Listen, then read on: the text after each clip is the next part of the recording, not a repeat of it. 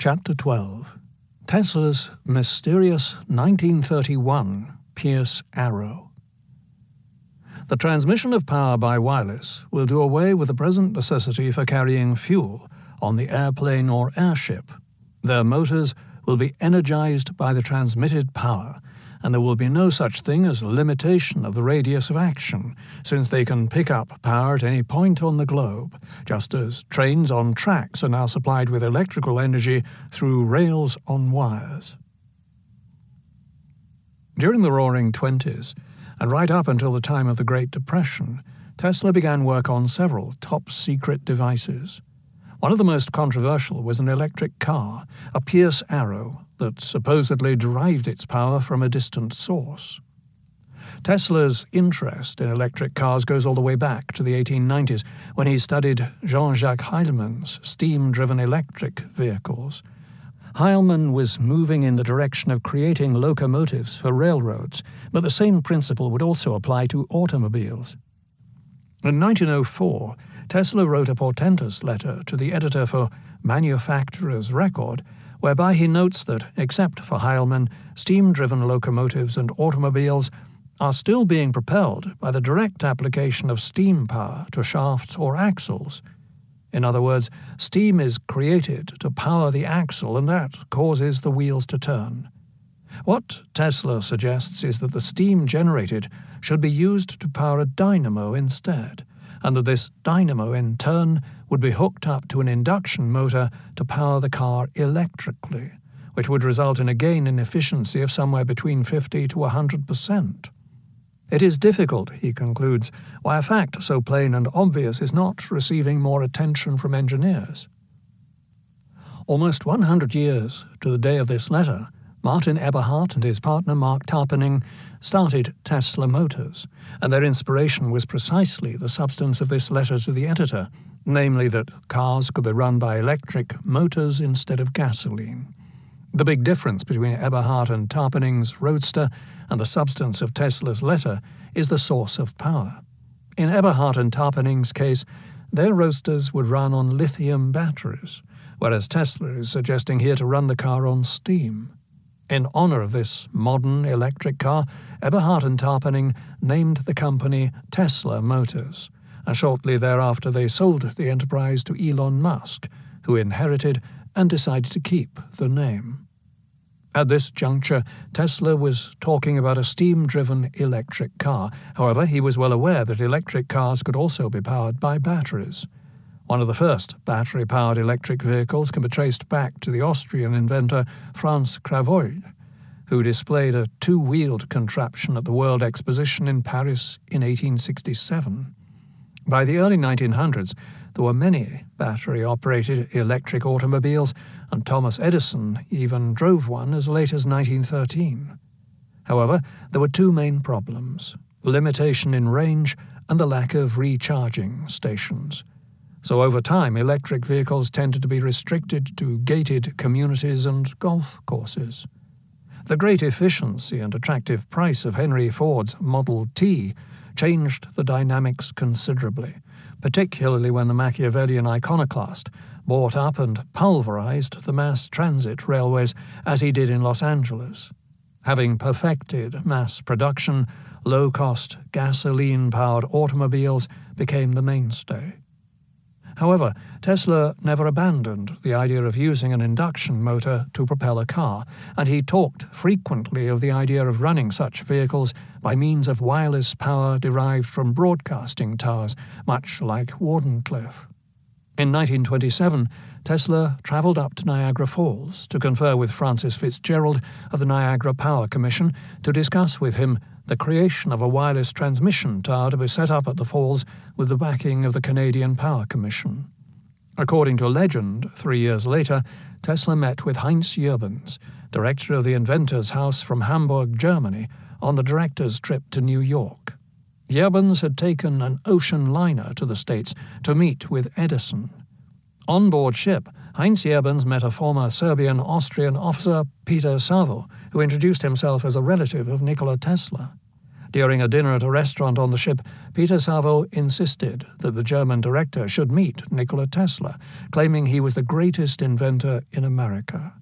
Thus, after meeting with Edison, Jevons apparently hooked up with Tesla on November 26, 1930, in the lobby of Waldorf Astoria Hotel in New York. Sworn to secrecy, Jevons was taken by Tesla to Buffalo to see his top-secret vehicle, a standard Pierce Arrow. From an email from Jevons' son to the author, we learn that the original motor was removed and instead the car was installed with an 80-horsepower electric motor that replaced the fuel engine. The new motor possessed a 6-foot-tall aerial that somehow drew power as the car moved along. Tesla attached a converter box comprising a dozen radio tubes, 24 resistors and diversified cables, which it must be assumed derived its energy from a secret transmitter he had supposedly set up near Niagara Falls. After inserting 2 rods into the engine, the car was ready to roll, achieving, according to Jevons, speeds in excess of 90 miles per hour. If the story is to be believed, it would mean that Tesla had to have installed a wireless transmitter, most likely close to the power station by the falls, and the transmitter would have had to have been turned on during the demonstration, and of course turned off afterwards. Also, the vehicle would have had to have been housed in some nearby location and a driver hired to take them out on a test run. There are 2 key problems with the story.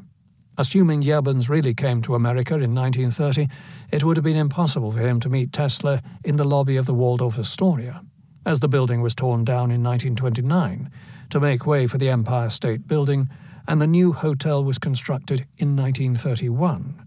There was no Waldorf Astoria in 1930.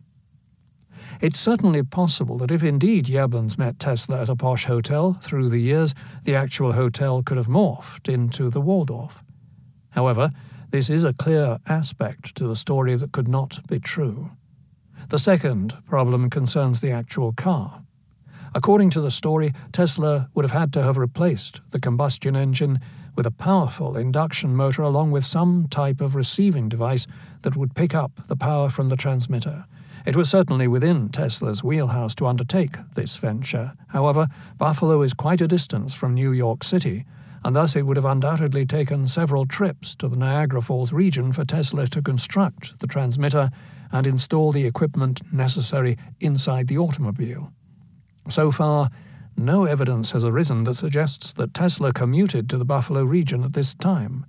In addition, since this vehicle has never been located, and since no one in the Buffalo region has ever come forward to confirm the story, tremendous doubt remains as to whether or not this wireless experiment with the automobile ever took place. Chapter 13. Telephotography. 1931. Greetings to Professor Tesla. Sending you my heartiest congratulations for the great achievements due to you in the fields of physics and electrotechnics. I hope you will be pleased by my pointing out anew how Tesla currents were useful in the first stage of phototelegraphy. An evacuated tube, nowadays neon tubes, was made luminescent by Tesla currents sent as rays through a small window on the receiving photographic paper, and the Tesla currents were modulated by the signals arriving from the transmitting station. The first photo ever sent over a telegraphic line, München-Nürnberg-München, by the aid of a photoelectric cell in the transmitting station, was received in 1904 in this manner. This was the beginnings of modern phototelegraphy. Yours very truly, Arthur Korn.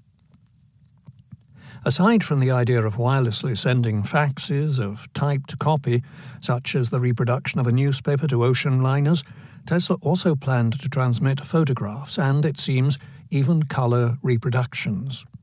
Drawing inspiration from the structure of the eye and his work from the mid-1890s in projecting X-ray images of skeletal tissue, Tesla described in 1901 the basis for transmitting faxed images and the precursor to television. Tesla's idea was to create 2 similar plates, one for transmitting and one for receiving the image. On May 30th, 1901, Tesla wrote, When an image is projected upon these cells, the corresponding transmitter will produce variations of density in the oscillations proportionate to the action on the cells. The image must resemble the picture projected because the receiver plate is composed of elements arranged in the same manner. Effect of color is also certainly practicable. As he was a student of history, there is little doubt that Tesla was aware of James Clerk Maxwell's circa 1855 ideas on color photography based on the principles of color vision. In fact, the ability to create color photography had been around for several decades by the turn of the century. Tesla had also studied the concepts behind the transmission of pictures over telegraph lines. In 1880, having studied the work of Londoner A.C. Brown on transmitting speech by way of light rays, Alexander Graham Bell duplicated and improved upon this invention so that he could invent and patent a photophone which transmitted spoken sounds by means of a beam of light several hundred feet to a receiving device. A forerunner of fiber-optic telephone lines, in a recent Zoom conversation with Vint Cerf held in his honor by the Tesla Science Center at Wardenclyffe, Vint pointed out that Bell also invented a way to improve upon Edison's quadruplex design, which expanded the transmission of 4 conversations along the same transmission lines to 10 or more channels. Tesla, of course, was well aware of Bell's wireless photophone and Bell's and Elisha Gray's ability to disseminate multiple conversations along the same transmission line. And these inventions played a significant role in helping him develop his own creations in wireless transmission, which he expanded to virtually unlimited channels for transmitting voice and pictures by multiplying frequencies, laying the groundwork for what became radio, TV, and cell phone technology. In 1905, the Severance News reported on page 1 of their July 14th issue that the picture telegraph of Dr. Korn of the University of Munich has been so perfected that in 10 to 20 minutes, a photograph 4 by 7 inches in size can be sent through a resistance corresponding to 1,000 miles. The portrait or design to be transmitted is on transparent film, which is wound around a glass cylinder and upon which a lens focuses a point of light that passes through the film to a selenium cell in the cylinder. The bright and dark portions causes the ray of light to vary the resistance of the selenium cell to an electric current passing through it, and this variation produces a corresponding instantaneous brightening or darkening of the glow in a Tesla vacuum tube at the receiving end of the wire, giving a new photograph accurate in minute detail. In Tesla's 1920 article on the history of telephotography, he traces the original idea to Alexander Bain, a Scotch mechanician who secured a British patent disclosing the invention in 1843. His plan contemplated the transmission of printed letters, drawings, and pictures by creating a grid of pixels on both the transmitting end and the receiving end, where a chemical paper lying on a metal plate would respond to each pixel being electrified. This led to efficient fax machines that appeared in Electricity Hall at the Chicago World's Fair of 1893. By combining this idea with Tesla's brush radio tube that could be moved by changes in the electromagnetic field at many times per second, the first major hurdle was overcome in the development of the wireless transmission of still and moving pictures. Using Tesla currents, a variation of a Tesla brush tube, and the proper grid and selenium cells, the first step was taken when photographs were transmitted along transmission lines by Arthur Korn in 1904. Korn, a German scientist, was quite forthright in stating that his success was based on the use of Tesla continuous wave currents. Through the years, Tesla extended his telephotography system to a realm that is usually associated with science fiction, conceiving of a typewriter that would be electrically operated by the human voice, and 18 years later of a machine that would read a person's thinking process. An article from the September 10, 1933 issue of the Kansas City Journal-Post reported the following. "I expect to photograph thoughts," announced Mr. Tesla, in the same tone of voice that a person occupied with some trivial things in the scheme of life might announce that it was going to rain. Mr. Tesla points out that the ideas of television and radio and airplane were scoffed at in their infancy. In 1893, while engaged in certain investigations, I became convinced that a definite image formed in thought must, by reflex action, produce a corresponding image on the retina, which might possibly be read by suitable apparatus. This brought me to my system of television, which I announced at that time. My idea was to employ an artificial retina receiving the image of the object seen, an optic nerve, and another such retina at the place of reproduction. These two retinas were to be constructed after the fashion of a checkerboard with many separate little sections, and the so-called optic nerve was nothing more than a part of the earth. An invention of mine enables me to transmit simultaneously and without any interference whatsoever hundreds of thousands of distinct impulses through the ground, just as though I had so many separate wires and a scanning apparatus or a cathodic ray, which is a sort of moving device, the use of which I suggested in one of my lectures.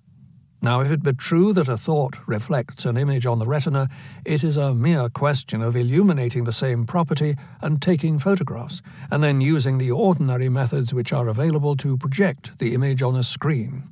If this can be done successfully, then the objects imagined by a person would be clearly reflected on the screen as they are formed, and in this way every thought of the individual could be read. Our minds would then, indeed, be like open books. Coincident with Tesla's seemingly radical idea of photographing thought, in the present day, Arnav Kapoor, a graduate student of MIT's Media Lab, has actually achieved this amazing goal by inventing a device he calls alter ego. The problem with Tesla's idea was the extreme difficulty, if not impossibility, of hooking up some type of receiving device to the retina.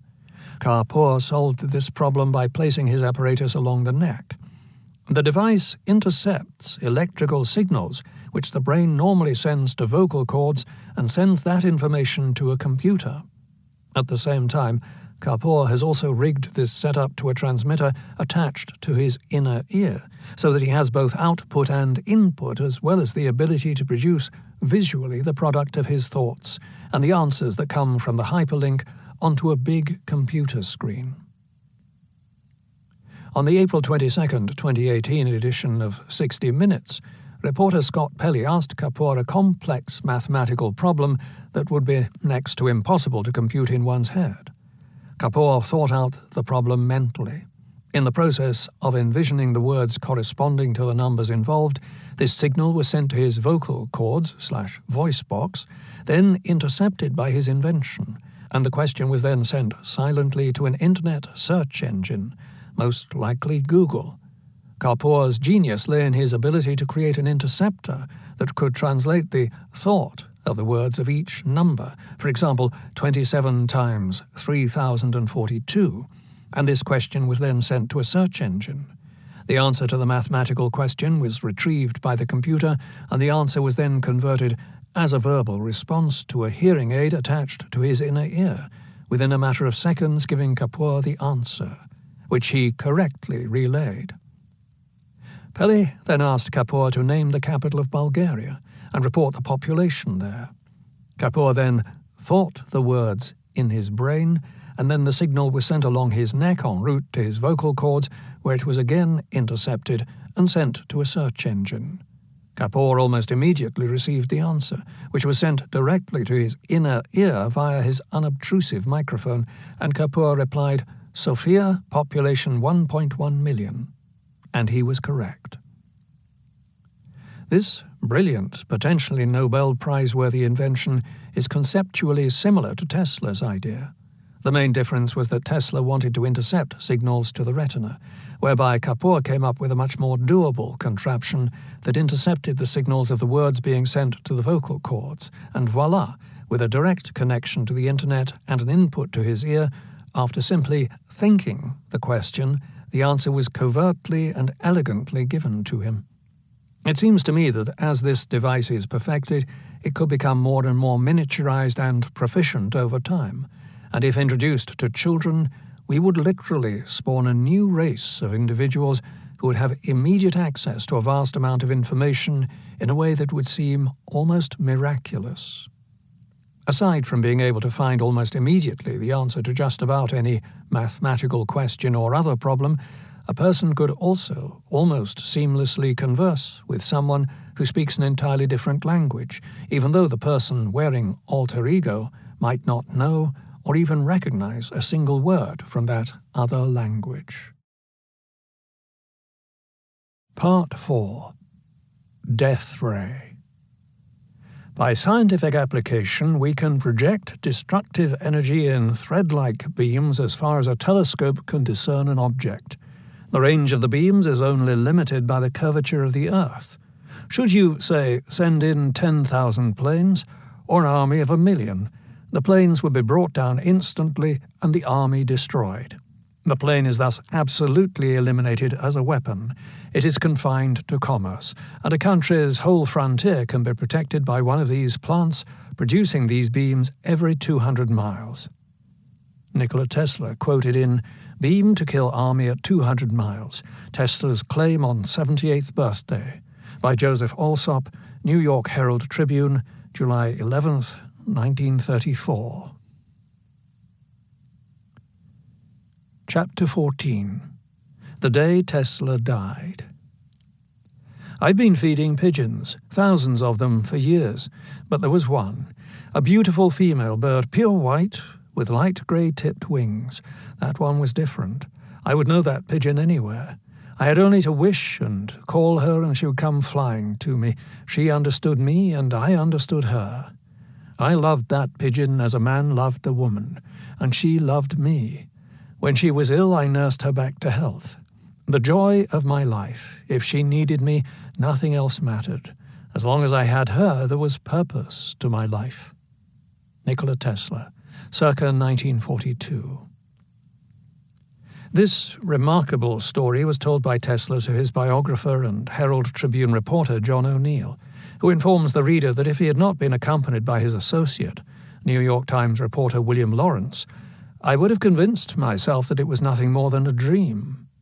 Having known Tesla for roughly 40 years, O'Neill comments that although Tesla planned to engineer the complete elimination of love en route to becoming a self-made Superman, Tesla left unguarded a channel that revealed the old wizard's true need for love. Now resembling a walking skeleton, Tesla concluded his story as follows. Then one night as I was lying in the dark, solving problems as usual, she flew in through the open window and stood on my desk. I knew she wanted to tell that she was dying, and as I got her message, there came a dazzling light from her eyes, more intense than any I had ever produced in my laboratory. When that pigeon died, something went out of my life. I knew my life's work was finished. In December of 1939, the 1st Canadian Infantry Division, commanded by General Andrew McNaughton, was shipped over to England to help defend the coast from a possible German invasion. Earlier that year, Germany had invaded Poland, and the year before that, Hitler had taken Austria and the Sudetenland. After Canadian authorities conferred with the newly elected British Prime Minister, Winston Churchill, the 2nd Canadian Infantry Division also arrived. The day Churchill came to power, May 10, 1940, was the very same day Germany launched a highly successful invasion of Belgium and France, marching triumphantly into Paris just 1 month later. The following year, the Nazis went east and invaded the Soviet Union, and 6 months after that, on December 6, 1941, Pearl Harbor was attacked. Along with Japan, Germany declared war on the United States, upping the European conflict into a full-blown world war. And a few weeks later, on January 19, 1942, a German submarine sank a Canadian ocean liner, the RMS Lady Hawkins, off the American coast at Cape Hatteras, killing over 250 people, with 71 surviving. Just 2 months later, at the height of the conflagration, McNaughton, now a close ally of Churchill, travelled to Washington to confer with President Roosevelt. McNaughton, who had made the cover of both Life and Time magazines, had been in extensive top-secret discussions for several years with Nikola Tesla concerning the construction of his particle beam weapon as a means for protecting the British Empire. Whether or not the topic of Tesla and his weapon came up in his discussions with the president is not known. However, just a few months later, on January 2, 1943, Roosevelt directed his minions to contact the head of Columbia University to get the lowdown on Dr. Nikola Tesla, ostensibly to set up a meeting. His long-time appointments secretary, Marvin H. McIntyre, located Tesla's extensive biography in Who's Who and contacted the secretary to the president of Columbia, Nicholas Butler, who stated that he was quite familiar with the case of Dr. Tesla. According to the secretary, the old gentleman had never taught at Columbia, and, confidentially, they looked upon him much more prominently in newspapers and magazines than in scientific circles. McIntyre, who 35 years earlier had been editor of the Washington Post, an aide to Franklin Roosevelt when he was Assistant Secretary of the Navy during the Great War, and then campaign manager when Roosevelt began his quest to become president, questioned the president. Frankly, McIntyre stated bluntly, "I can't see any reason or justification for your probe." The reason was most likely information provided to President Roosevelt from his wife, the First Lady. On January 2nd, Roosevelt sends a memo to Columbia University to get the lowdown on Nikola Tesla, most likely because Roosevelt is interested in discussing with Tesla his particle beam weapon. 5 days later, Tesla dies, and 2 days after that, Roosevelt sends the following memorandum for Mrs. Roosevelt. "I was having this looked into, but the paper yesterday carried the story that Dr. Tesla died. Therefore, I am returning the enclosures herewith." What all of this suggests is that it was Eleanor's prompting that caused the president to look into the military implications of the inventions of Nikola Tesla. Just 2 weeks prior to Roosevelt's inquiry about Tesla, on December 16th, Roosevelt had obtained an ominous memo from Vannevar Bush, head of the Office of Scientific Research and Development, which was responsible for new weapons development, including the Manhattan Project. Bush reported that his head physicist, Leo Szilard, feared that Germany must surely lead in the atomic bomb race, and thus it is quite possible that they may well be able to produce bombs sooner than we can. The implication was that the White House was now seriously considering learning more about Tesla's electronic shield between nations, and it is likely that this information was so secret that even McIntyre was kept out of the loop. Simultaneously, Abraham Spanel, CEO of the Latex Corporation, was making inroads to contact Vice President Henry Wallace about Tesla, attempting to arrange his own tête-à-tête, while also trying to set up a meeting between the old wizard and one of his greatest admirers, electrical engineer Blois Fitzgerald. Now a private in the U.S. Army working and soon to graduate from the Detroit College of Applied Science with a degree in radiomechanical engineering, Fitzgerald's service record lists him as being a consulting engineer for special weapon armament projects, rocket guns, hydraulics and gun turrets, under the auspices of the NDRC, National Defense Research Committee. With this background, Fitzgerald was able to attend classes at MIT and meet with military intelligence in Washington and higher-ups at Wright-Patterson Air Force Base in Ohio, with his goal being to develop the particle beam weapon based on designs provided by Tesla. Little did all concerned know that Tesla was losing ground rapidly, continuing to mourn the death of his beloved white pigeon, hallucinating daily and calling on messengers to send $100 bills to Mark Twain, even though the venerated author had been dead over 30 years. The President and I are deeply sorry to hear of the death of Mr. Nikola Tesla. We are grateful for his contribution to science and industry and to this country. Eleanor Roosevelt, January 12, 1943. 5 days after the Roosevelt Memorandum, Alice Monaghan, a floor maid for the New Yorker Hotel, went past the "Do Not Disturb" sign on Tesla's door and entered. Except for a pair of leggings, the inventor was completely nude, lying dead on his bed. He was 86 years old. Dr. Palmer, who filled out Tesla's death certificate, wrote in the coroner's report that Tesla died suddenly while asleep, and further, that there was nothing suspicious. Described as having been in failing health the last 2 years of his life, the inventor had displayed a cadaverous appearance throughout most of the previous year, due most likely to a restricted diet of vegetables and a thin soup prepared specially for him by a hotel chef. The help at the hotel described the inventor as a peculiar man who constantly washed his hands and would not allow any of them to come within 3 feet of him. Rumors persisted that Tesla might have been murdered by Nazi saboteurs posing as OSS agents who were after the inventor's particle weaponry papers. Names were even dropped, such as Otto Skorzeny, an SS commandant and Hitler's go-to guy for helping Mussolini escape, and other clandestine ops, including a failed attempt to assassinate the Big Three, Stalin, Churchill, and Roosevelt. However, anyone who would have seen the emaciated inventor in the last few weeks and days of his life would have realized the simple truth. Tesla died of old age. The greatest inventor who ever lived on this earth died here in New York a week ago last night. That is the opinion of William Leonard Lawrence, the science news editor of the New York Times. In fact, Mr. Lawrence told me that no other inventor in all history could even hold a candle to this man I am talking about. His name is Tesla, Nikola Tesla, and not one person in 40,000 ever heard of him. Yet few other men in all history have done so much to change civilization. His inventions ushered in the electrical age. Radio broadcast on station WJZ, New York, by Dale Carnegie, January 27, 1943.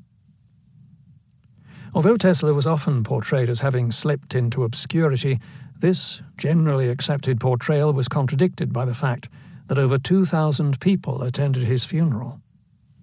The service, conducted in Serbian by prominent Greek Orthodox priests of the Cathedral of St. John the Divine, was attended by inventors, Nobel Prize winners, leaders in the electrical arts, high officials of New York and the Yugoslav government, and men and women who attained distinction in many other fields.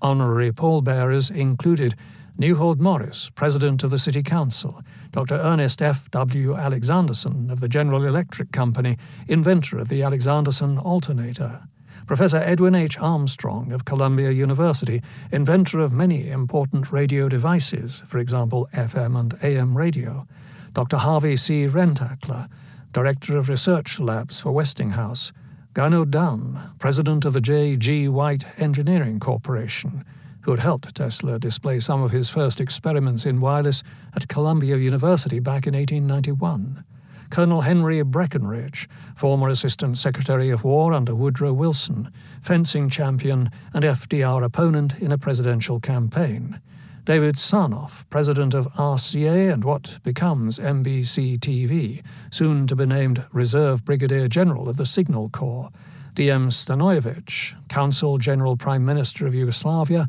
and William H. Barton, curator of the Hayden Planetarium. Western Union. Dr. Tesla's great inventions have placed the whole world in his debt. Physicists in particular will deeply regret his irreparable loss. James Franck, University of Chicago. A floral wreath from King Peter II of Yugoslavia was presented along with telegrams of condolence from such dignitaries as Vice President Henry Wallace, Eleanor Roosevelt on behalf of the President, and the Nobel Prize winners Robert Millikan and 3 members of the top-secret Manhattan Project, James Franck, Arthur Compton, and their leader, Ernest Lawrence, who wrote, "I, along with scientific colleagues the world over, show a feeling of loss in the passing of Nikola Tesla, who contributed so greatly to electrical science and technology." The service was topped in spectacular fashion with a radio broadcast from the inimitable Mayor Fiorello LaGuardia, who read over the airwaves in his iconic, lilting and impassioned voice a eulogy written in flowery fashion by one of Tesla's greatest admirers, Louis Adamic, a Croatian-born poetic writer, champion for celebrating diversity in America, and winner of a Guggenheim Fellowship. On last Thursday night, here in our city of New York, a man who was 87 years of age died in his humble hotel room. His name was Nikola Tesla. He died in poverty, but he was one of the most successful men who ever lived. His achievements were great and are becoming greater as time goes on.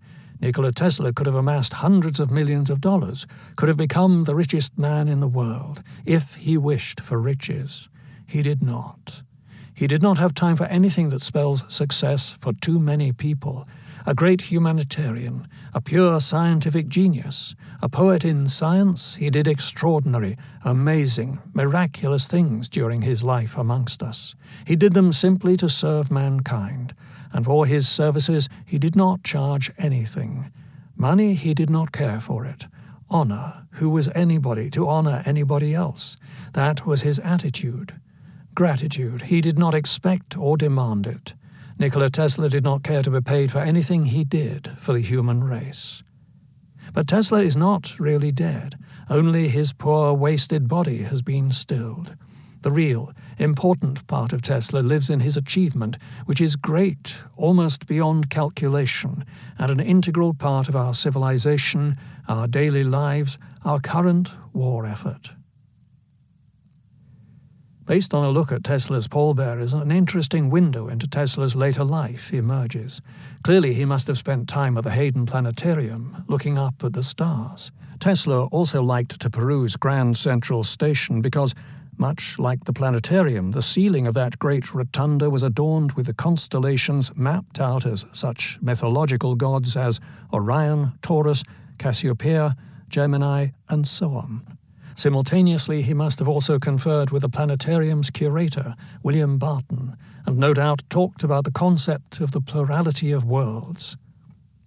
The fact that Colonel Henry Breckinridge was also a pallbearer supports the hypothesis that, like Breckinridge, who actually beat Roosevelt in a New Jersey primary, and like another longtime friend, William Randolph Hearst, the inventor, too, was vehemently opposed to Roosevelt's New Deal. Very much in antithesis to the image portrayed by Louis Adamich, Tesla was an elitist who eschewed the common man. In 1934, a letter to J.P. Morgan Jr., who himself detested the class traitor so much so that aides cut Roosevelt's photo out from the morning newspaper, for fear that it would spike his blood pressure, Tesla alludes to an impending deal he had with the Russians to sell them a weapon that would help protect them from a Japanese invasion. "Some years ago," he wrote, "Lenin made me a tempting offer to come to Russia, but I could not tear myself away from my laboratory work." Writing in part to, on the one hand, try to square his account with you, that is, pay back the money Morgan's father had loaned Tesla to create Wardenclyffe, the inventor was also seeking funds to help in his various endeavors. "Mr. Morgan," Tesla wrote, "you are still able to help an undying cause, but how long will you be in this privileged position?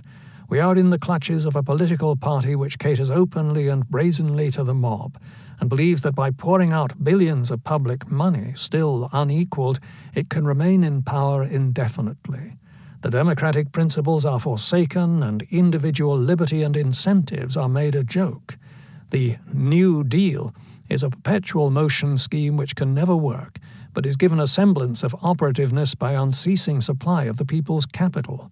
Most of the measures adopted are a bid for votes, and some are destructive to established industries and decidedly socialistic. The next step might be the redistribution of wealth by excessive taxing, if not conscription." Breckinridge, also a strong opponent of the New Deal, could not have said it better.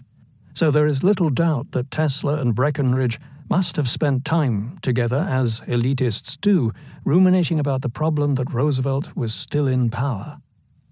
Obtaining a true portrait of Tesla is not an easy task. Like many individuals, he was a man of contradictions that throw a monkey wrench into the rose-colored portrait painted by Adamich. Under the heading Unknown Subjects, Equipment, Experiments, and Research of Nikola Tesla, Deceased, Espionage, Special FBI Agent Percy Foxworth, Chief of Special Intelligence and Liaison to the British Security Office, wrote a detailed communiqué on the events surrounding the death of Nikola Tesla, drafted just 3 days before Foxworth himself was killed in an airplane crash on a secret mission to North Africa at the special request of General Dwight D. Eisenhower. He was just 37 years old. The FBI memorandum reads, in part, "On the night of January 8, Sava Kosanovich, George Clark, and Kenneth Swayze visited Tesla's hotel with a representative of Shaw Walker Company in order to open the safe in the room of Tesla to search for a will in the presence of 3 assistant managers of Hotel New Yorker as well as representatives of the Yugoslavian consulate, identities not yet known. After the safe was opened, Swayze took a book containing testimonials sent to Tesla on the occasion of his 75th birthday, arranged by Swayze. Kosanovich took 3 photographs. According to managers, nothing else was removed. The safe was then closed under a new combination, now in possession of Kosanovich. On January 9, Gorsuch and Fitzgerald of Alien Property Control went to hotel and seized all the property of Tesla consisting of about 2 truckloads and transferred the material to the Manhattan Storage and Warehouse Company, New York, where there was also approximately 30 barrels and bundles belonging to Tesla, which had been there since about 1934. These have also been sealed and are now under the orders of Alien Property Custodian. Alleged by informant Fitzgerald, Tesla had a working model of an invention in a safe deposit box in Governor Clinton Hotel in New York. Inquiry shows that this was placed there by Tesla in 1932 as security for $400 owed Hotel. This bill is still owed, and Hotel appears unwilling to release this property until debt is paid. Concerning Tesla, Hotel managers report he was very eccentric, if not mentally deranged, during past 10 years, and it is doubtful that he has created anything of value during that time, although prior to that he probably was a very brilliant inventor. Therefore, any notes of value are probably those made prior to that time. In view of the fact that the notes and other material would be highly technical, they could not be reviewed except by a trained person from the Office of Scientific Research Development who might be interested. In August of 2017, I toured the Hotel New Yorker as part of a segment for the Tesla Files TV show, accompanied by physicist and rocket scientist Dr. Travis Taylor, investigative reporter and ex-military man Jason Stapleton, and former hotel maintenance manager Joe Kenny. Some interesting facts emerged from the investigation. Kenny repeated the rumor that members of military intelligence and perhaps the FBI may have had their own apartments and were monitoring Tesla just several rooms away. Further, as a unique feature, the hotel had in its basement its own generator, the largest private electrical generator on the planet, and thus was able to power its entire 41 floors, encompassing 2,500 rooms, independent of the power grid. During the Great Blackout of 1965, although the entire Northeast was electronically wiped out, the Hotel New Yorker kept humming. With 35 chefs, 150 laundry workers, 95 switchboard operators, and the largest barbershop in the city, the Hotel New Yorker was a thriving metropolis, its own self-contained world. Kenny mentioned that a photograph of J. Edgar Hoover was used in an advertisement promoting the hotel. At the time it was opened throughout the 1930s and 1940s, and even into the modern era, the Hotel New Yorker remained one of the posh in places to be. Numerous celebrities, such as baseball player Joe DiMaggio, boxer Muhammad Ali, actors William Powell, Spencer Tracy, and Joan Crawford, and numerous politicians, including President Kennedy, stayed there. Benny Goodman and other big band leaders played in its ballroom during their heyday, and with 1 million square feet of space, the hotel also boasted an ice rink and its own theater. Tesla had a 2-room suite on the 33rd floor. Since the quirky inventor often did things in threes, such as circling a block 3 times before entering a building, various Tesla experts have made the case that Tesla chose his room 3327 because it was divisible by 3. Kenny pointed out that on our elevator ride up to Tesla's room, that 3 to the power of 3 equals 27. Tesla's bed, desk, and bath were in 3327, and his filing cabinets, safe, and probably his pigeon coops were in 3328. What impressed me about his main room was the magnificent view he had of both the Chrysler and Empire State Buildings out his east window. Since the Empire State Building was constructed on the site of the original Waldorf Astoria, where Tesla lived for nearly 20 years, one can only imagine the thoughts and memories that were most likely triggered whenever the aging wizard gazed out his window. Tesla was living at the Hotel New Yorker in the run-up to and during the height of World War II, and it was apparent that he was residing in a very modern building that would, without doubt, be attractive to military personnel. If there had been a blackout or some type of attack on New York and the power grid went out, what better place would a military unit want to be than in a building able to withstand such a catastrophe? Taylor speculated that Tesla may have had a workspace in the building, and Kenny intimated that the penultimate, 41st floor, which was closed off, may have offered such a possibility. There, beyond a complex room typical for telephone operators, now of course out of service for decades, was indeed a sizable empty corner room, 3 or 4 steps away from access to the roof, which certainly could have been a place for Tesla to run his experiments. By coincidence, at this very same time, I located a newspaper article published in 1935 about a pigeon that flew into the 40th or 41st floor, and when the management arrived, they noticed that it was an International Federation homing pigeon with a leg band reading IF34NU1283. Nikola Tesla was called on, and he took the pigeon to his rooms and cared for it. This led to the speculation that Tesla could have been working clandestinely with the War Department all along, and that his interest in pigeons may have served a hidden purpose as well, namely to pass messages to a military liaison, or perhaps raise and care for homing pigeons for the military. Another interesting feature of the building was the classy Art Deco tiled tunnel, 2 levels below the main floor, that led to the New Yorker's own subway stop, which suggested that, undetected, Tesla could easily drop down to this bottom floor and have direct access to Penn Station, the Empire State Building, or any number of other hotels where the wizard kept a variety of trunks and safety deposit boxes. When I wrote Wizard, I was well aware that a government dossier of Tesla's effects, known as the Trump Report, was completed just 2 weeks after Tesla's death. Written by MIT Professor John G. Trump, the dossier stated overtly that Tesla had sold the details of his particle beam weapon to the Soviet Union via the Armtorg Trading Corporation for $25,000, and that Tesla also attempted to sell the weapon to the British. I also knew that by 1942, Tesla was indeed working with the US military because I had interviewed a somewhat mysterious World War II veteran, Ralph Bergstresser, who told me outright that the aging inventor had lent him various documents, including the particle beam weapon paper, so that Bergstresser could make copies to help the country in the war effort. Bergstresser stated that he knew Tesla only in the last 6 months of the aging wizard's life.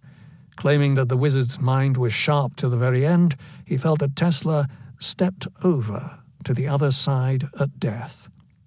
During our conversation, Bergstresser recalled he would go to Tesla's apartment, borrow the papers, make copies, and return them several days later. He also claimed to have been the last person to see the inventor alive. This would therefore date his connection to Tesla from about June of 1942 until the inventor's death in early January 1943. Several years earlier, on July 12, 1940, Tesla told the Baltimore Sun in a detailed article on his particle beam weapon that all my inventions are at the service of the United States government. This offer was repeated in several other newspapers, but, Tesla icily added, there must be no interference by experts.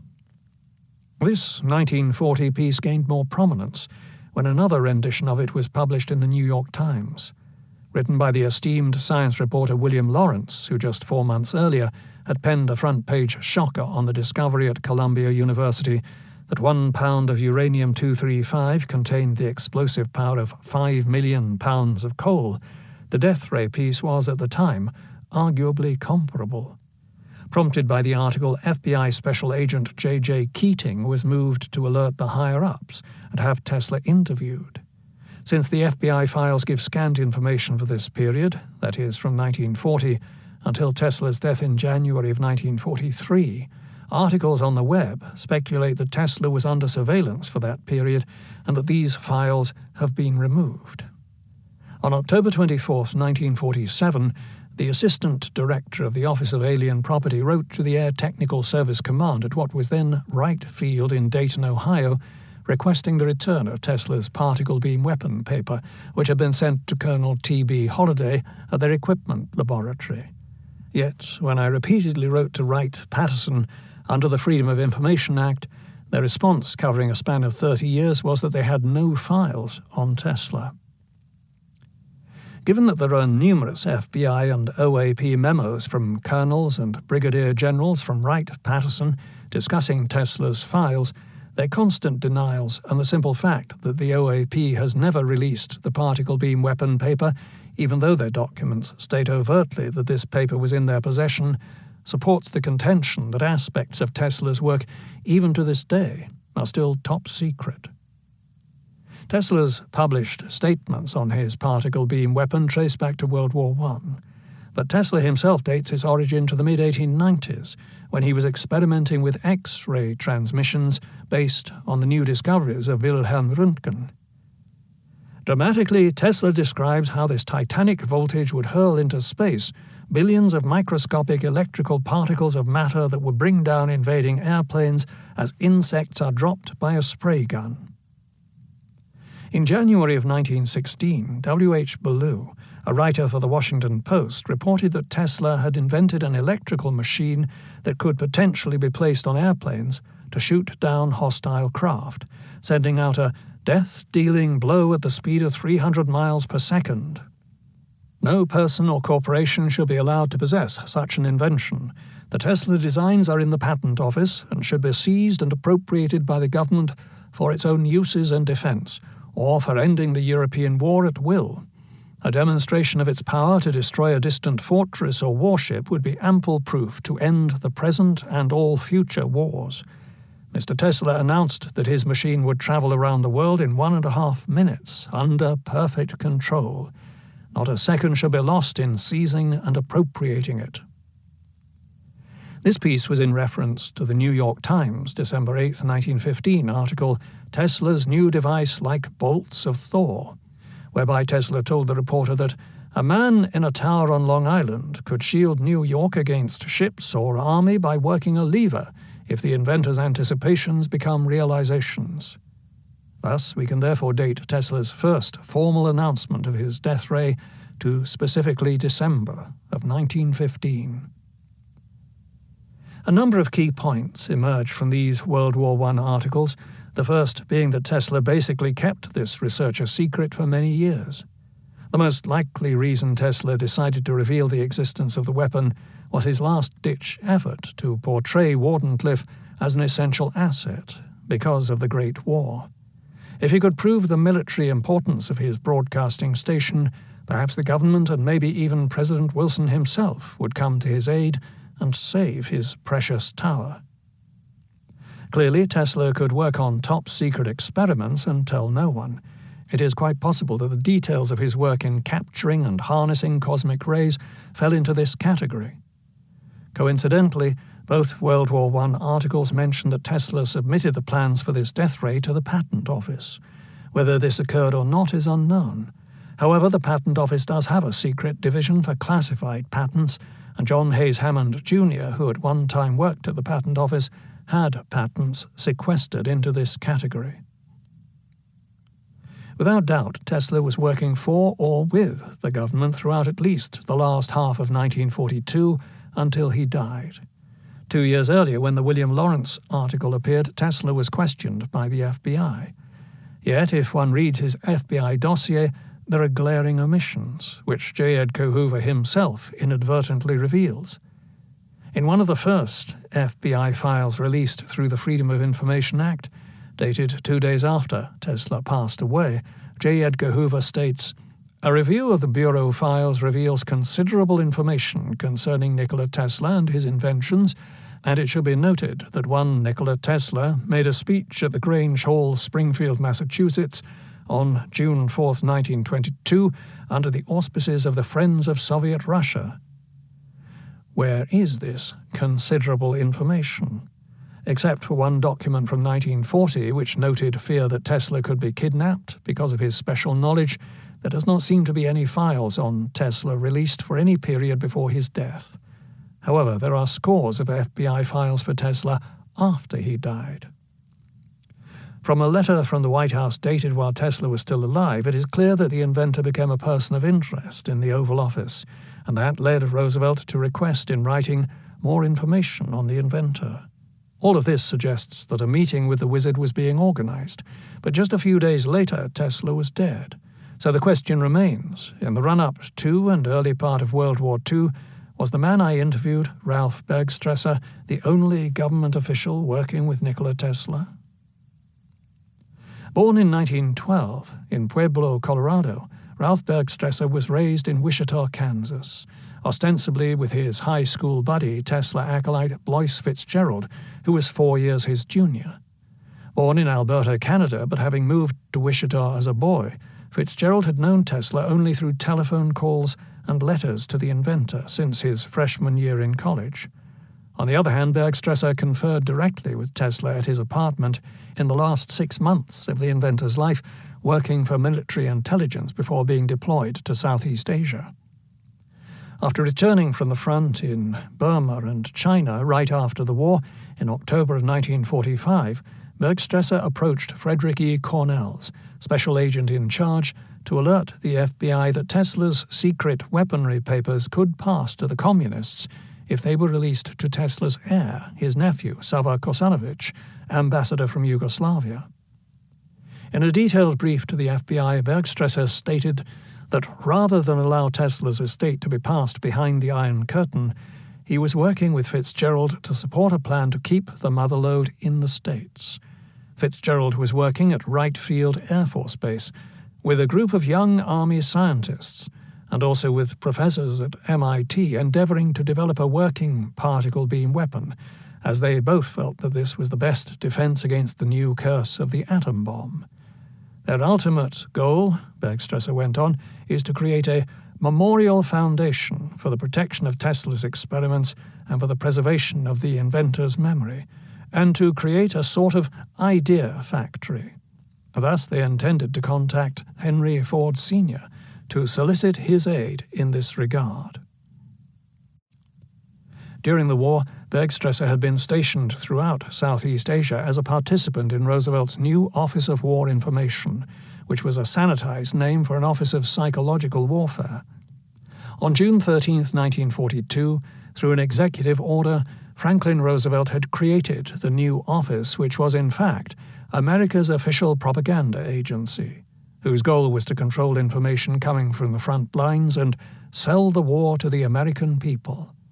In 1942 and 1943, Bergstresser worked with the OSS for General Joseph Stilwell in Burma, involved in a disinformation campaign to denigrate the Japanese in the eyes of the locals.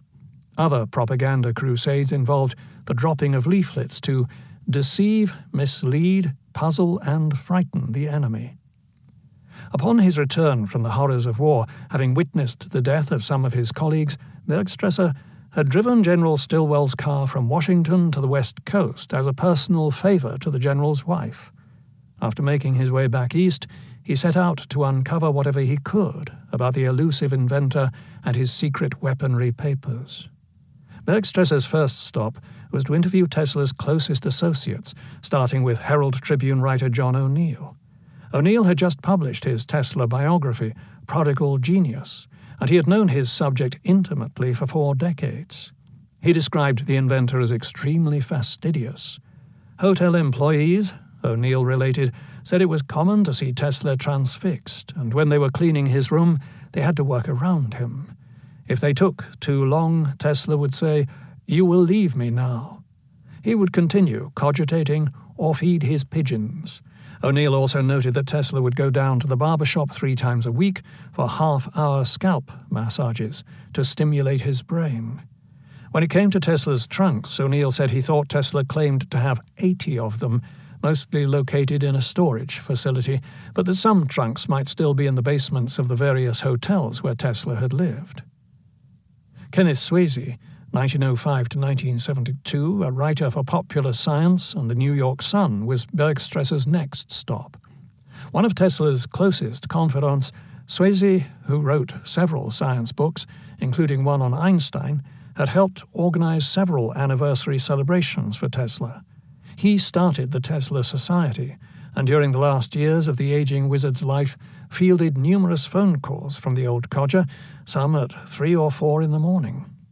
Bergstresser also spoke to Tesla's secretaries, Muriel Arbus, Dorothy Skerritt, and Charlotte Musar, who related that Tesla loved going to the movies, mostly comedies, and that he did some of his best thinking in movie houses. From these discussions, Bergstresser's list expanded. He interviewed Tesla's draftsman, Leon Kirsch, who, according to Skerritt, had important information on the construction of some of Tesla's most secret inventions. Clifford Denton, science reporter for the Daily News, Mr. Crosby of the Cramps Shipbuilding Company in Philadelphia, who expressed interest in Tesla's remote-controlled boat, Julius Zito, Coleman Zito's son, Tesla's lab assistant from 1916 to 1929, who showed Bergstresser a photograph of many of Tesla's workers, and Hugo Gernsback, who had featured the inventor in many articles, including Tesla's autobiography, which was serialized in Electrical Experimenter in 1919. Bergstresser queried Tesla's lawyers, Parker Page and John Carr, and the inventor's closest friends, including Lady Ribblesdale, formerly Mrs. John Jacob Astor, Robert and Catherine Johnson's daughter, Agnes Holden, who had inherited Tesla's extensive correspondence to her parents, and Tesla's speculated love interest, playwright Marguerite Merrington, who remembered from the late 1890s seeing Tesla operate his remote-controlled boat.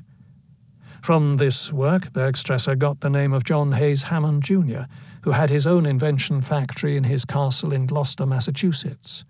Journeying to the castle, this dogged researcher spent a long afternoon with Hammond, who told Bergstresser that Tesla had been a veritable genius, the man most responsible for the foundation of the radio guidance systems that Hammond had become the leading expert in. This investigation led Bergstresser back to New York, where he met with Emil Lowenstein, brother of the deceased Fritz Lowenstein, one of Tesla's most trusted workers and former associate of Hammond, who had passed away in 1922. Bergstresser went on to interview Sava Kosanovich, Tesla's nephew, William Lawrence, the science writer for the New York Times, who wrote a major article on Tesla and his particle beam weapon, and who had accompanied Bergstresser to Tesla's funeral 2 years earlier, Jordan Mott, who, through his family, funded some of Tesla's inventions, Mrs. George Scherf, the wife of Tesla's longtime secretary, and Lieutenant Denmark of the U.S. Army, who had information on Tesla's particle beam weapon, having been involved in the sealing of Tesla's estate. The information from all of these individuals was compiled into a growing dossier that Bergstresser would come to give to his FBI contact and his boss at the Office of War Information. Leaving no stone unturned, Bergstresser continued to uncover additional Tesla contacts with the hope of discovering the location of the inventor's most secret inventions.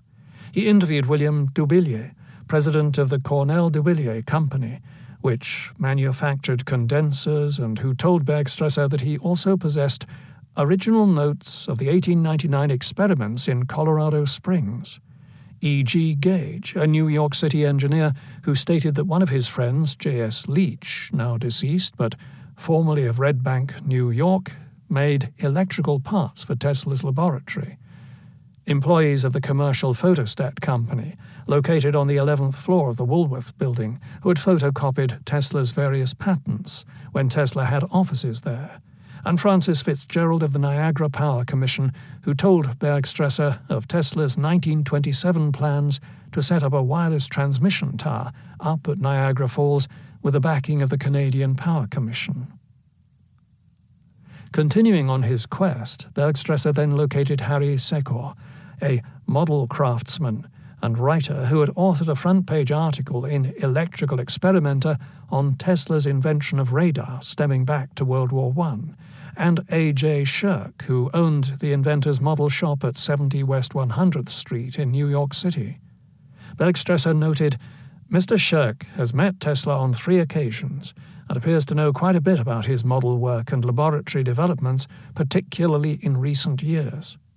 Shirk and one Charles Baumgarten, whom Bergstresser met at Tesla's funeral, both had information on Tesla's secret laboratory, which has never been located but was apparently associated with Coleman Zito's machine shop alongside the Queensboro Bridge at 57th Street and 3rd Avenue. Bergstresser passed all of this information to FBI agent F.E. Cornells, but what he didn't pass on was the pièce de résistance, a copy of Tesla's particle beam weaponry paper that Bergstresser had obtained and microfilmed from Tesla himself.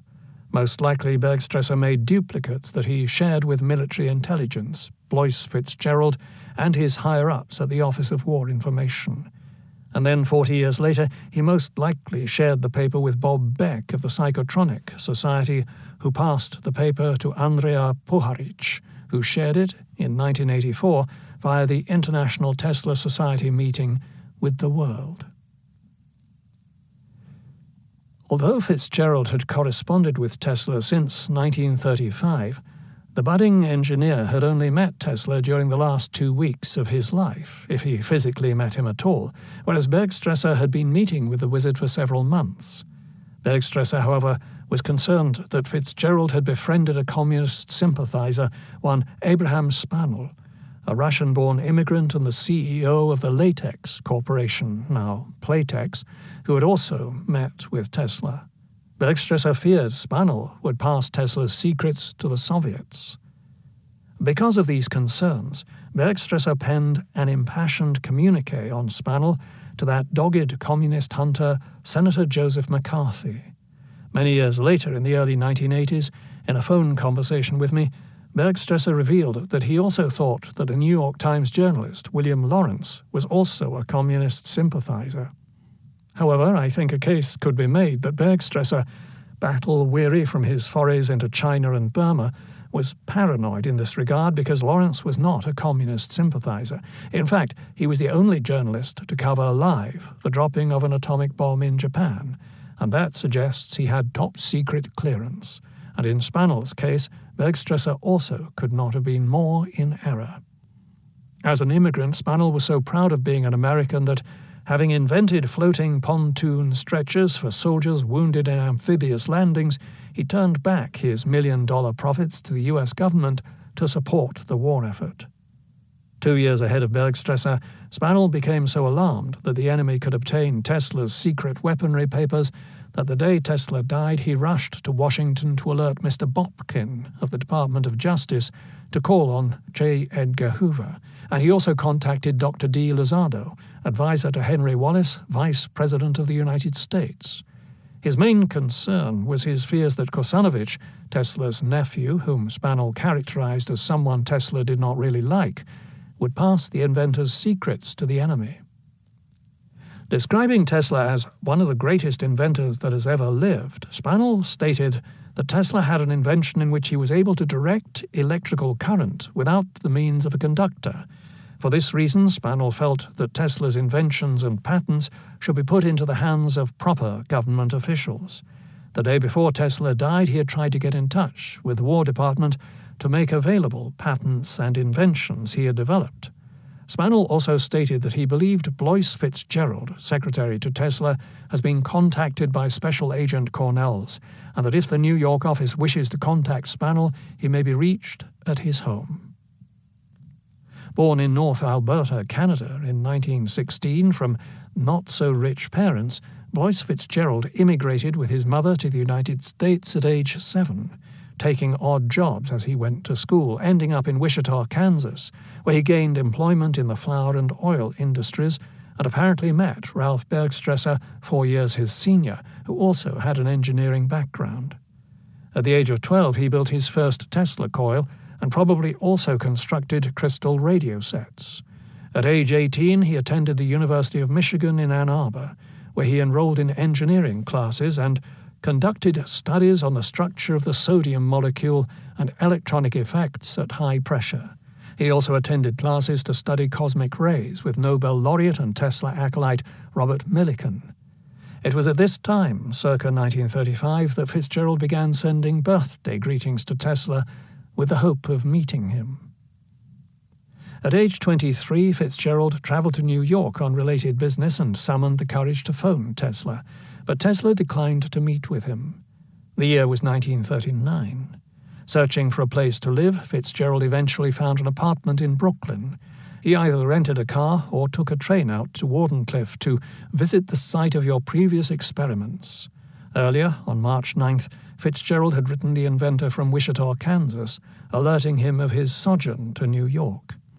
I am a consulting electrical engineer of this city, and I have followed for a long time your exploits and researches. Having been employed at one time by General Electric, and also Westinghouse Electric, Fitzgerald decided to go on his own. Interested in high-frequency and high-potential circuits, I have read practically every published book on that subject, among them the inventions, researches, and writings of Nikola Tesla. Your photograph with the Tesla high-frequency coil from your Colorado Springs plant of many years ago adorns my desk. The young engineer then went on to describe a plethora of inventions that he was developing.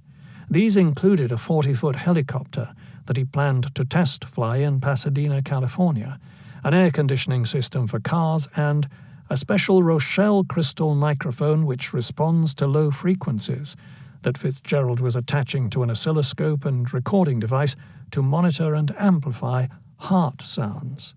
Claiming to have constructed 26 complete sets that he had installed in hospitals throughout the states, Fitzgerald hoped for a return note and asked if they could meet in July. 2 years later came the attack at Pearl Harbor, and Fitzgerald volunteered for military service, becoming a private in the U.S. Army. Keenly interested in Tesla's particle beam weapon with the war in high gear, Fitzgerald wangled a position with the NDRC and made his way to MIT, bringing his knowledge of Tesla's work to Professors Keenan, Woodruff, and Kay in the solution of certain problems regarding the dissipation of energy from rapid-fire weapons.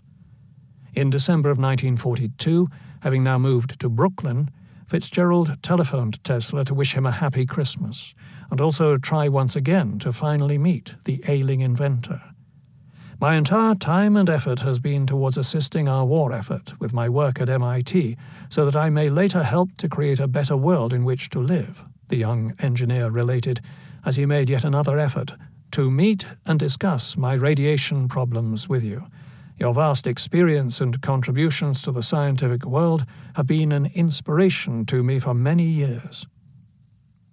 As of December 20th, 1942, Fitzgerald had yet to meet Tesla. By this time, however, Fitzgerald had formed a friendship with Spanel, who tried to find the youngster a job and also help sell an anti-tank gun Fitzgerald had designed to the Remington Arms Company, but the deal fell through. According to Spanel, he had himself met with Tesla, and a slim possibility exists that he and Fitzgerald together may have indeed seen the inventor a week or so before Tesla died. Photographs of Tesla at that time show him to be in a truly horrific state. However, Bergstresser, who apparently passed the particle beam weapon papers to Fitzgerald, claimed he was the last person to see Tesla alive. The night Tesla died, Fitzgerald, now 26 years old, moved into high gear. Forming an association with Colonel Ralph Doty of the War Department, Fitzgerald contacted FBI headquarters in New York City to set up a meeting with Assistant Director Percy Foxworth. By this time, a number of Tesla's closest associates had been to Tesla's 2 rooms at the Hotel New Yorker. Tesla's nephew, Sava Kosanovich, science writer Kenneth Swayze, and RCA Museum Director George Clark had been there to crack open his safe and change the combination by using a locksmith. Where Kosanovich removed several photographs, Swayze took the 1931 compendium of letters from Nobel laureates and other dignitaries wishing Tesla a happy 75th birthday. Alerted, Sci-Fi magazine editor Hugo Gernsback moved swiftly to make a death mask, and discussions ensued about having Clark work to set up a museum in America in Tesla's honor. This activity was done under the eyes of hotel management and also military intelligence, as FBI reports reveal that both Fitzgerald and Doty were present at some, if not all, of these events. One report labelled them as hotel managers. Whether this was a mistake or disinformation, one way or another, Fitzgerald met with Sweezy and convinced him to loan the 1931 Book of Testimonials so that Fitzgerald could bring it to his parley with Foxworth. But Foxworth had been called away by Eisenhower for a secret assignment in the war effort, and so Special Agent F.E. Cornells took the meeting. According to Cornells, Blois Fitzgerald, a young electrical engineer, had been quite close to Tesla during his lifetime, and in fact was the protege of Tesla. Fitzgerald recounted Tesla's accomplishments, showed Cornells various newspaper clippings and the Book of Testimonials, and told the assistant director the somewhat erroneous information that Tesla had been a consultant to Marconi and Edison, and had sold his patents on the hydroelectric power system to George Westinghouse for $2,500,000. Fitzgerald stated that of late years he had become a confidant of Tesla and knew that Tesla was carrying on extensive experiments for a revolutionary type of torpedo and for transmitting electrical power by wireless and with propelling electrical rays possessing sufficient power to destroy implements of warfare such as airplanes and submarines.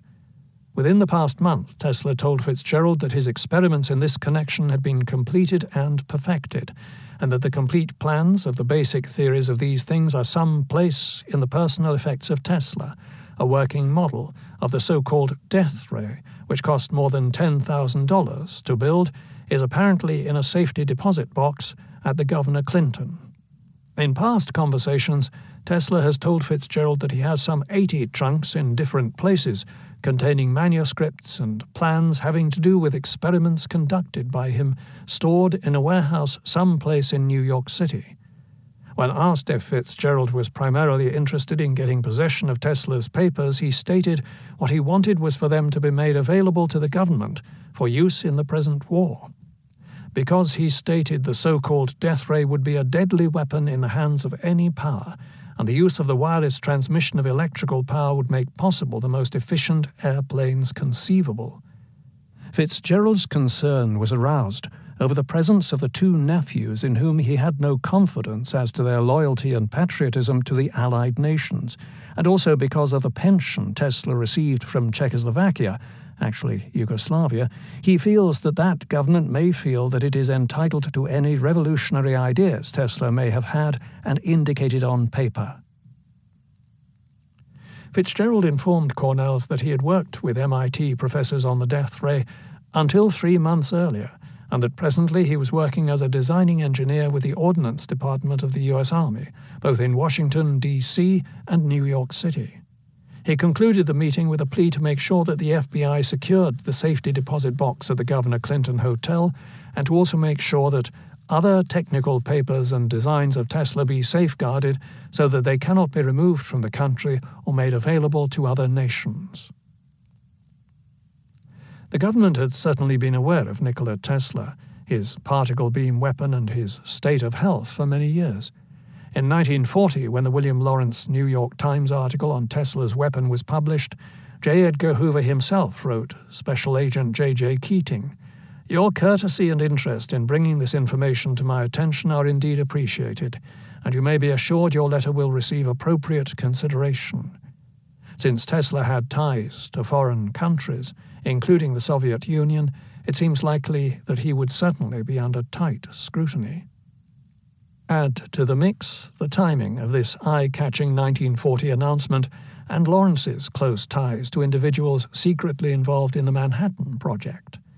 The young chemist Glenn Seaborg, an émigré from Sweden and later a Nobel Prize winner who as early as 1940 was bombarding uranium with deuterons to create neptunium, was well aware that enough information was now available, as Lawrence also reported, for it to be just a matter of time for the Germans, like us, to prepare a bomb assuming they know about plutonium.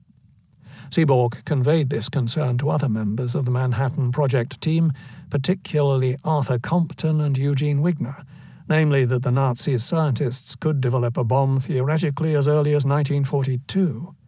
The Americans, he figured, could at the earliest develop one 2 years later. That was why Fitzgerald was pushing so hard at MIT and Wright-Patterson to perfect Tesla's death ray, as he felt it might be the best and possibly the only way to protect the homeland from such an awful and truly terrifying possibility.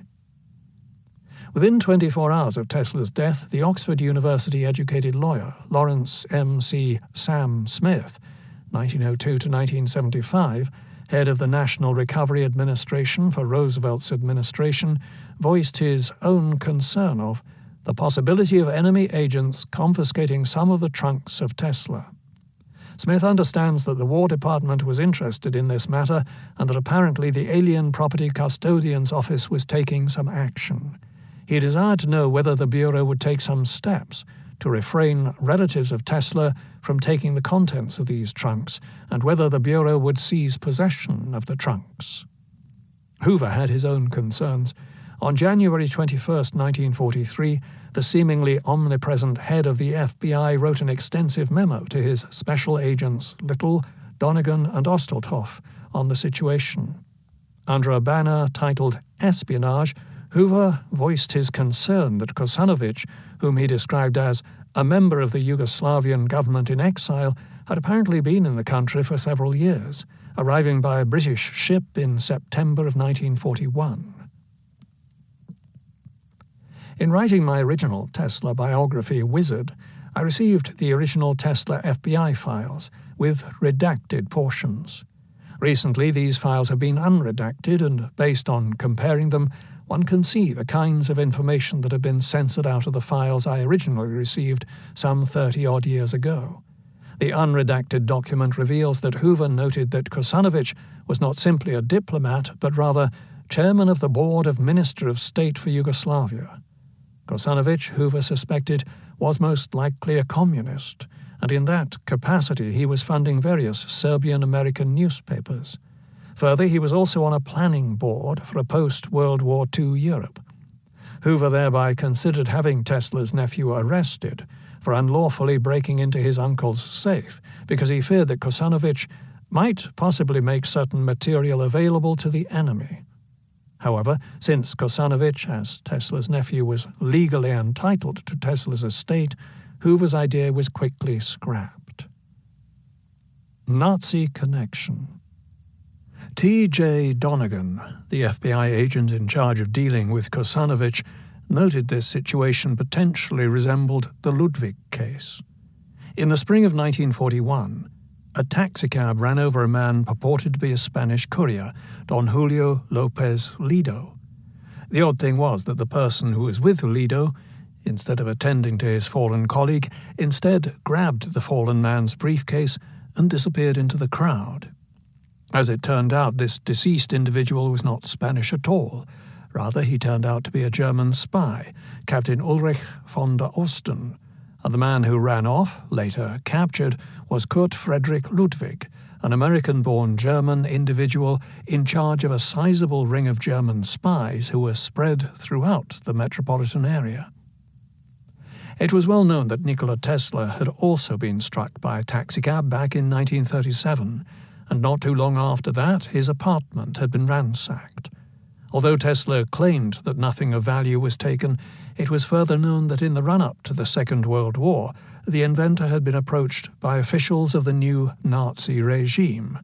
Further, Tesla was closely associated with George Sylvester Viereck, a city poet of Prussian descent and a German propagandist from the First World War. It thus seems likely that Viereck, who was covertly working for the Nazis, had contacted them to augment a meeting with the old wizard. Tesla saw Viereck as his many-sided friend, famous for having conversed with individuals ranging from Theodore Roosevelt, George Bernard Shaw, Aleister Crowley, Albert Einstein, and Sigmund Freud to Kaiser Wilhelm and Adolf Hitler. Agreeing during the height of the Great Depression to co-write an article, Tesla sent his friend a note, quoting from Viereck's gloomy poem The Cynic's Credo, editing out the more erotic sections. "We are two storm-tossed sailors stranded on the self-same reef, and a little of the filthy lucre would be soothing to this plight. Happy to share the writing fee, Viereck thereupon penned with Tesla a piece published in Liberty magazine in 1935 titled A Machine to End War, which discussed not only Tesla's particle beam weapon or defensive shield between nations, but also such topics as the difference between religion and science, the advent of television, a coming age where automatons will do the work of men, and eugenics, that is, the systematic plan to disallow inferior individuals from reproducing. 6 years later, during the height of World War II, which would be 2 years before Tesla died, Viereck was arrested for his traitorous activity in his continuing decision to spread Nazi propaganda through the printed media. Having travelled to Germany in 1939, Viereck met, on a regular basis, Hermann Goering, Adolf Hitler, and the former Chancellor of Germany, Franz von Papen, who Tesla may himself have known when von Papen was stationed in America during the First World War. Born in Germany in 1884 and rumoured to be the illegitimate son of the Kaiser, Viereck had immigrated to the United States in 1897. By the time of his arrest, he had 2 sons at Harvard. Surveilled by the FBI for many months, his bail was set at $15,000. FBI files reveal that Viereck was paid $5,000 per year by the German Tourist Information Office to ostensibly write publicity and travel ads, but in actuality his real post was to spread Nazi propaganda.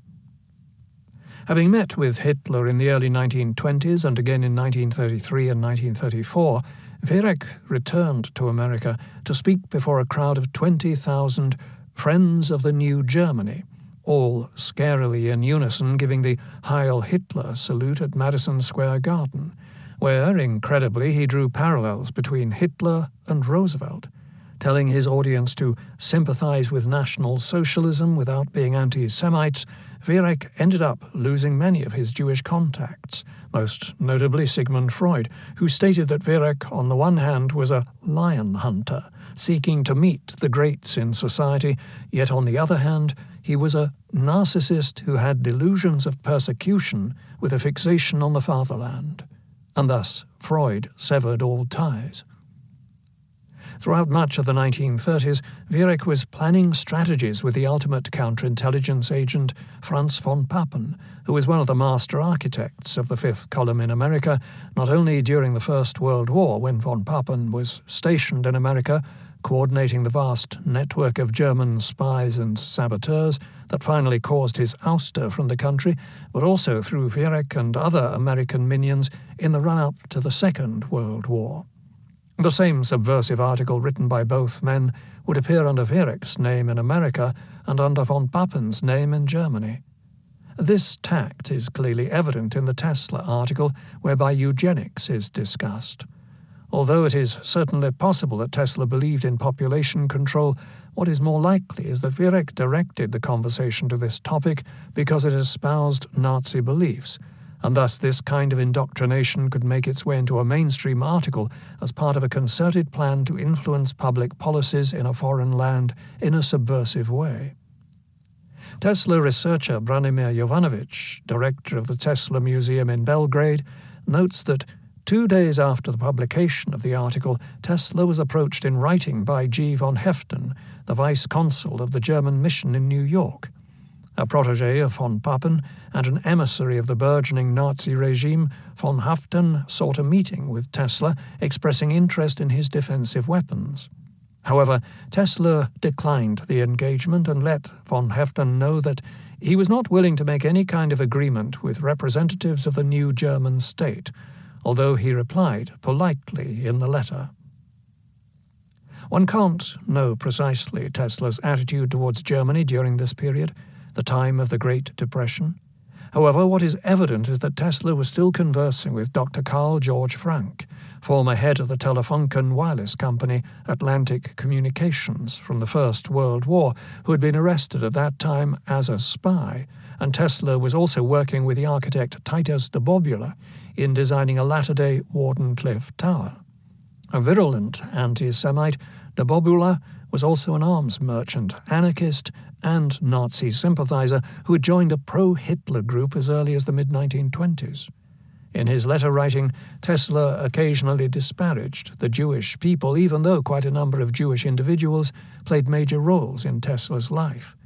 For instance, in a letter to Katherine Johnson in the late 1890s, which Tesla atypically began, "My dear Kate," the Waldorf Astoria dandy invites the Johnsons to dinner at the hotel so that they could be separated from plebeians, drummers, grocerymen, Jews, and other social trilobites.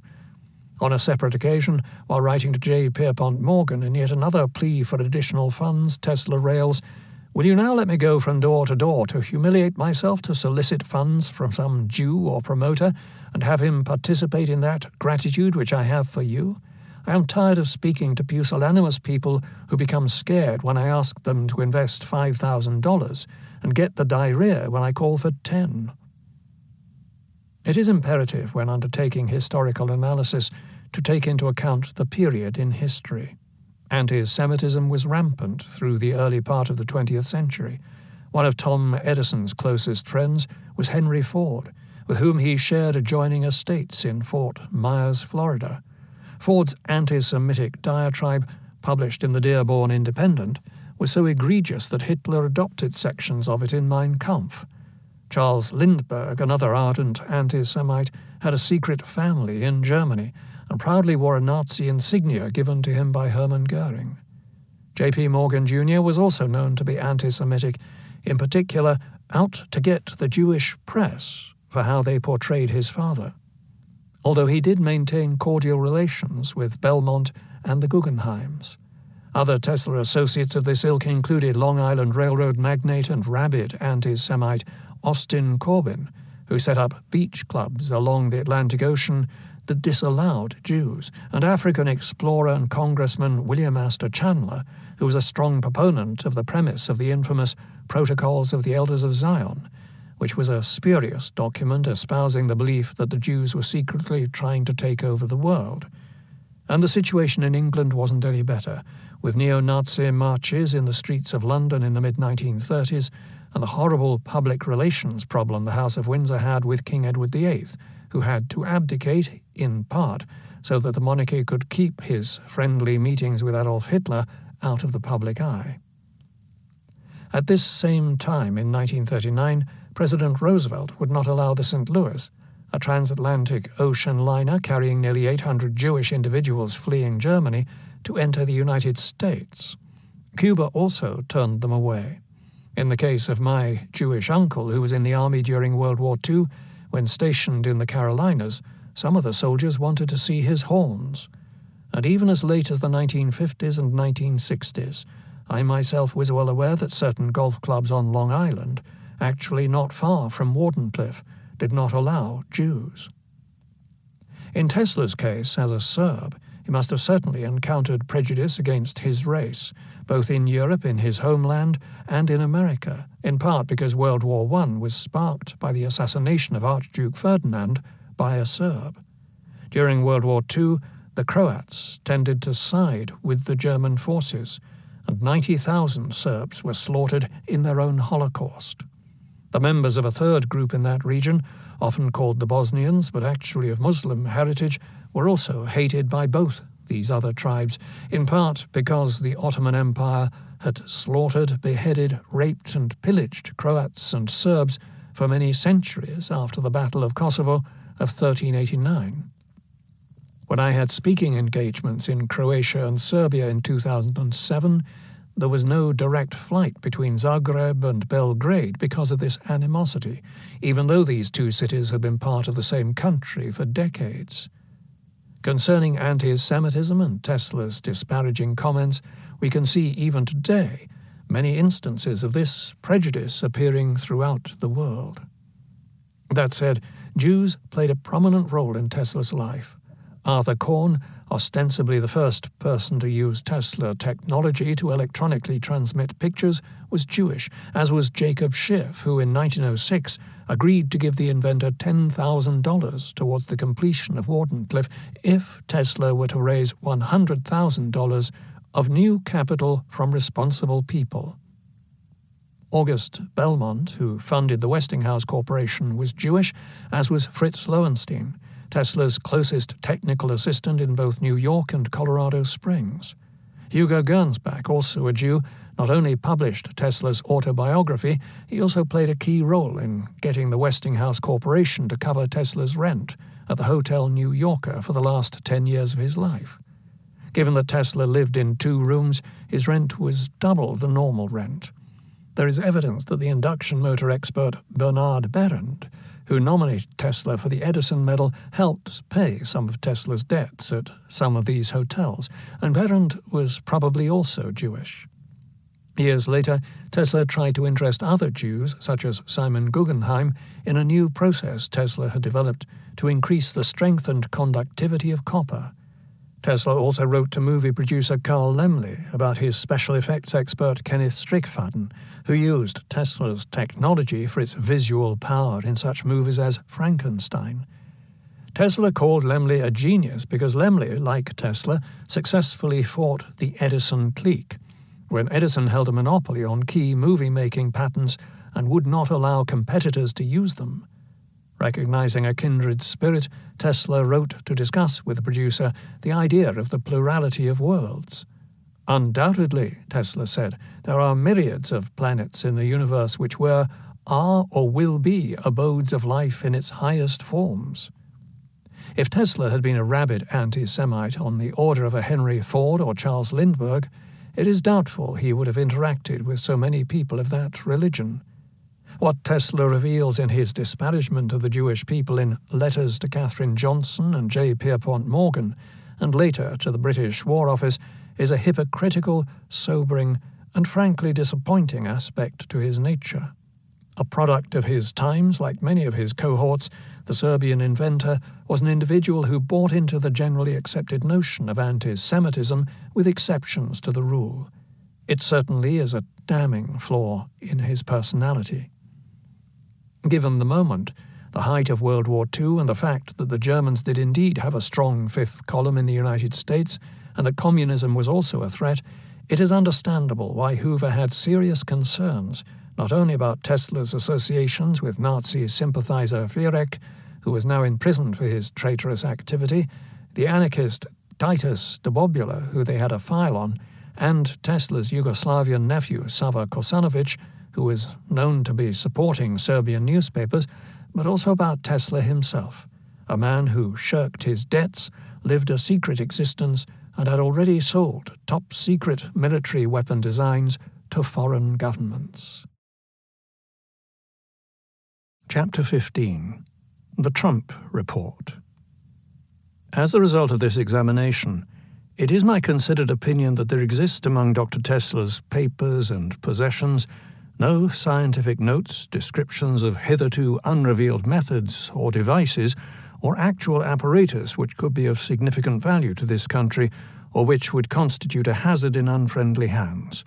I can therefore see no technical or military reason why further custody of the property should be retained. John G. Trump, Technical Aid, Division 14, NDRC. Military intelligence had moved swiftly upon hearing of the inventor's death.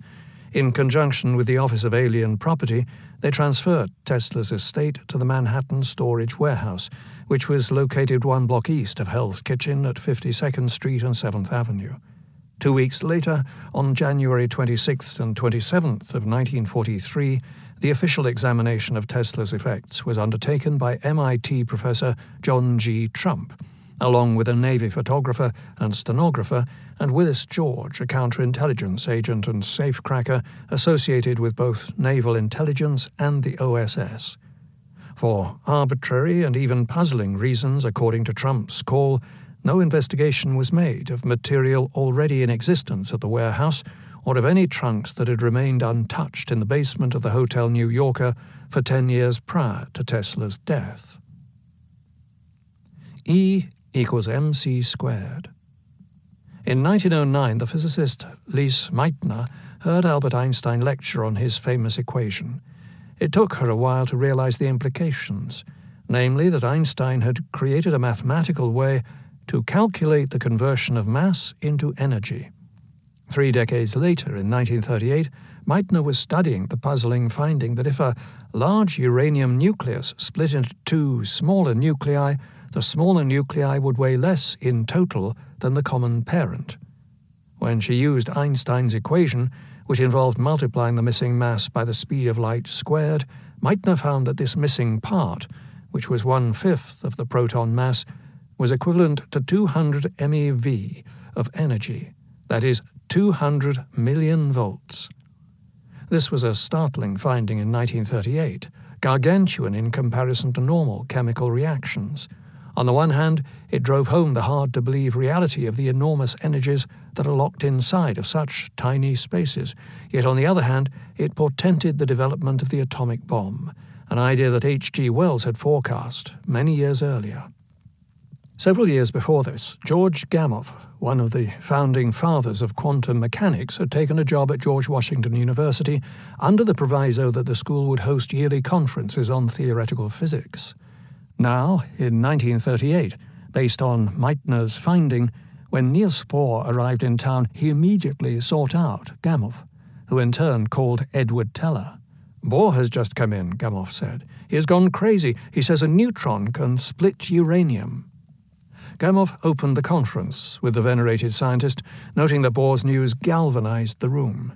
The viability of atomic warfare had just become reality. In March and April of 1940, Einstein sent off 2 letters to President Roosevelt urging him to begin funding nuclear research. The fear was that if the Germans developed an atomic bomb, they could win the war literally overnight. Vannevar Bush, the designer and head of the new National Defense Research Committee, NDRC, who reported directly to the president, stated, "The show was going before that letter was ever written." When asked if Einstein could be brought aboard what would come to be called the Manhattan Project, the tall, slender head of the new NDRC, described as resembling Uncle Sam without the beard, stated, "I wish very much that I could place the whole thing before him and take him into confidence, but it is utterly impossible."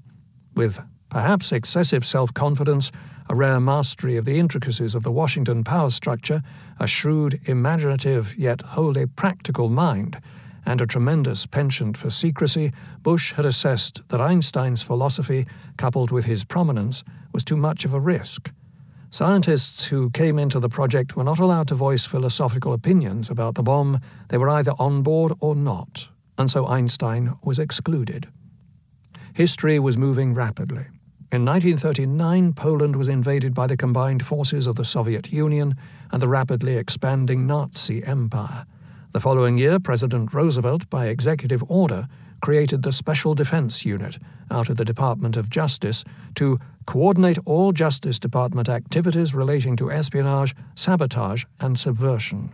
A key part of the assignment was to compile a list of all aliens or foreign nationals in the country and rate them according to what countries they were associated with and how dangerous they might be.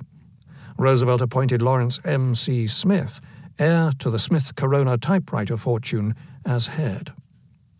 2 years later, as an offshoot of this unit, Roosevelt created the Office of Alien Property to safeguard the property of enemies and their allies in this country pending the war.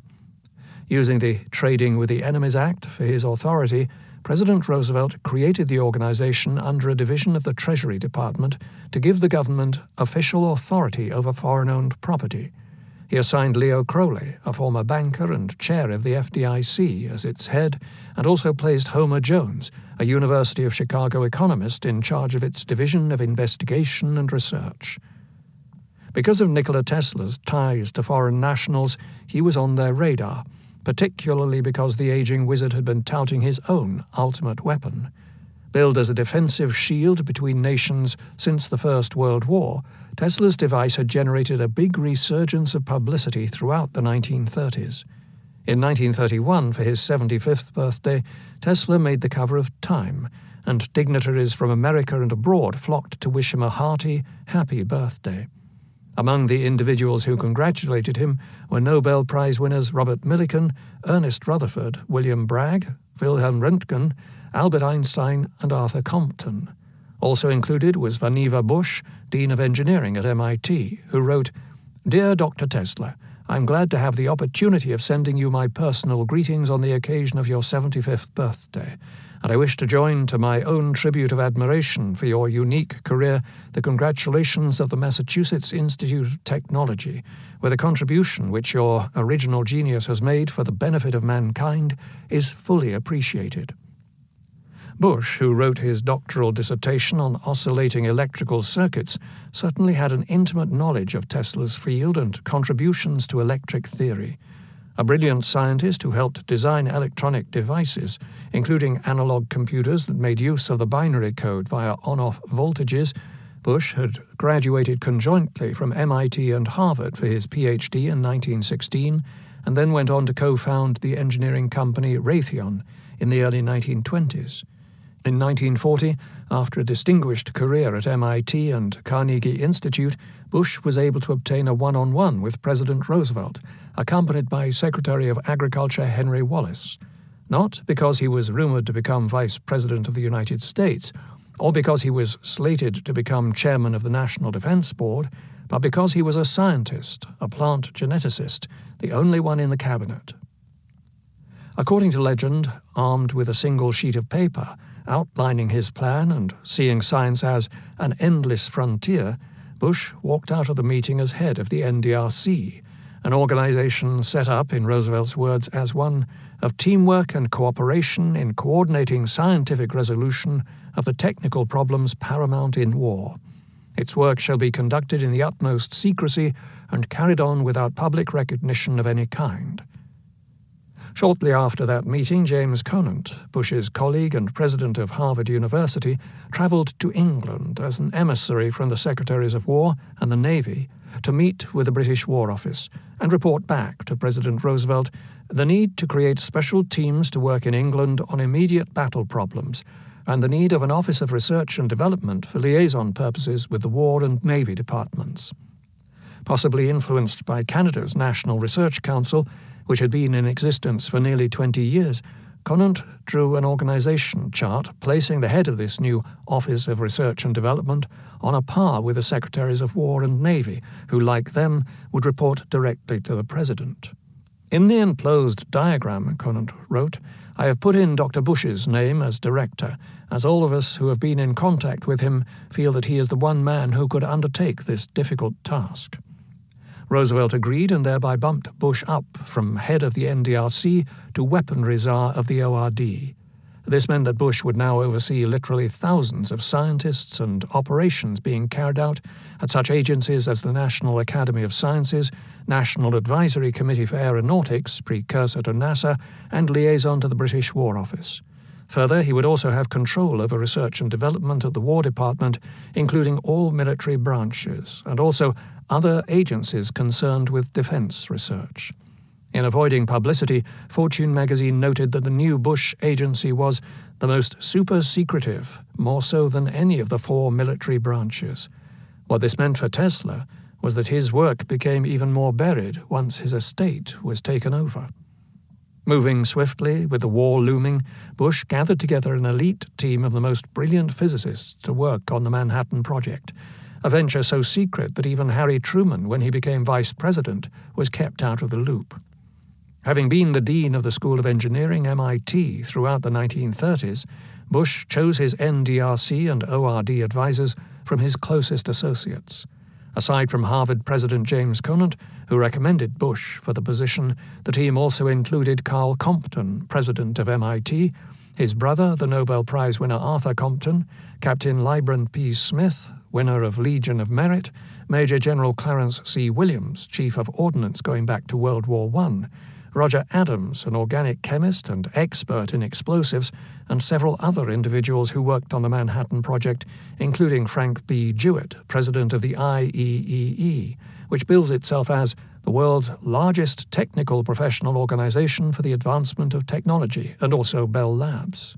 Richard C. Tolman, the astrophysicist most responsible for enticing Albert Einstein to emigrate to America, who was vice chairman of the NDRC, and Irvin Stewart, the head of Cold War University and executive secretary of the Atomic Bomb Project. Once Tesla died, Smith, as head of the Special Defense Unit, contacted Hoover to inform him that the Office of Alien Property would have the authority to impound Tesla's estate, and Bush directed Carl Compton to assign Trump to head up the investigation. It was Trump's task to make a detailed list of the contents of Tesla's holdings and see if there was any military significance to any inventions. Meanwhile, in Canada, the military experts took a different approach. I was down in Washington 2 weeks ago and had an interesting conference with Dr. Vannevar Bush. Dr. C.J. Mackenzie, the new head of the Canadian National Research Council, wrote the man he replaced, General Andrew McNaughton, who in 1940 was now in charge of the Canadian Armed Forces in Europe. McNaughton at this juncture was still trying to determine the viability of Tesla's weapon, having been in extensive negotiations with the inventor for the last several years. The most interesting and significant developments recently have to do with cooperative arrangements which we have been able to make with our American friends, Mackenzie went on. The Americans are busy on similar work. Mackenzie was referring to new technologies and advanced weaponry systems such as radar, subsurface warfare, jet planes, high-speed projectiles, fireproof clothing, power-operated gun turrets, and torpedoes that steer themselves. The facilities of the large industrial research laboratories will be of great value to all of us. I have been to Washington several times to confer with Dr. Bush and members of the committee there. As you well know, there is a most extraordinary pro-British sentiment in such quarters. Scientifically and technically, they are at war as much as we are, and one has to remind oneself continually that they are still a neutral country. 2 years later, Mackenzie informed McNaughton that the Americans have followed the suggestion you made on your recent visit to Washington and now have a 3-man committee operating on a very high level, that is, reporting directly to the President. It is called the Joint Committee on New Weapons. Now, just 6 months later, Tesla, who had been negotiating for several years with McNaughton, was dead. His papers were in the hands of Bush, and America now was very much enmeshed in war. Born just a mile from Bunker Hill, along the Mystic River in a suburb of Boston, the grandson of a whaler and the son of a preacher, Bush was described in a cover story for Time as lean, sharp, salty, and a Yankee whose love of science began as a boy tinkering with gadgets. At age 54, with 2 sons in the military, one in the Army and one in the Air Corps, Bush, who was rarely seen without a pipe in his craw, was perceived as a shrewd, imaginative physicist whose job is unprecedented in U.S. history. As chairman of the Army and Navy's Joint Committee on New Weapons and Equipment, he is the first civilian technician ever to sit in the highest war councils. With a budget exceeding $135 million per year, $50 million alone on radar development and submarine warfare, Bush's army consists of 6,000 of the top U.S. scientists, their work surrounded with fantastic secrecy. Clerical workers often do not know even the name of the weapon being developed in their laboratory. A few super-secret projects are carried on in isolated walled villages which no one is allowed to leave except on special permits. Looking over the possible individuals to study Tesla's holdings, Bush settled on someone he knew very well, the Associate Professor of Physics at MIT, John G. Trump, an excellent choice to study the wizard's holdings. Born in 1907, Trump had earned his master's degree in physics at Columbia University before transferring to MIT, where he obtained his doctorate under the watchful eye of Bush, the dean of the school. The year was 1933. Trump, who for a time had worked in transformer design for General Electric, developed for his doctoral thesis a vacuum-insulated rotating electrostatic motor, while working with Robert Van de Graaff on high-voltage phenomena and vacuum insulation studies. 6 years Trump's senior, Van de Graaff was by this time world-famous because of his generator. No doubt Tesla came to the attention of these 2 young physicists, not only because the Tesla coil was crucial to their experiments, but also because Tesla wrote a prominent article on the Van de Graaff generator that was published as a spectacular cover story in the March 1934 issue of Scientific American, and because Tesla was nominated for a Nobel Prize shortly after that by the man who nominated Albert Einstein, the physicist Felix Ehrenhaft. Trump's research in this field led to the design of compact megavolt X-ray generators for use in medical therapy involving penetrating radiation. By 1940, over 1,000 patients had been treated for cancer and other maladies with Trump's machine, which was sold to many hospitals.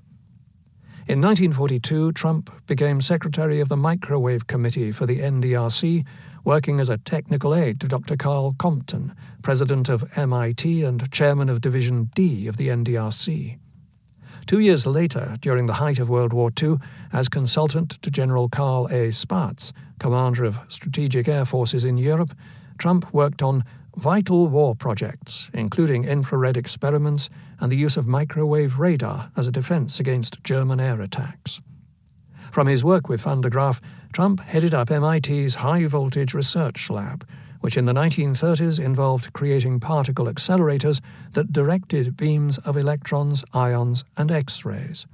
In 1937, before developing his medical X-ray equipment, Trump had been able to accelerate atomic particles in vacuum insulation environments and, with Van de Graaff, produced 30 megavolts, which was among some of the highest man-made voltages ever recorded. Clearly, Trump, who would end up after his death becoming uncle to a president of the United States, was a superb choice to analyze the viability of Tesla's particle beam weapon, and Bush was keen to assign him to the task. In 1941, Bush created the Office of Scientific Research and Development, OSRD, which Conant had called the Office of Research and Development, or ORD, and that became a giant umbrella organization that superseded the NDRC.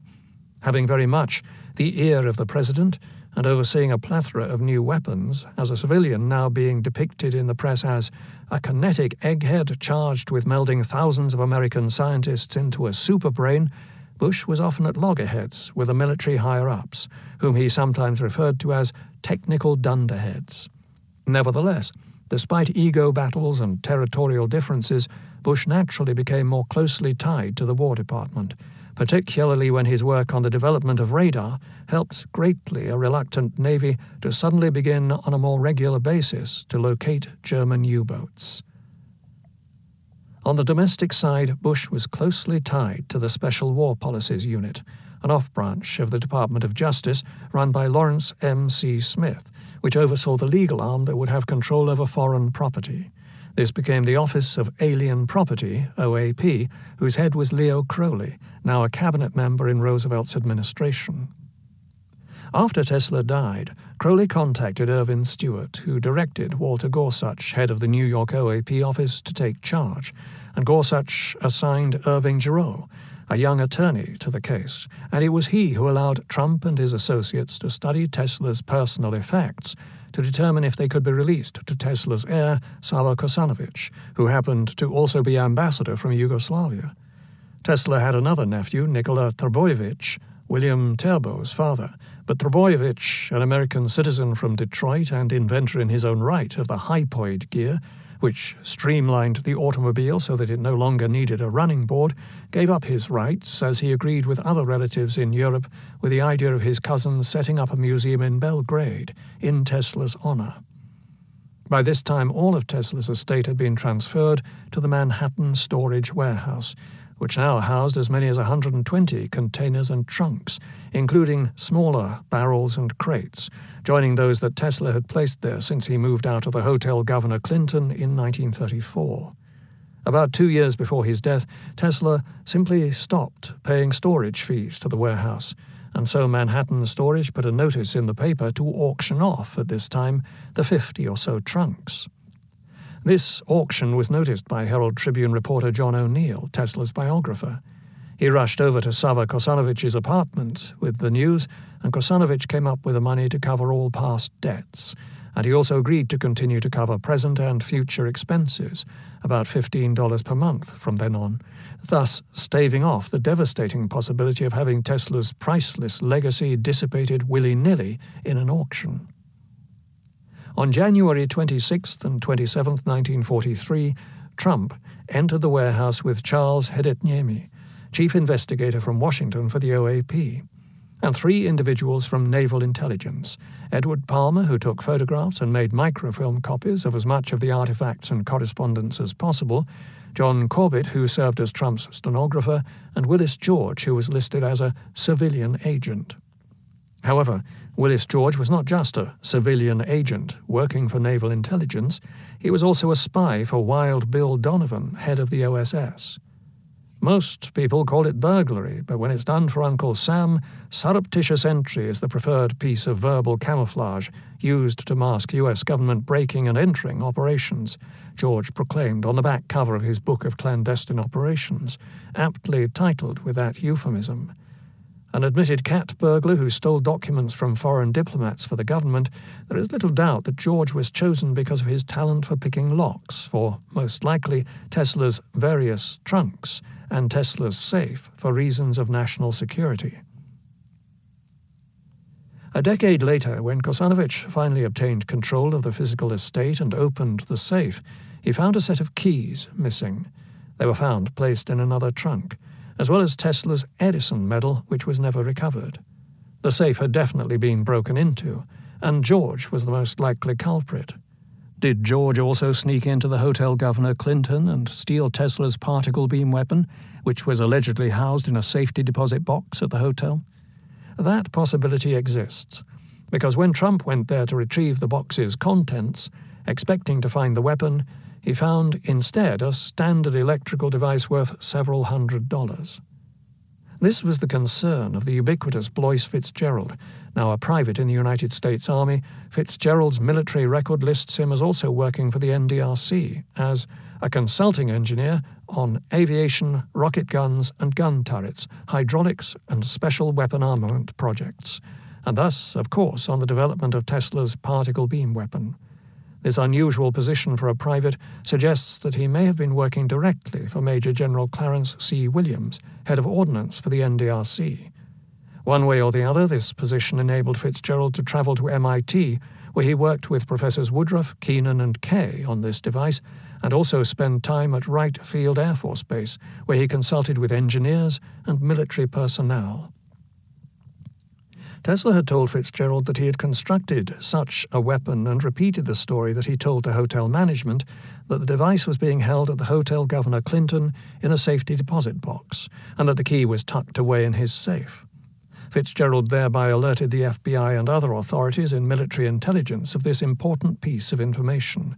Thus, when the weapon had not surfaced, Fitzgerald kept looking for it. Now that the device was missing, Fitzgerald sought advice from Colonel Thomas Parrott of military intelligence. Parrott, who would eventually go on to become a spy for the CIA, speculated that since Willis George, a hired thief, also worked for Wild Bill Donovan, head of the OSS, Fitzgerald should look there. A meeting was arranged with James R. Murphy, Donovan's head of counterespionage, and he was asked to search for any information as to the weapon's whereabouts. The substance of this encounter was passed to Colonel T.B. Holliday at Wright-Patterson, who by this time had received photostatic copies of the full particle beam weapon paper from Lloyd Shawless of the OAP, and Holliday followed up with a letter to the OSS recounting the Fitzgerald meeting and requesting any copies, translations of Tesla material, particularly those concerning the propagation of high-frequency currents, to be sent to the airbase. But Murphy wrote back to say the OSS had no such material. Fitzgerald then met with Lawrence Cady Craigie, who is not only a brigadier general at Wright-Patterson in their chief engineering division, he was also the first military pilot to fly a jet plane. That was accomplished while Tesla was still alive in the early 1940s, while the war was still raging. To put this into perspective, to those in the know, Craigie could be considered the Chuck Yeager or John Glenn of his day, except for the fact that the accomplishment was so secret that when his plane was merely docked, a wooden propeller was attached to the nose and tops were placed on the air intakes to mask its real abilities. Convinced of the importance of Tesla's invention, in complete contradiction to the smug decision by Trump to dismiss it, Fitzgerald had gone to the very uppermost echelon of military circles in his continuing quest to develop what he envisioned as possibly the only means to protect the country from invasion by an enemy possibly able to employ an atomic bomb. Craigie in turn wrote to Hoover, doing his best to enlist his help for the defense of the nation. But the FBI, which checked with Bush, was also unable to locate Tesla's prototype. The elusive inventor had owed the Hotel Governor Clinton $400 in back rent. During the height of the Great Depression, when one could feed a family of 5 for less than $1, this was a great deal of money. Tesla gave the hotel a device he claimed was the particle beam weapon, having placed a value of $10,000 on it, and warned them that it was very dangerous. Here it was just about a decade later, and Tesla told Fitzgerald that the prototype was still there, locked in a safety deposit box, and that he had the key. This story was corroborated by pigeon handler Charles Hausler, who remembers Tesla telling him in the early 1930s that a device Tesla had on the roof of the hotel next to the pigeon coops was very dangerous. The hotel also provided a handwritten note by Tesla establishing this claim. So the mystery remains as to whether 1. Tesla ever built a prototype of the particle beam weapon, 2. whether he gave this prototype to the hotel as collateral against what he owed them, or 3. whether the wily inventor simply scammed the hotel to escape the debt he owed. The fact that Willis George was not only a paid bandit working for military intelligence, but also proudly boasted about this activity in a book, gives credence to the possibility that he may have indeed snatched the so-called death ray before Trump got there, and if that is the case, it may still exist in some secret holding tank of military intelligence. In less than 2 days, Trump searched through Tesla's entire estate, comprising, among other things, nearly 200,000 personal documents, such as letters, newspaper and technical articles, artifacts, and so on, deciding ahead of time not to open any trunk that was more than 10 years old. This would suggest that Trump admitted to not opening somewhere between 60 and 80 crates and trunks, although it is also possible, even probable, that Edward Palmer, the photographer and chief yeoman for naval intelligence, on his own, photographed much of the correspondence from this earlier period. The Library of Congress microfilm archives regarding Tesla, which I have studied, include personal correspondence from the 1890s and early 1900s between Tesla and such people as his secretary George Shelf, Robert and Catherine Johnson, George Westinghouse and the Westinghouse Corporation, J. Pierpont Morgan and his son J.P. Morgan, Jr. Since Tesla's invention of a particle beam weapon began well before the arbitrary date assigned by Trump, 1943 minus 10 years, his decision to ignore the earlier trunks was flawed, and in fact contradicted the FBI report that suggested that Tesla was less cogent the last few years of his life, which would make his earlier writings more important than his later ones. In any event, even though time was short, Trump did an extraordinary amount of work, resulting in a dossier known as the Trump Report, which outlined in detailed fashion many of Tesla's key findings, and also bombshell events. Sent to the Washington Office of Naval Intelligence, copies of the report were also relayed to the OAP and the FBI, and a few years later to Wright-Patterson Air Force Base. Not only did Trump discover the elusive, highly classified particle beam weapon paper, whose details he outlined in his report, he also unearthed the startling discovery that Tesla had sold the weapon to the Soviet Union for $25,000 in 1935, and may have also sold it to the Canadians and the British War Office as well. A year earlier, in the spring of 1934, Tesla had dined with Samuel Montgomery Kintner, Assistant Vice President of the Westinghouse Corporation. Tesla certainly had mixed feelings because he had been trying to sell Westinghouse his radio patents for 30 years. However, by the time his patents had lapsed, Westinghouse was creating its own broadcasting station in direct competition with Marconi, whose patents and organization was being absorbed into RCA under the leadership of David Sarnoff, whom Tesla knew. When Sarnoff and his company received $700,000 or more from the U.S. government when RCA was formed, and the government made good on the use of various patents it had usurped during the war, Tesla gained a small percentage of the $23,000 that Fritz Lowenstein received in that settlement. Because of the dominance of RCA, the Westinghouse Corporation was being maneuvered into a back-seat position. Forced to upgrade their equipment, they spent several million of their own dollars on various patents and accompanying equipment.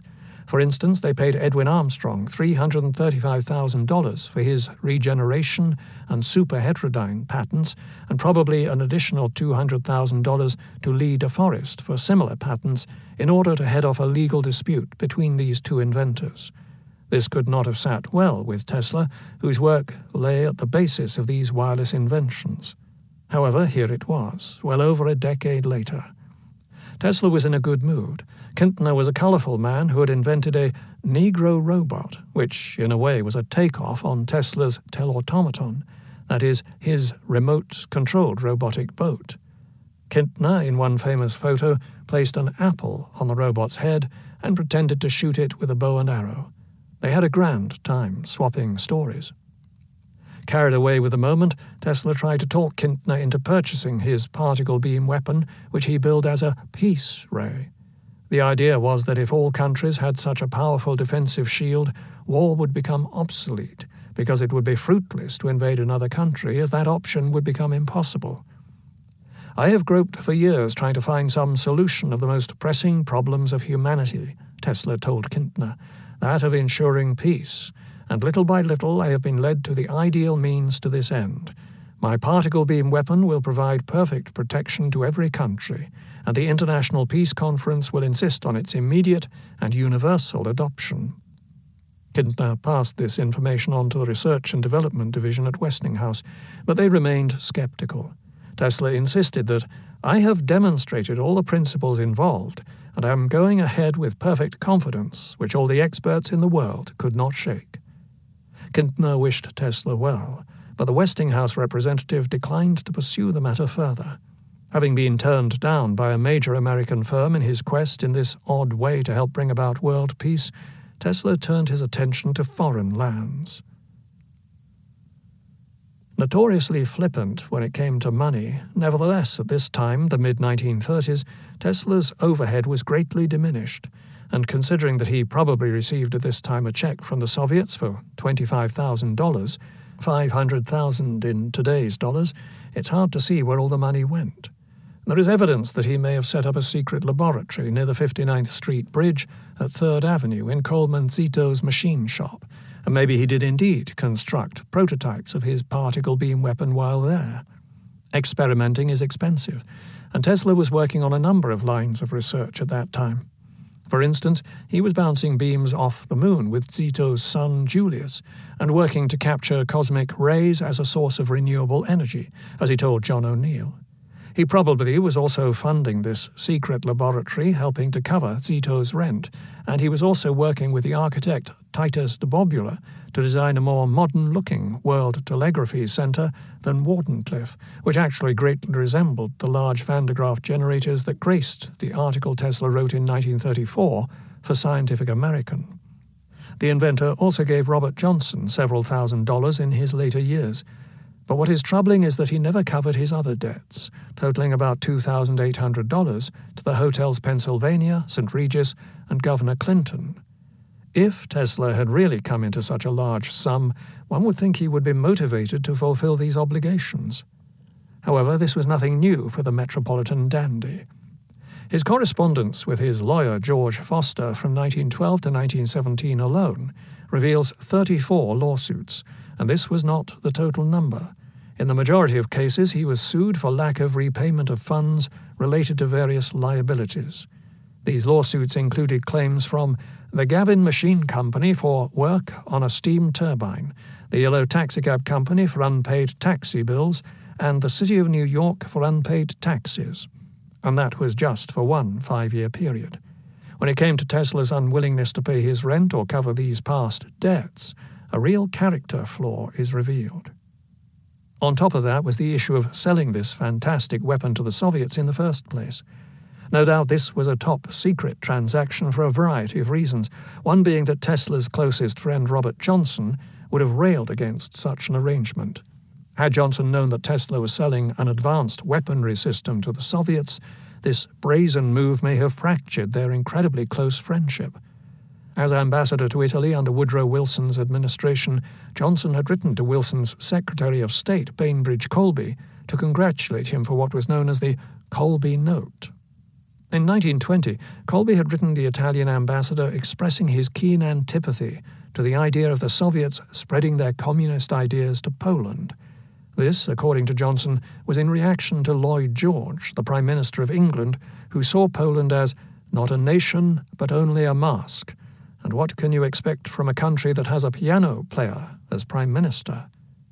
The individual in question was the pianist Ignaz Paderewski, who did indeed become Prime Minister of Poland and who was a good friend of both Johnson and Tesla.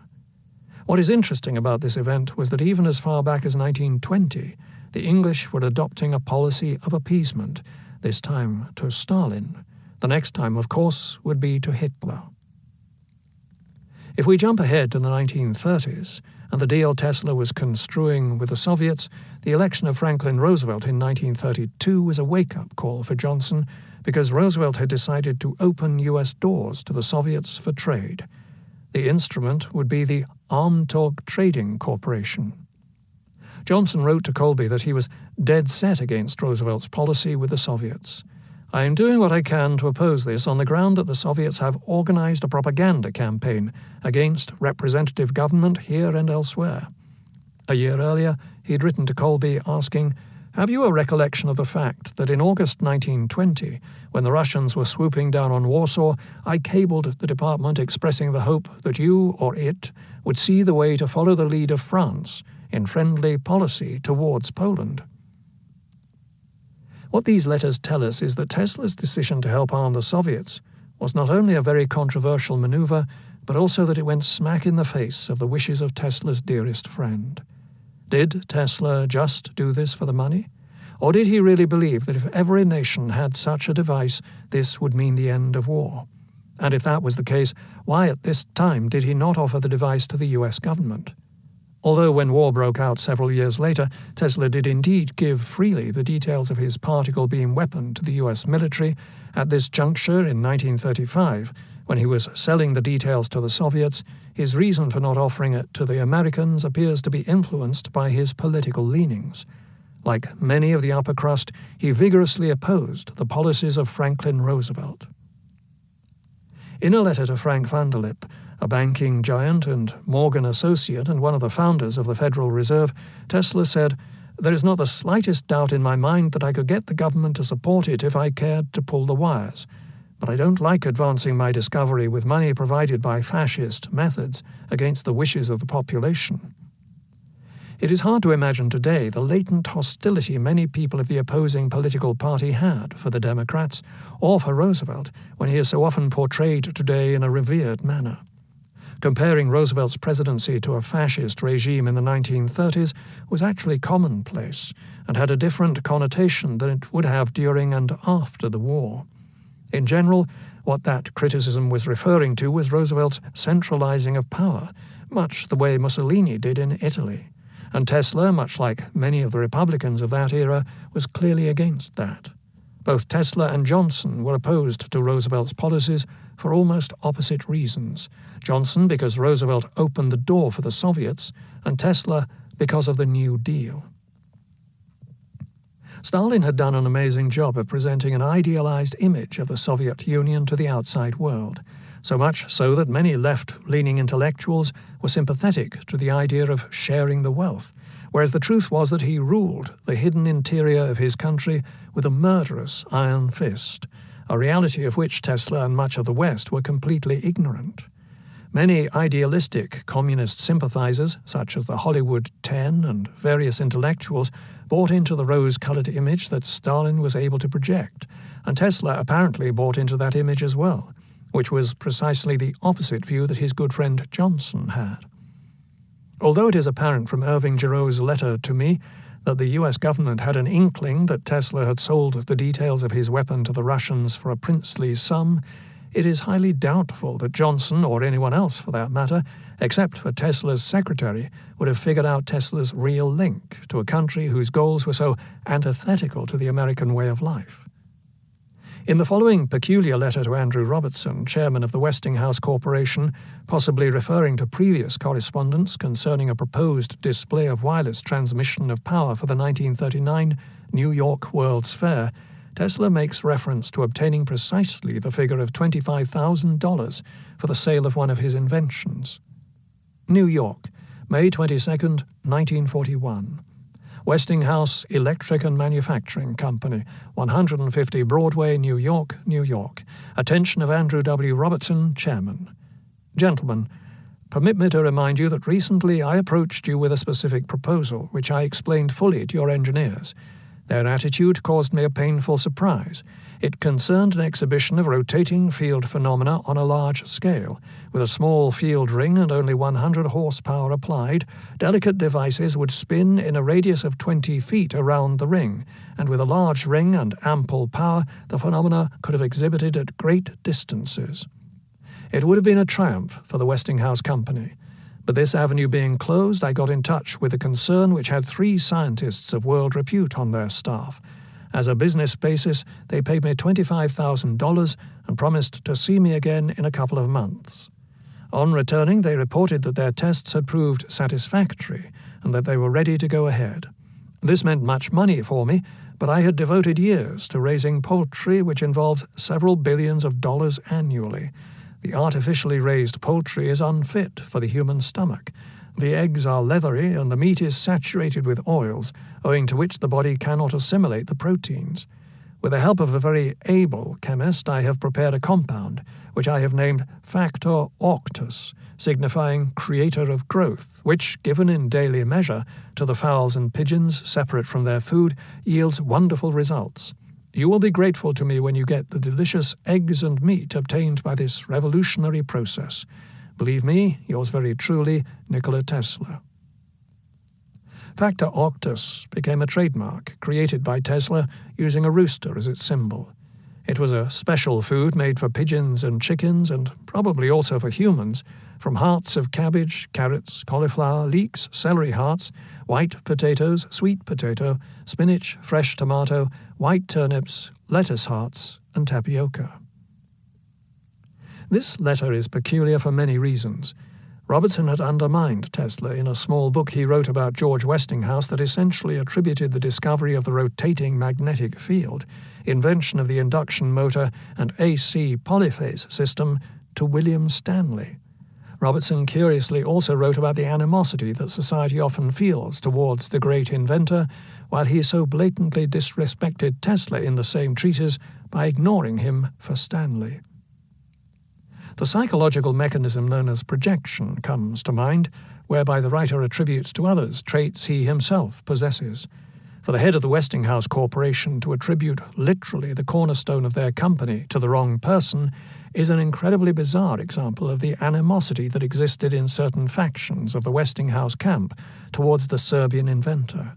Thus, when Robertson talks about the animosity society has for the individual inventor, it seems to me he is actually talking about himself. On first reading, Tesla's letter to Robertson reads like it is from a crazy person because of the dramatic non sequitur. The letter starts out discussing a technique of wireless transmission of energy associated with Tesla's rotating magnetic field, and ends up talking about feeding chickens and pigeons a special diet. Tesla is quite old by this time, headed into his mid-80s. He is not well, and it may be that his thinking is clouded, or it may be that he is angry with Robertson for stripping Tesla of his iconic discovery. Robertson is chairman of a company that literally owes a huge chunk of its livelihood to Tesla's invention. So Tesla has either gone a little bit nuts, or he is writing a letter to somehow get back at Robertson. Another point, however, is that Tesla mentions receiving $25,000 for the sale of an invention, the exact figure he most likely received from the Soviets 5 years earlier when he turned over the details of his particle beam weapon to A.A. Vartanian of the Armtorg Trading Corporation. This was by far the most important revelation in the Trump report, namely that Tesla sold the details of this coveted device to an enemy nation. Keep in mind that the Soviets were using propaganda in attempts to undermine America's ideology, and that shortly after the deal they aligned with Nazi Germany when together they invaded Poland. It wasn't until Operation Barbarossa, the Nazi war plan for the takeover of the Ukraine, that the Russians became our allies.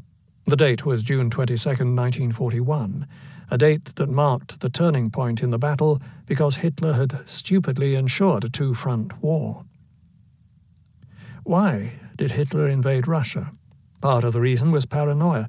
Since he could easily breach an agreement, he assumed Stalin could as well.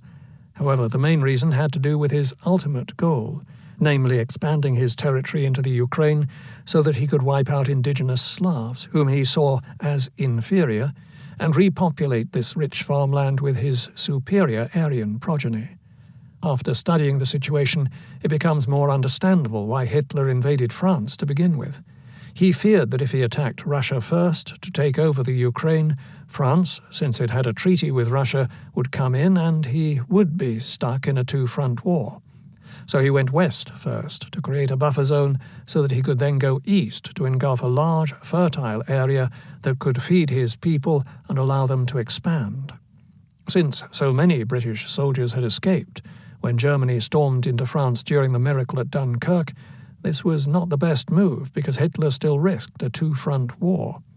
However, the Allies were severely crippled at this juncture, with nearly 2 million French, British and Polish soldiers captured with the invasion of Belgium and France, and most importantly, America, in June of 1941, was still neutral. Had Japan not attacked Hawaii when it did, it is quite likely that America's entrance into the war would have been further delayed, and that might have given Hitler the extra time he needed to complete his takeover of Russia. The cold winters, which literally took between 3 and 4 million German soldiers, may have still been too much of a loss to overcome. Literally millions simply froze to death.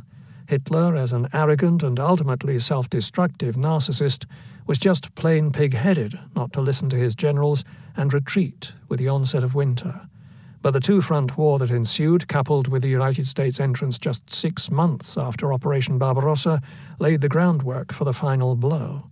Had Japan not attacked Pearl Harbor, or had it attacked 6 or 8 months later, it is quite possible that Hitler may have perfected his jet planes or further developed his V-2 rockets, which were planned to skim along the ionosphere so as to hit American targets, like New York City. And had this happened, the United States would have been in an entirely different position, and thus may have been forced to settle for a treaty to end the war. And had that happened, Hitler would have stayed in power. The more one studies World War II, the more it becomes apparent that the Allies were fortunate to have prevailed. That is one of the reasons why Tesla's particle beam weapon was so important to key factions of the armed forces, who no doubt were flabbergasted by Trump's dismal conclusion that there was nothing of military value to the wizard's inventions. Trump put it this way: Exhibit F, Trump Report. The new art of projecting concentrated non-dispersive energy through natural media. This undated document by Tesla describes the electrostatic method of producing very high voltages capable of very great power. This generator is used to accelerate charged particles, presumably electrons. Such a beam of high-energy electrons passing through air is the concentrated non-dispersive means by which energy is transmitted through natural media. As a component of this apparatus, there is described an open-ended vacuum tube within which the electrons are first accelerated. The proposed scheme bears some relation to present means for producing high-energy cathode rays by the cooperative use of a high-voltage electrostatic generator and an evacuated electron acceleration tube. It is well known, however, that such devices, while of scientific and medical interest, are incapable of the transmission of large amounts of power in non-dispersive beams over long distances. Tesla's disclosures in this memorandum would not enable the concentration of workable combinations of generator and tube, even of limited power, though the general elements of such a combination are succinctly described. There are a number of ways to look at what occurred. It certainly is true that a particle beam weapon along the precise lines that Tesla laid out in his plans has yet to be realized. Trump also had much experience generating extremely high voltages and constructing particle accelerators, so to that extent Trump was correct. However, Trump makes several fundamental errors in his assessment by suggesting that Tesla planned to accelerate charged particles, presumably electrons, and that the voltages he would produce would be inadequate in any event to send such particles 100 or more miles. Tesla's article, which appears to be a precursor to a top-secret patent application, states explicitly that he planned to emit particles of tungsten or minute droplets of mercury from this open-ended vacuum tube. not electrons. Further, Tesla notes that the production of 30 million volts would be insufficient for repelling such particles out the barrel of the gun. By the application of my discoveries and inventions, it is possible to increase the force of repulsion more than 1,000,000 times, and what was heretofore impossible is rendered easy of accomplishment. The end result was that Trump's report dismisses Tesla's invention, and this was accepted by Homer Jones, Chief of Investigation and Research for the NDRC, and by Frank Jewett, another NDRC official who happened to also be working on the Manhattan Project. But neither of these men did their homework. They accepted Trump's conclusion, but did not study the actual Tesla paper, which explicitly refutes Trump's criticisms. The final report said it this way: "With respect to the so-called death ray machine, Dr. Frank Jewett, president of the National Academy of Science, advised that if Dr. Trump is willing to stake his reputation, we may be assured that there is nothing in the ideas of Tesla which would be of interest to the United States government. Dr. Waterman has also advised that Dr. Trump can be relied upon and his opinion should be considered final." Jewett, who was known to be egotistical and perhaps even petty, went so far as to go public with this critique, cited in Electrical Engineer in August of 1943. In the interval since Tesla did his really great creative work, his name has been associated with so many projects of questionable scientific quality that I imagine they may have raised doubts in the minds of many as to his real achievements. Given that Bell Labs was the corporation to develop the Osprey helicopter airplane based on Tesla's patents, and that Jewett was the director of Bell Labs, this criticism gains a particular form of irony. But it also reflects the sentiments of a significant percentage of people in the know in terms of their opinion of Nikola Tesla. In May of 1943, just a few months after Tesla's death, J. Edgar Hoover contacted Vannevar Bush to seek his advice on the mysterious subject of death rays. Hoover apparently was intrigued by the idea of killing people from afar with powerful beams of energy, and he wanted Bush to check it out. Since this wasn't the first inquiry about death rays, nearly 3 years earlier the Army had inquired about a similar fantasy weapon, Bush made quick work of Hoover's query, replying that "it does not seem to me that this disclosure warrants further inquiry." What this passage suggests is that Bush, like Jewett and Trump, may have also dismissed completely Tesla's ideas, and if that were the case, then like his cohorts, Bush would have miscast the invention, as Tesla stated explicitly that he had not conceived of a death ray, but rather of a weapon that shot out minute particles, which is a very different animal.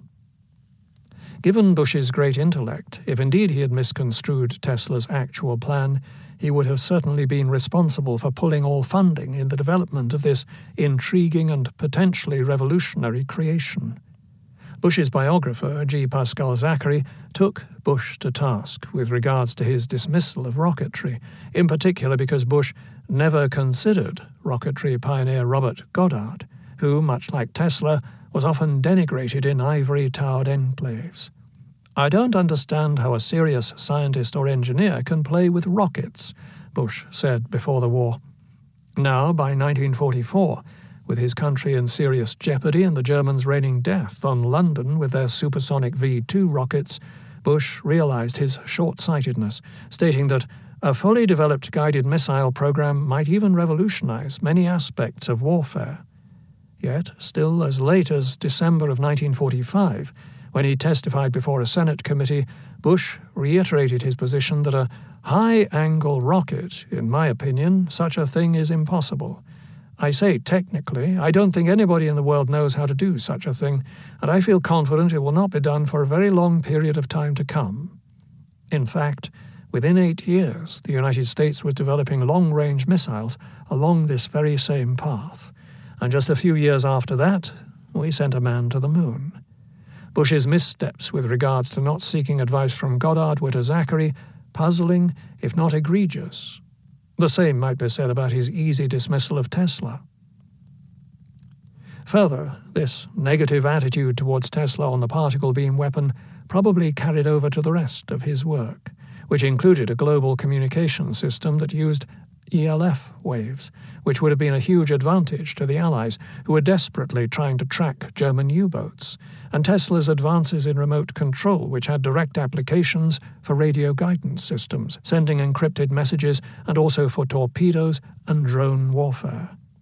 Bush, of course, was very interested in how to create reliable radio-guided weapons, so much so that he came to author an article with James Conant on how to train kamikaze pigeons to be placed inside of warheads to peck a screen that would keep the aerial bomb on target until it reached its destination. The idea was scrapped, but it shows an odd similarity concerning an interest in the intelligence of pigeons with a man whose ideas he seemed to dismiss. On the other hand, with Blois Fitzgerald leading the opposition, key professors at MIT and military personnel at Wright-Patterson Air Force Base took quite seriously the inventor's particle beam paper. Thus, there were two opposing camps when it came to studying Tesla. Some people were keenly interested in understanding the inventor's entire scheme, so there is a good chance that, through the years, numerous highly classified prototypes were constructed that may very well have helped provide the basis for what President Reagan in the 1980s would come to call Star Wars technology. Chapter 16. The Russian Connection. An agreement dated April 20th, 1935, between Nikola Tesla and the Armtorg Trading Corporation, in which Tesla agreed to supply plans, specifications, and complete information on a method and apparatus for producing high voltages, up to 50 million volts, for producing very small particles in a tube open in air, for increasing the charge of the particles to the full voltage of the high potential terminal, and for projecting the particles to distances of 100 miles or more. The maximum speed of the particles was specified as not less than 350 miles per second. The receipt of $25,000 fee for this disclosure was acknowledged in this agreement, which was signed by Nikola Tesla and by A. Vartanian of the Armtorg Trading Corporation. The method referred to in this agreement, that is, Tesla's article, The New Art of Projecting Concentrated Non-Dispersive Energy Through Natural Media, is an effort by Tesla to clear up the questions raised by Soviet engineers after the subject disclosure had been made. But it should be expected that this disclosure subsequently proved unworkable. Exhibit Q. Trump Report. By studying recently declassified Russian documents and Tesla's correspondence with the Soviets at the time of the Great Depression, some important aspects of their relationship come to new light. In July of 1934, after obtaining an incredible amount of publicity about his so-called death ray, Tesla walked into the Soviet consulate to meet with Consul General Leonid Tolokonsky. A generation earlier, in 1911, Tesla had gained the ear of Tsar Nicholas II, who was eager to obtain Tesla's technology for the wireless transmission of power because of the Tsar's wish to modernize his country. This desire, in fact, continued after the Tsar was deposed, when Vladimir Lenin seized control, sending his own communique concerning an invitation for the inventor to come to the Soviet Union to help implement his AC hydroelectric power system there. In the 1920s, it was common practice for sympathetic Americans to travel to Russia to help build the new Soviet country. And in fact, I myself had an uncle, Philip Steegman, an architect who made such a trip to help in that capacity. Tesla told Tolokonsky about his invention, which could direct electronic rays to bring down airplanes and stop tanks. When questioned why Tesla was coming forth with such an offer, the Serbian spoke of their common Slavic heritage and Tesla's sympathy for the Russian people. His weapon, Tesla argued counterintuitively, would actually be an instrument of peace. Billed as a defensive weapon because it was so devastating, if all countries had such devices, war would become obsolete. Tesla's fee for providing the details of what Tolokonsky would soon learn was not really a death ray, but rather a particle beam weapon, was $25,000. Needing more information, the Consul General contacted Commissar Nikolai Sinyavsky, chief of the Red Army's Signal Division, who looked over the proposal and assigned 2 electrical engineers/party members stationed in America to meet with Tesla, T. Simolontsov and A. Vartanian, the latter of whom invited the fellow Slav to his apartment where he could meet the Soviet engineer's wife and children. Tesla's friendship with Vartanian, which began in 1934, immediately blossomed. Chief of the engineering department and involved with the sales and purchase of machinery and inventions for Armtorg Trading Corporation, located at 261 Fifth Avenue, Vartanian maintained their friendship until Tesla's passing, exchanging Christmas cards and other correspondence throughout the years. In March of 1935, Tesla forwarded a magazine to Vartanian that was most likely the Scientific American issue that contained both his cover story on Van de Graaff and a stylized photograph of Tesla fashioned by Napoleon Saroni. Shortly thereafter, a legal document with a fancy green cover titled Agreement between Nikola Tesla and Armtorg Trading Corp., representative of the USSR, was drawn up, whereby the party of the first part, Nikola Tesla, provided the party of the second part information and data necessary to construct a complete installation embodying and utilizing said particle beam weapon and related inventions with all accessories required for effectively preventing aerial raids and other forms of attack. The document, which was signed by both parties, further stated that Tesla will provide all such technical advice necessary for completion of same. Armtorg was formed in 1924 by combining a company created by Armand Hammer with a Russian Products Exchange Corporation. This enterprise, which started out as part American, became the purchasing and trading agent for the Soviet Union. With over 100 employees, mainly in America, Armtorg began trading with such American corporations as International Harvester, Ford Motor, RCA, DuPont, General Electric, and more than 100 other companies during the first 5-year plan. No doubt Armtorg also served as a front for Russian spies, but it remained a legitimate trading arm to the Soviet Union for the next 50 years. In short order, Tesla revealed to the Soviets the following characteristics of his invention. 1. A method for crushing matter, such as mercury or tungsten, into tiny particles approaching the size of a molecule. 2. The ability to electrify the particles to a specific charge. 3. The ability to create a tremendous repelling force, with the capability to hurl such particles out the barrel of a gun to a distance of hundreds, if not thousands, of miles. Vartanian reported to Sinyavsky that these tiny projectiles could be directed in a straight line, at almost the speed of light, to pierce and destroy any object that would lie in their path. So then a dossier was compiled and forwarded to Moscow. On April 4, 1935, Staff Officer M. Galaktinov of the USSR Defense Commissariat conveyed this information to Joseph Stalin, chairman of the Politburo, and his 2 most trusted henchmen, Lazar Kaganovich and Kliment Voroshilov. The date is very important because the following year Stalin began his murderous campaign, and the men he put in charge of those mass executions were these 2. Voroshilov, known as the Sword of Stalingrad, with 2 towns named after him, was chairman of the Presidium of the Supreme Soviet Commission of Defense from 1925 to 1940. In 1936, 1 year after the deal with Tesla, Voroshilov personally signed the execution orders for approximately 200 military leaders whom Stalin saw as possible threats. And this method was continued in 1940, when Voroshilov oversaw the deaths of hundreds of Polish military leaders as well.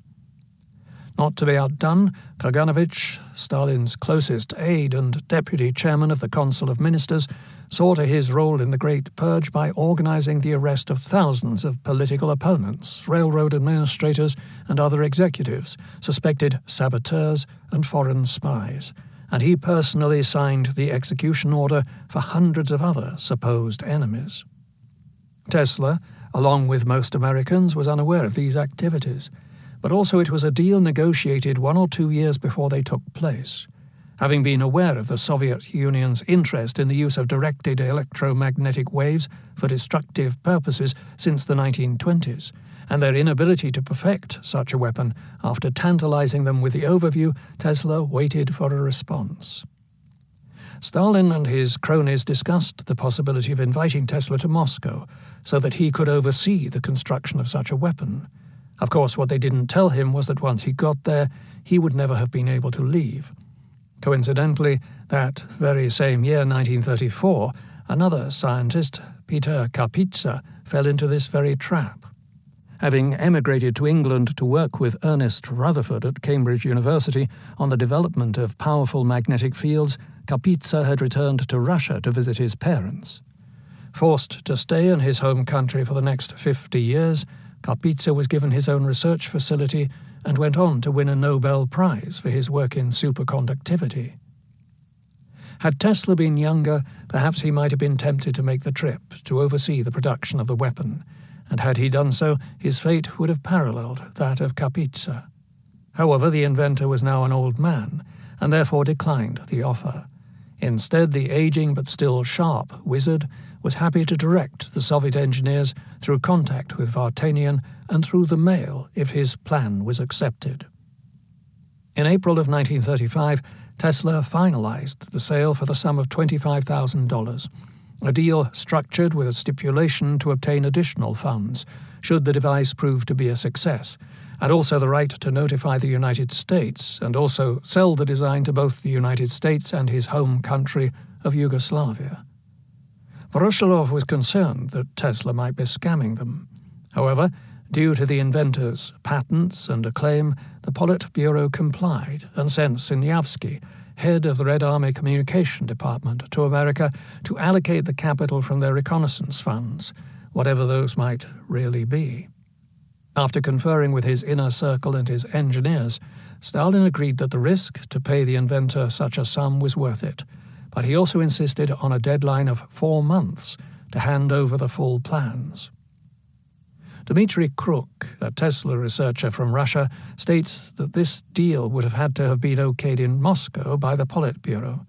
This supposition is supported by the fact that for the deal to be completed, Tesla negotiated not only with Vartanian of Armtorg, but also with K.M. Narusky, the Soviet consul in New York. Death Ray. While shooting scenes for the Tesla files at the Tesla Museum in Belgrade in June of 2017, I saw the original contract and also the document Tesla gave the Soviets, and it turned out to be precisely his article, The New Art of Projecting Concentrated Non-Dispersive Energy Through Natural Media, which I was familiar with because I had been present when it was first revealed.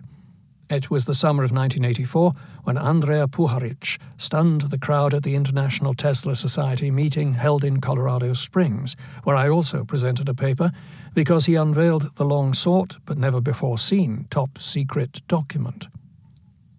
As Branimir Jovanovic, the museum curator, thumbed through the document, I saw the various diagrams of the weapon, which were the very same diagrams that Puharich had presented in 1984. This sale resulted in additional correspondence between Tesla and electrical engineers in the Soviet Union.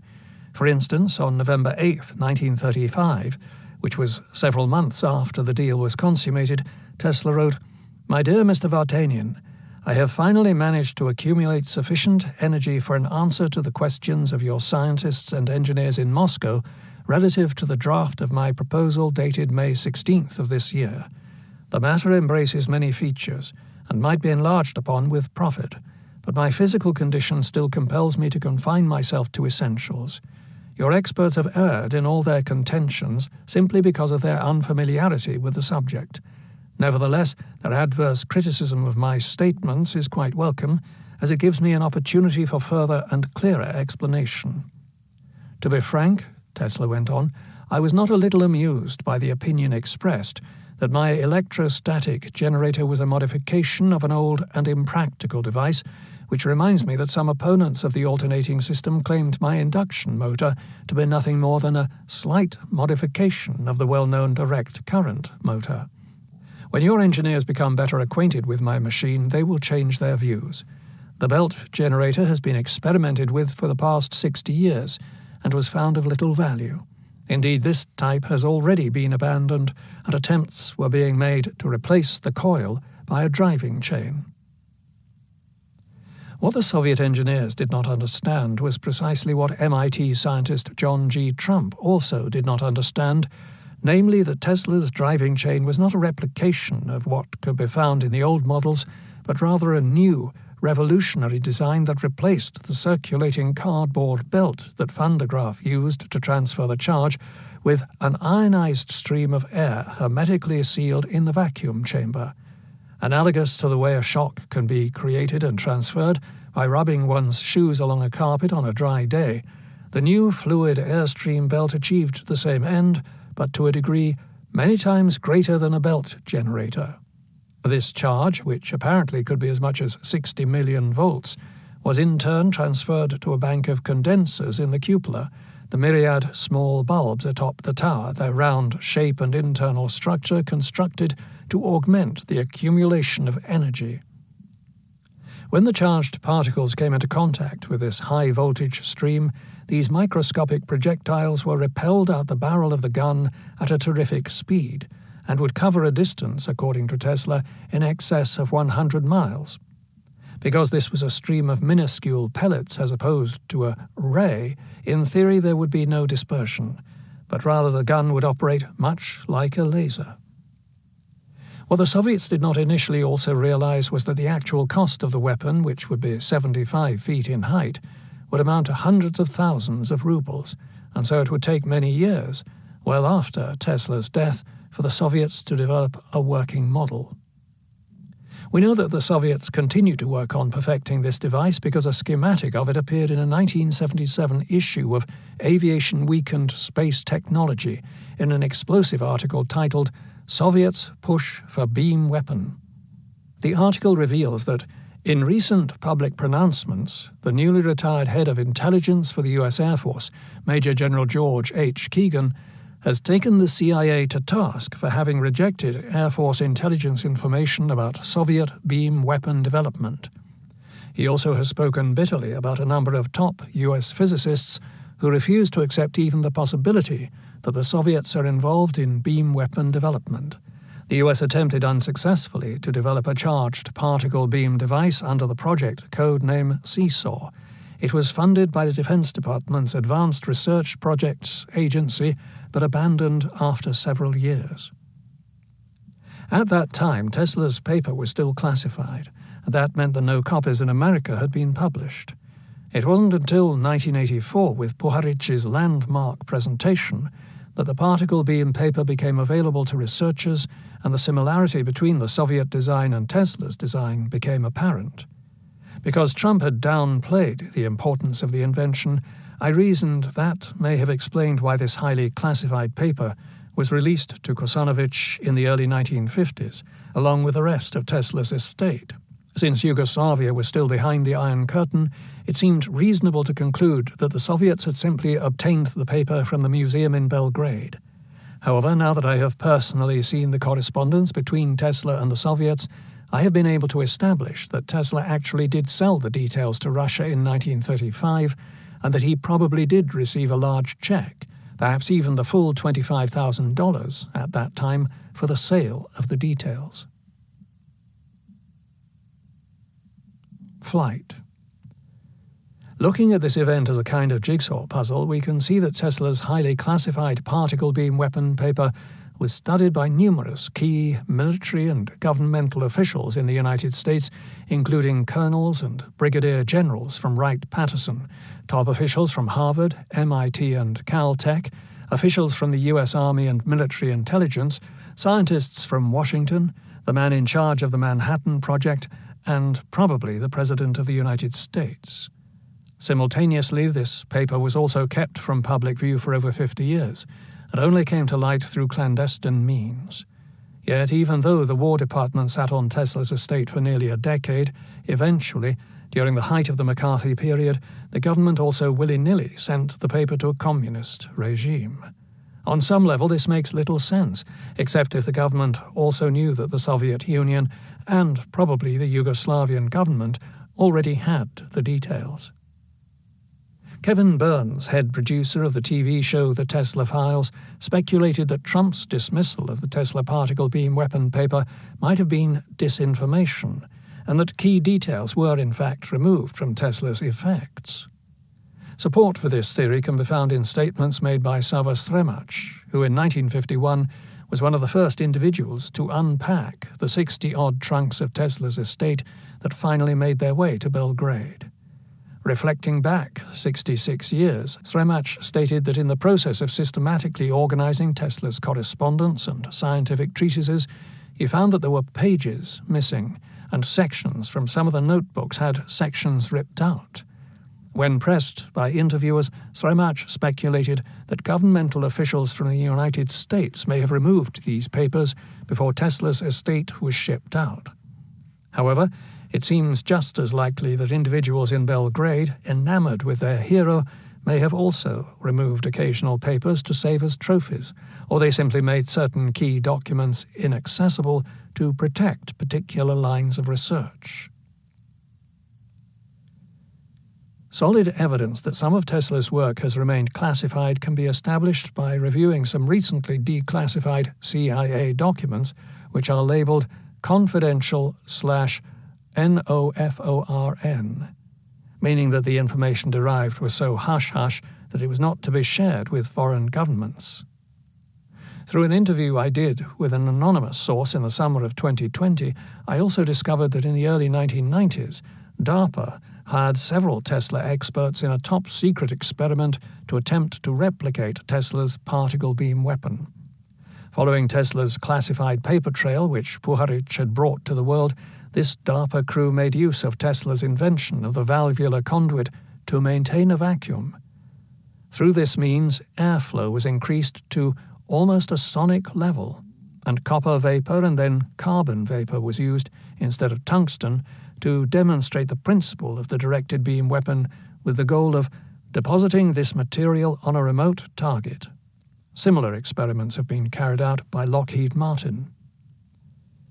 Another clear example involves Tesla's Flivver plane, a helicopter airplane he invented and patented in 1921, whereby the aircraft takes off like a helicopter and then the propeller rotates into the airplane position, an idea Tesla had with the thought of having this vehicle compete with the automobile. This creation evolved into the $75 million Osprey tilt-rotor aircraft. For a half-century, when one would research its etiology, one would be hard-pressed to find Tesla's name associated with its development. Had Tesla not patented the idea, it would have been next to impossible to establish his role in this aircraft's development. Staying with aircraft, Tesla also created a flying wing that he called a reactive jet dirigible, which was designed to be either lighter or heavier than air, circa 1910.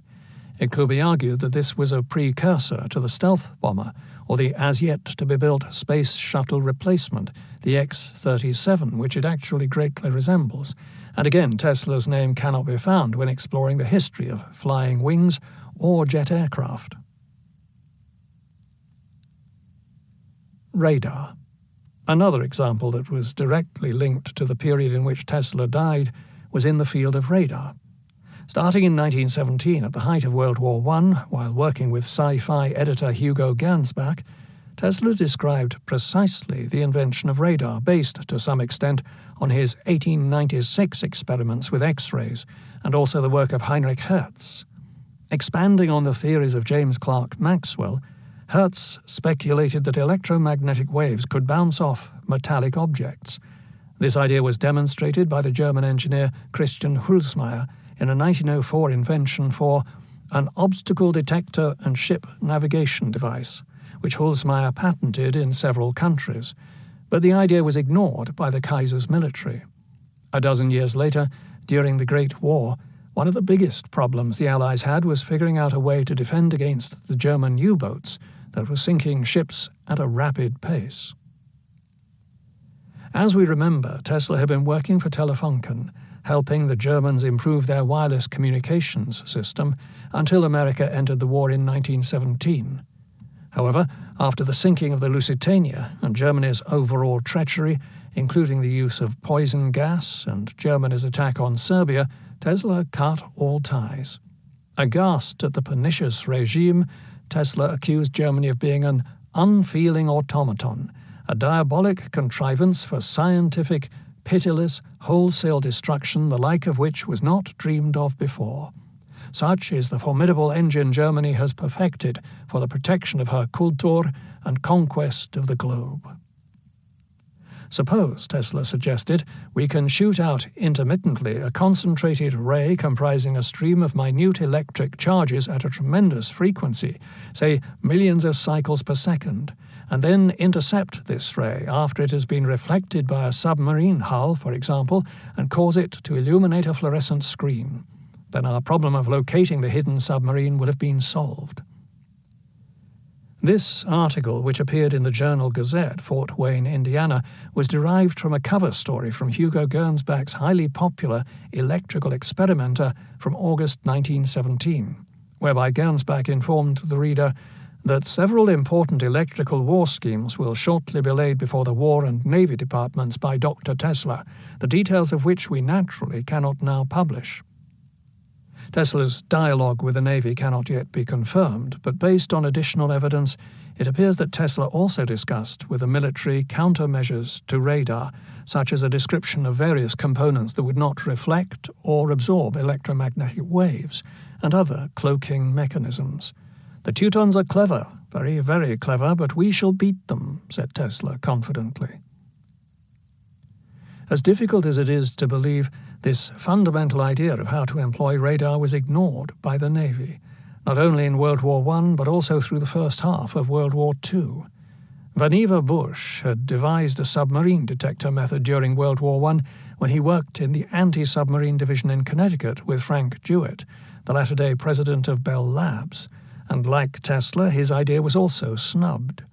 Jumping ahead a quarter century, Bush was still facing incredible resistance during the Second World War from Admiral Ernst King, head of naval forces, as scores of Allied ships were continually being sunk off the East Coast throughout 1942 and the first few months of 1943. The obdurate admiral could not abide the idea of a civilian and, as he perceived, a line cutter dictating war strategy to his fleet. However, Bush, who had the backing of President Roosevelt, persisted, flatly telling King that he might understand military strategy, but he was not equipped to rule on technology. Bush, the premier scientist, quite simply had the upper hand. In a face-to-face confrontation, the admiral, by April of 1943, was begrudgingly forced to capitulate. Radar was implemented, and within 2 months, 40 or more Nazi subs were sunk, and the rest of the German fleet retreated. Time magazine covered the watershed event in April of 1944 within a cover story on Bush. To U.S. scientists, the turning point of World War II was March 20th, 1943.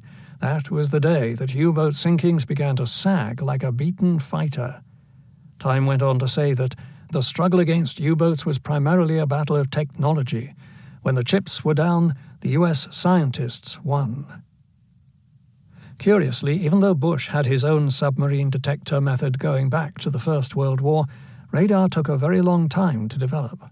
Tesla's clear and full-bodied description of radar technology from 1917, coupled with the findings of Hertz and Hulsmeyer, were sadly ignored. Scores of ships were sunk and hundreds, if not thousands, of needless deaths ensued because the Navy in this arena dragged its heels. Further, even though Tesla published his ideas in popular magazines and newspapers, one would be hard-pressed to find his name mentioned in traditional accounts of the history of radar. However, this was only one type of radar system Tesla had invented. The technologist extraordinaire also had a worldwide system that dated to May of 1900, when he explained the idea in his patent number 787,412. The art of transmitting electrical energy through the natural medium, granted in 1905. Within the patent, Tesla states explicitly his plan for a global radar scheme directly linked to the operation of his wireless tower. By varying the length and frequency of stationary waves, Tesla could not only pinpoint the transference of wireless energy to theoretically any location on the planet, he could also easily determine without the use of a compass the course or speed of a vessel by installing stationary waves in fixed positions in judiciously selected localities. The entire globe could be subdivided into definite zones of electrical activity, and important data could thus be obtained by simple calculation or readings by suitably graduated instruments. Well after World War II, from the 1950s through the 1980s, a similar mechanism using ELF waves was adopted by the Navy under a program known as Project Seifer. From a centralized station, the Navy proclaimed virtually worldwide coverage, and the location of submarines could be achieved even if the subs were several hundred feet under the water. Although they would have to surface to talk back, the centralized station could still track their whereabouts. Following Tesla's lead, perhaps such a system could have also been configured to detect enemy subs as well. Tesla's global tracking system was clearly spelled out in his fundamental wireless patent number 787,412, which was crucial to the Navy for combating Marconi's wrong-headed assumption that his work was superior to and predated Tesla's.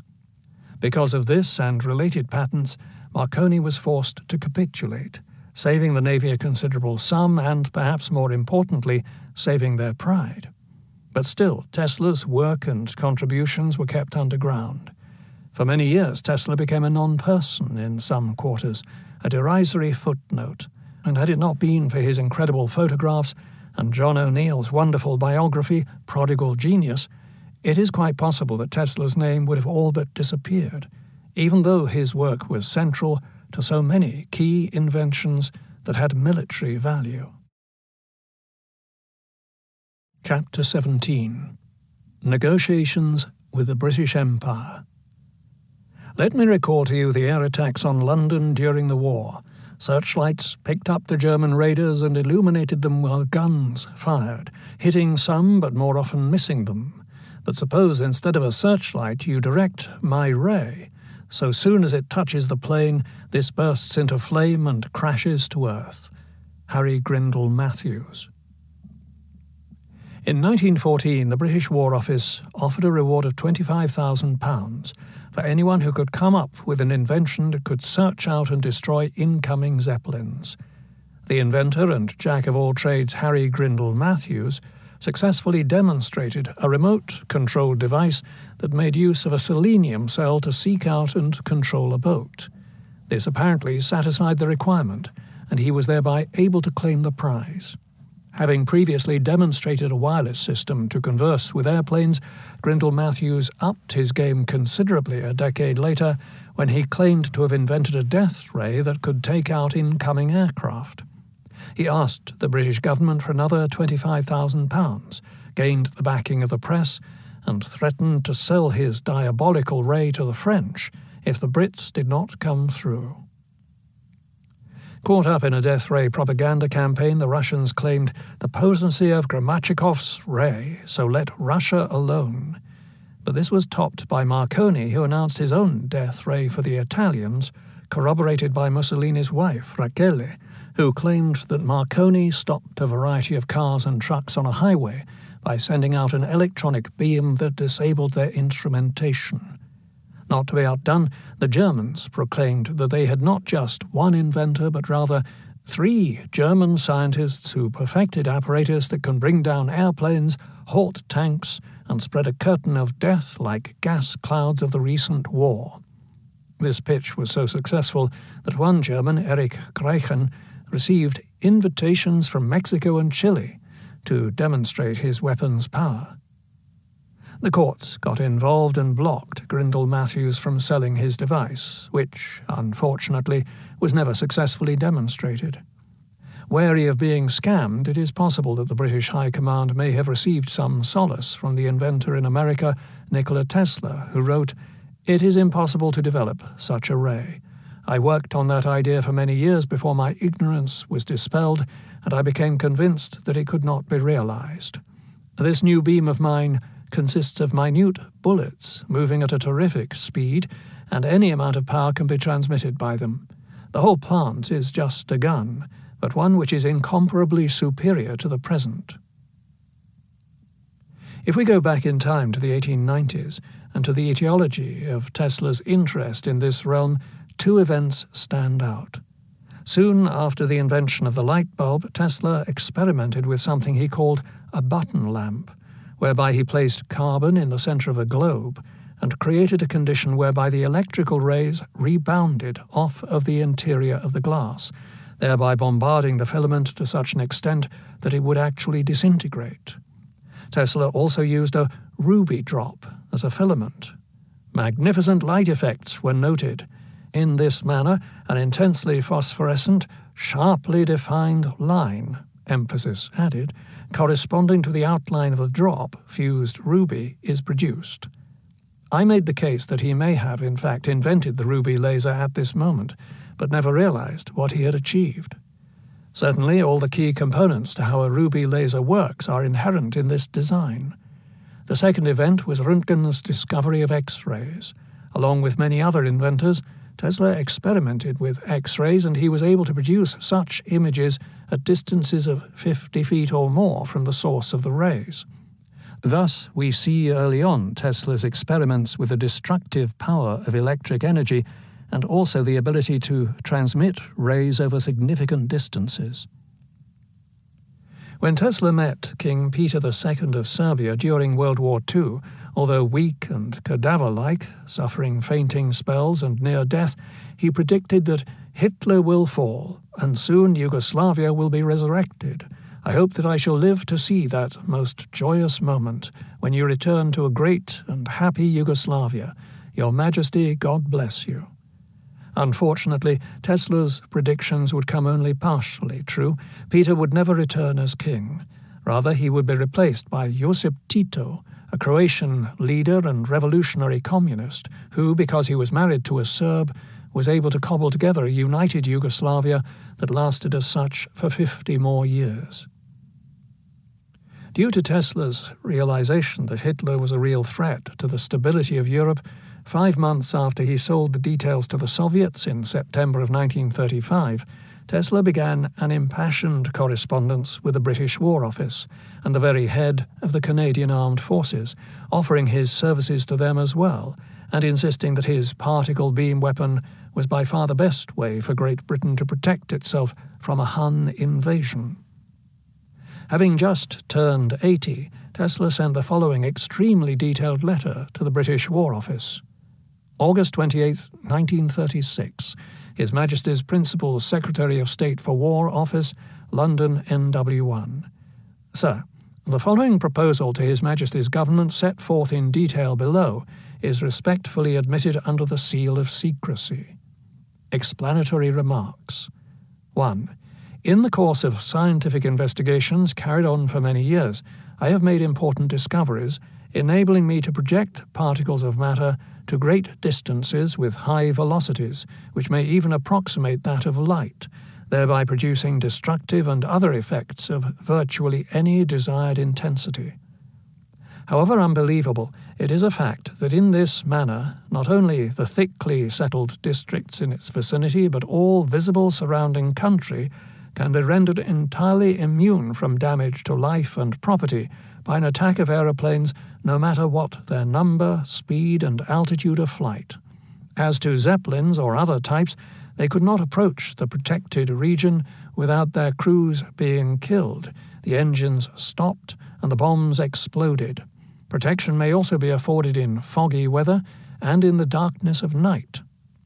2. The energy emitted by my methods is not subject to dispersion, but travels on and on in a state of unchanging concentration, such that power amounting to thousands of kilowatts may be transmitted through a channel of less than 100,000ths of a square centimeter, and from the same machine not only through the Earth's atmosphere, but also with equal facility through interplanetary space to unlimited distance. 3. This new art of transmitting non-dispersive energy seems destined to create a revolution in many fields, and may perhaps be viewed by posterity as my best achievement. It is certain that the principle will be of profound influence on the future development of implements of war.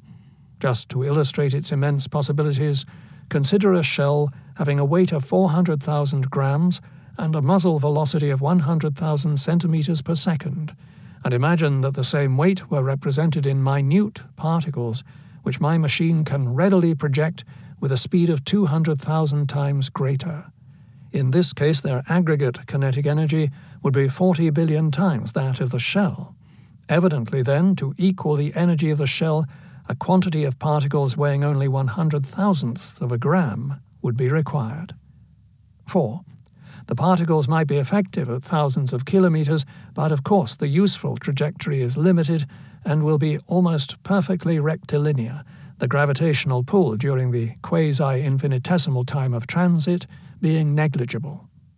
5. As the areas of impact are very small, enormous instantaneous pressures and temperatures should be attained, with the result of piercing not only thin aeroplane sheathing, but also thick armor. 6. Obviously, in repelling attacks by armies, 10,000 men could be temporarily or permanently stopped at distances exceeding many times the range of an ordinary rifle, with an expenditure of kinetic energy not greater than that imparted by one bullet. 7. Most of the results contemplated are possible only by the use of electrical pressures much greater than any heretofore employed. This subject has received my concentrated attention for nearly 40 years, and in 1899 I had already mastered the art sufficiently to operate a large wireless transmitter at 20 million volts, though not without difficulties and danger. It enabled me, among other things, to flash a current around the globe, demonstrating terrestrial resonance, and produce a powerful death ray. Numerous improvements in methods and apparatus which I have invented makes it easy to generate and control safely electric potentials from 50 to 100 million volts, by which I expect to realize practically wireless transmission of power. Noting with pride the extensive use of my alternating system in His Majesty's domain, I hope to achieve a similar success in this new field. 8. It will also be capable of dispelling fog. 9. A plant of 1,000 kilowatts capacity, comprising a small powerhouse and a tower 25 meters high, would be sufficient for the safety of London and the surrounding districts. To protect Great Britain, a few of such plants would have to be used. Proposal to His Majesty's Government. This proposal is made with the sincere desire of producing a great service to the world, and of advancing my work in the interest of science and humanity. I have an unbounded admiration for the people of Great Britain, and believe that these discoveries of mine would not be more beneficially employed than by protecting His Majesty's domain from a possible calamity, which would be of disastrous consequences to all human progress. I am sure I can render this great service to Great Britain, and feel I should be aided in the attainment of my unselfish aims. 1. As the first step, I propose to submit to His Majesty's naval and military experts, within 3 months from the date of acceptance, complete drawings and specifications of an operative plant referred to above, with all the details and necessary devices. This is a special and very difficult task, to which I must devote my full attention, excluding other business. To serve all outlays, a sum of £15,000 would have to be provided, half paid in advance. 2. My specifications for cost of production. A. An immediate expenditure of £500,000 to build said plant. B. A guarantee by His Majesty's Government that when the plant is built and tested and found to operate so it can protect London and the surrounding districts, another payment will be made to me of £10 million. C. His Majesty's Government will further guarantee me an annual royalty of £1 per kilowatt of the rated capacity of this, as well as other plants built according to my specifications. D. Coincident with the approval of my plans, I would offer my services for 1 year, and furnish additional drawings and specifications for which I would receive £10,000. Believe me, sir, your obedient servant, Nikola Tesla. After spending several weeks to consider Tesla's fantastical proposal, Mr. Coombs, the Director of Artillery from the War Office in London, wrote back, stating that more time was needed to consider it.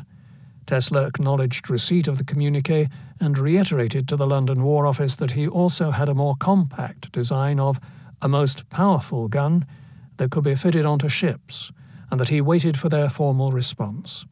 It came the following month. H.L. Lewis, the Director of Artillery from the London War Office, acknowledged Tesla's opening explanatory remarks made in connection with your discoveries and inventions for the projection of particles of matter to great distances of high velocity. The scheme, he said, was carefully considered by an interdepartmental scientific advisory committee, but the committee was unable to form an opinion as to its scientific possibilities due to lack of necessary technical details. Lewis requested a fuller description of the means you propose to employ in order to produce the destructive effects you claim. Further details are necessary before the expenditure of public funds can be considered. Tesla seemed to stall for time, and nearly a year went by as, meanwhile, his comprehensive proposal got bumped up to higher circles. Major General A.E. Davidson, Director of Mechanization, who had kept up correspondence with Tesla during the interim, met with Lieutenant General Sir Hugh Ellis of the British War Office, as well as other military officials, and according to Tesla, possibly Neville Chamberlain, to discuss the best way to proceed with this complicated proposal. Wounded in the Great War in the Second Battle of Ypres, Lieutenant General Sir Hugh Ellis had been a machine gunner and commander-in-chief of a tank brigade who personally led a squadron of 350 tanks against the Germans at the Battle of Cambrai, continuing in this position until the Germans were defeated in 1918. 2 decades later, Ellis tried to retire, but was called back because of yet another German threat, and he was placed in charge of civil defence. Having studied the correspondence, he decided to call in General Andrew McNaughton, an electrical engineer, army officer, head of secret weaponry development via the National Research Council of Canada, essentially Vannevar Bush's Canadian counterpart, and a favourite of Winston Churchill. Like Ellis, McNaughton had also been wounded in the Great War, and his expertise went beyond tanks. Having made advances in the science of artillery, McNaughton invented the cathode ray compass for airplanes and introduced the idea of using an oscilloscope as a forerunner of radar, selling the invention to the Canadian government for $10. He was the perfect choice to continue the dialogue with the Serbian inventor.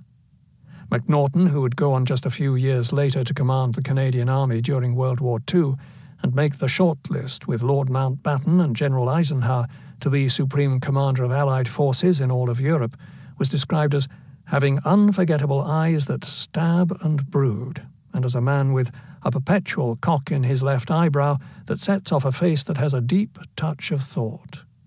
During the war, due to some unpleasantries and clash of egos, the general ceded his command, but after the war McNaughton would advance to become Minister of Defence, a member of the United Nations Atomic Energy Commission, and temporary President of the UN Security Council.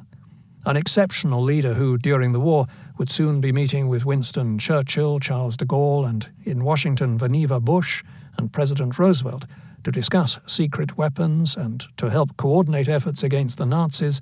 McNaughton took Tesla's invention seriously.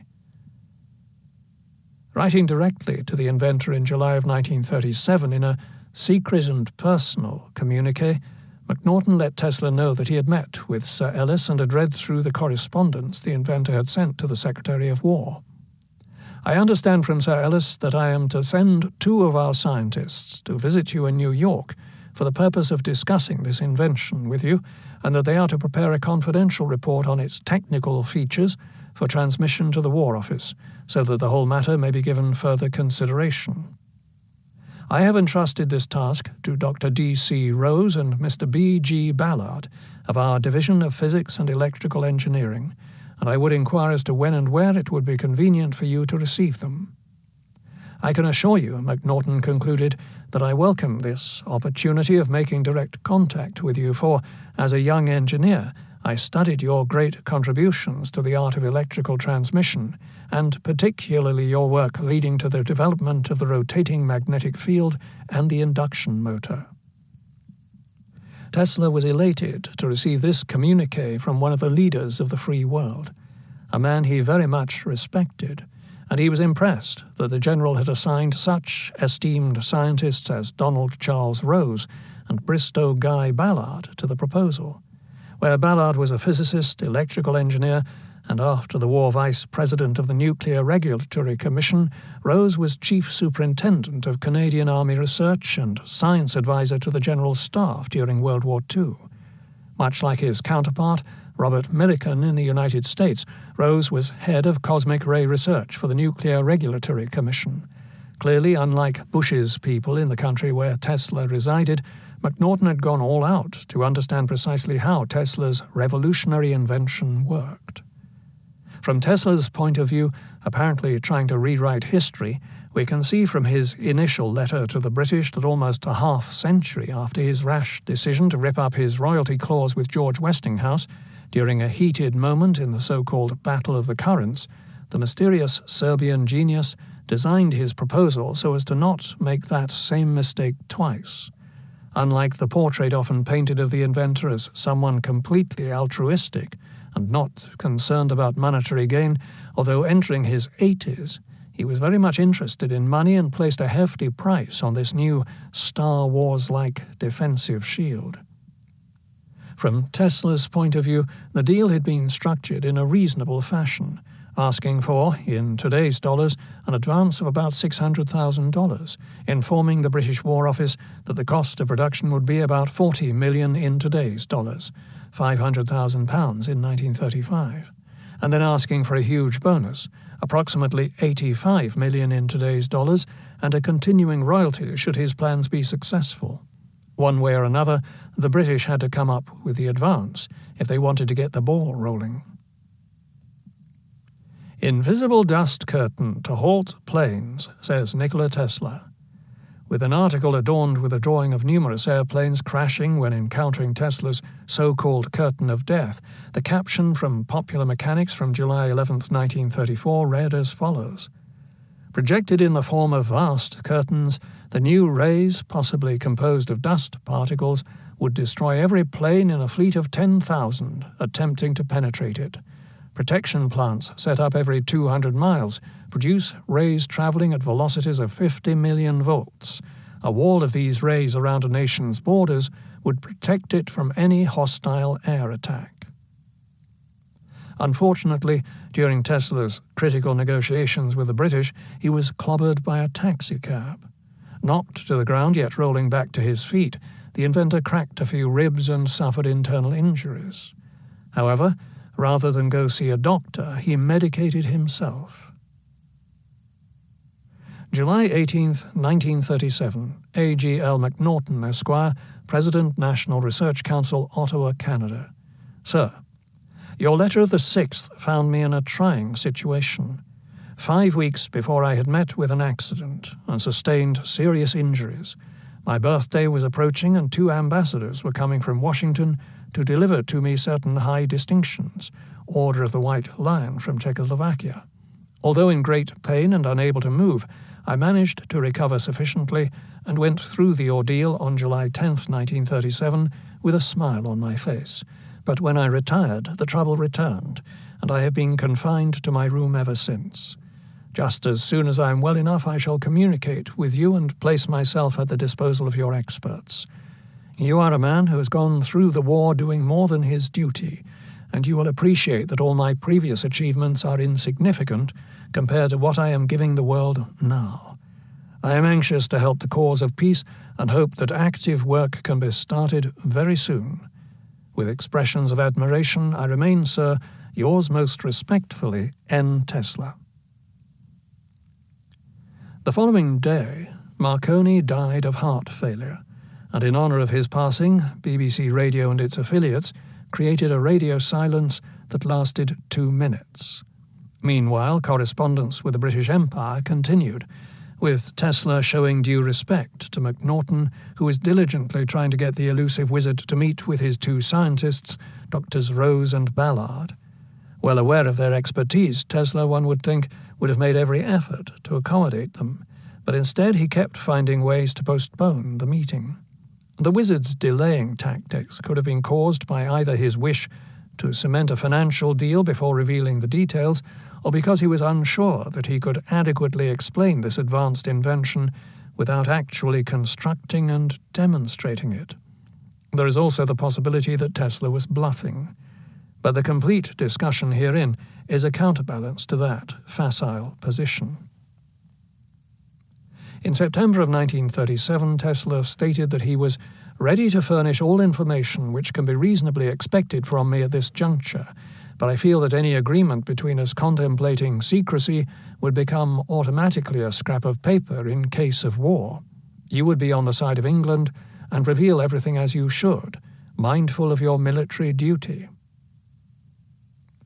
Concerned that an invasion of England seemed imminent and therefore to entice the deal, it is possible that Tesla may have forwarded an article from Popular Mechanics from July of 1934 on a related idea of generating invisible dust which can halt airplane engines in midair and can be hung as a vast curtain or protective wall about a nation's borders to guard against sky invaders. 10,000 planes flying into one of these curtains would all be destroyed, the inventor averred, and he envisioned force-projecting plants set up every 200 miles along a nation's borders, each shooting rays 100 miles on either side. Unable to comprehend why the Brits continued to balk, Tesla boldly wrote, "I am at a loss to understand why His Majesty's government has not acted more promptly in a matter of such vital moment. Perhaps my price is considered too high." Then, like a salesman, Tesla moved in for his close. Having already stated that his price will involve many millions of pounds for construction and a pretty penny for himself, he is emphatically of the opposite opinion that the price is too high.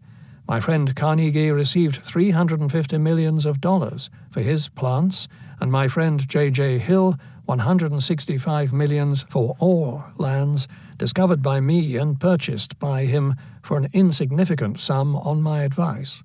My proposal is of importance transcending any industrial one. If I were making it now, I would certainly ask much more, for I am offering something that no other living man can give. Tesla's throwaway line about railroad magnate James J. Hill was certainly intriguing. Founder of the transcontinental Great Northern Railroad, by the late 1890s, Hill had expanded his base by pairing the Great Northern with J.P. Morgan's Northern Pacific Railroad. From about 1897 through 1899, at a time when Tesla and the railroad baron were corresponding, Hill had completed the purchase of a number of iron ore mines in the state of Minnesota that did indeed yield him a fortune.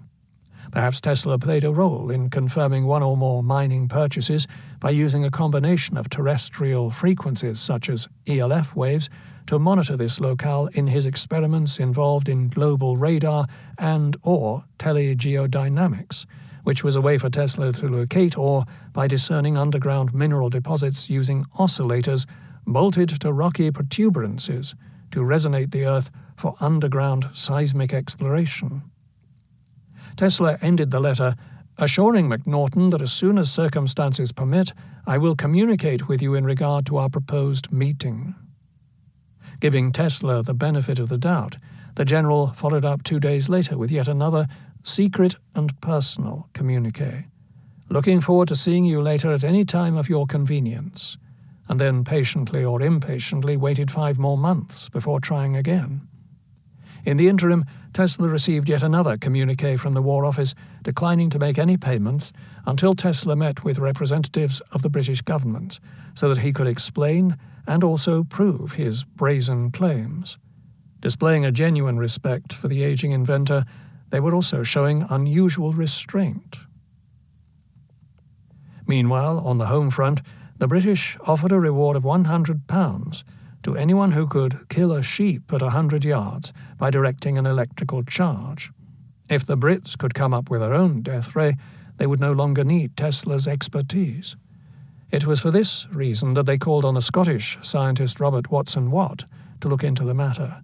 Unable to design such a device, Watson-Watt instead told his English overseers that their money would be better spent developing radar. Not completely convinced by Watson-Watt's failure, key individuals in the British War Department continued to press Tesla for details before they would agree to write a sizable check. From the Hotel New Yorker came this rather heated, distasteful and yet prophetic response. February 8, 1938.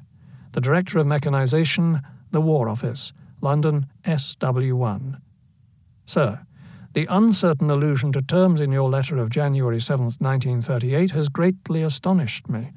With all deference due to an official of exalted position, I cannot refrain from remarking that I am no Jew or gypsy, but a man of principle unused to bartering. I have named my price, sir, and if His Majesty's government offered me 1/2 penny less, I would not give it my discoveries and inventions for electrical protection and my cooperation in their application. The best way to prevent another international cataclysm, possibly greater than the World War of 20 years ago, is to make England immune from all kinds of attack. But in view of your statement, I can no longer hold in abeyance attractive proposals from other countries. Although my system of electric power, light and heat distribution is used on a huge scale and entirely indispensable to the comfort and safety of the people of England, this means nothing to His Majesty's government, which is amazingly short-sighted and penurious. Such policy exposes the country to the gravest of dangers. You are undoubtedly versed in history and know what happens when an infuriated people rise thirsty for blood and vengeance. This would be likely to happen in England if they should suddenly realize that the country is at the mercy of others, owing to the government's failure to accept repeated offers for protection. The inevitable sequel would be a revolution which might engulf the empire. As ever before, those who are in command would be made the scapegoats, and I can predict, with almost mathematical certitude, that your own distinguished career would be quickly and tragically terminated. I am unmoved by any personal interest and perfectly sincere in my warning not to throw away lightly a unique chance. It would be well for you to read a German book on electrical warfare recently published in Vienna. He questions whether a perfect electric arm for military use can be produced, and if there is anywhere on this globe a man who can do it. It is Nikola Tesla. What I have practically developed surpasses the author's wildest dreams. You have written me repeatedly suggesting a meeting with Major General McNaughton's representatives, but in such a conference without preparation I would be unable to prove essential principles to the satisfaction of his experts who have their reputations at stake. Their report under such circumstances could not materially change the situation. If we are to achieve success, I must meet them prepared to give an elaborate reply to every question and leave no doubt whatever as to rationability and operativeness of every part of my plan. Then, as in all similar cases in my professional career, they will make an enthusiastic report which will awake the War Office from its sleep. To do this, I have to prepare a condensed specification and drawings, good enough to serve the purpose. This work would take about 6 weeks, but can be done for a relatively small sum of money. I shall write more fully to Major General McNaughton, and you will hear from him. In the meantime, I have the honor to remain, sir, your obedient servant, N. Tesla. Simultaneously, as he promised, Tesla penned to McNaughton a more restrained rebuttal. A key complaint Tesla had was that he expected to be paid for his consultation. Simultaneously, to the general, he dropped his advance from £7,500 to £1,200. February 10, 1938. Major General McNaughton, President, National Research Council, Ottawa, Canada. Sir, since our correspondence of July and September 1937, I have received 2 letters from the War Office in which stress is placed on my proposed conference with your representatives. Knowing that a meeting between us was in conformity with your wishes, I would have put myself gladly at their disposal had I not found, on careful reflection, that the outcome would be unsatisfactory and could only hurt my cause. Permit me to explain. My system I have perfected is the result of many years of theoretical and experimental research and happy inspiration.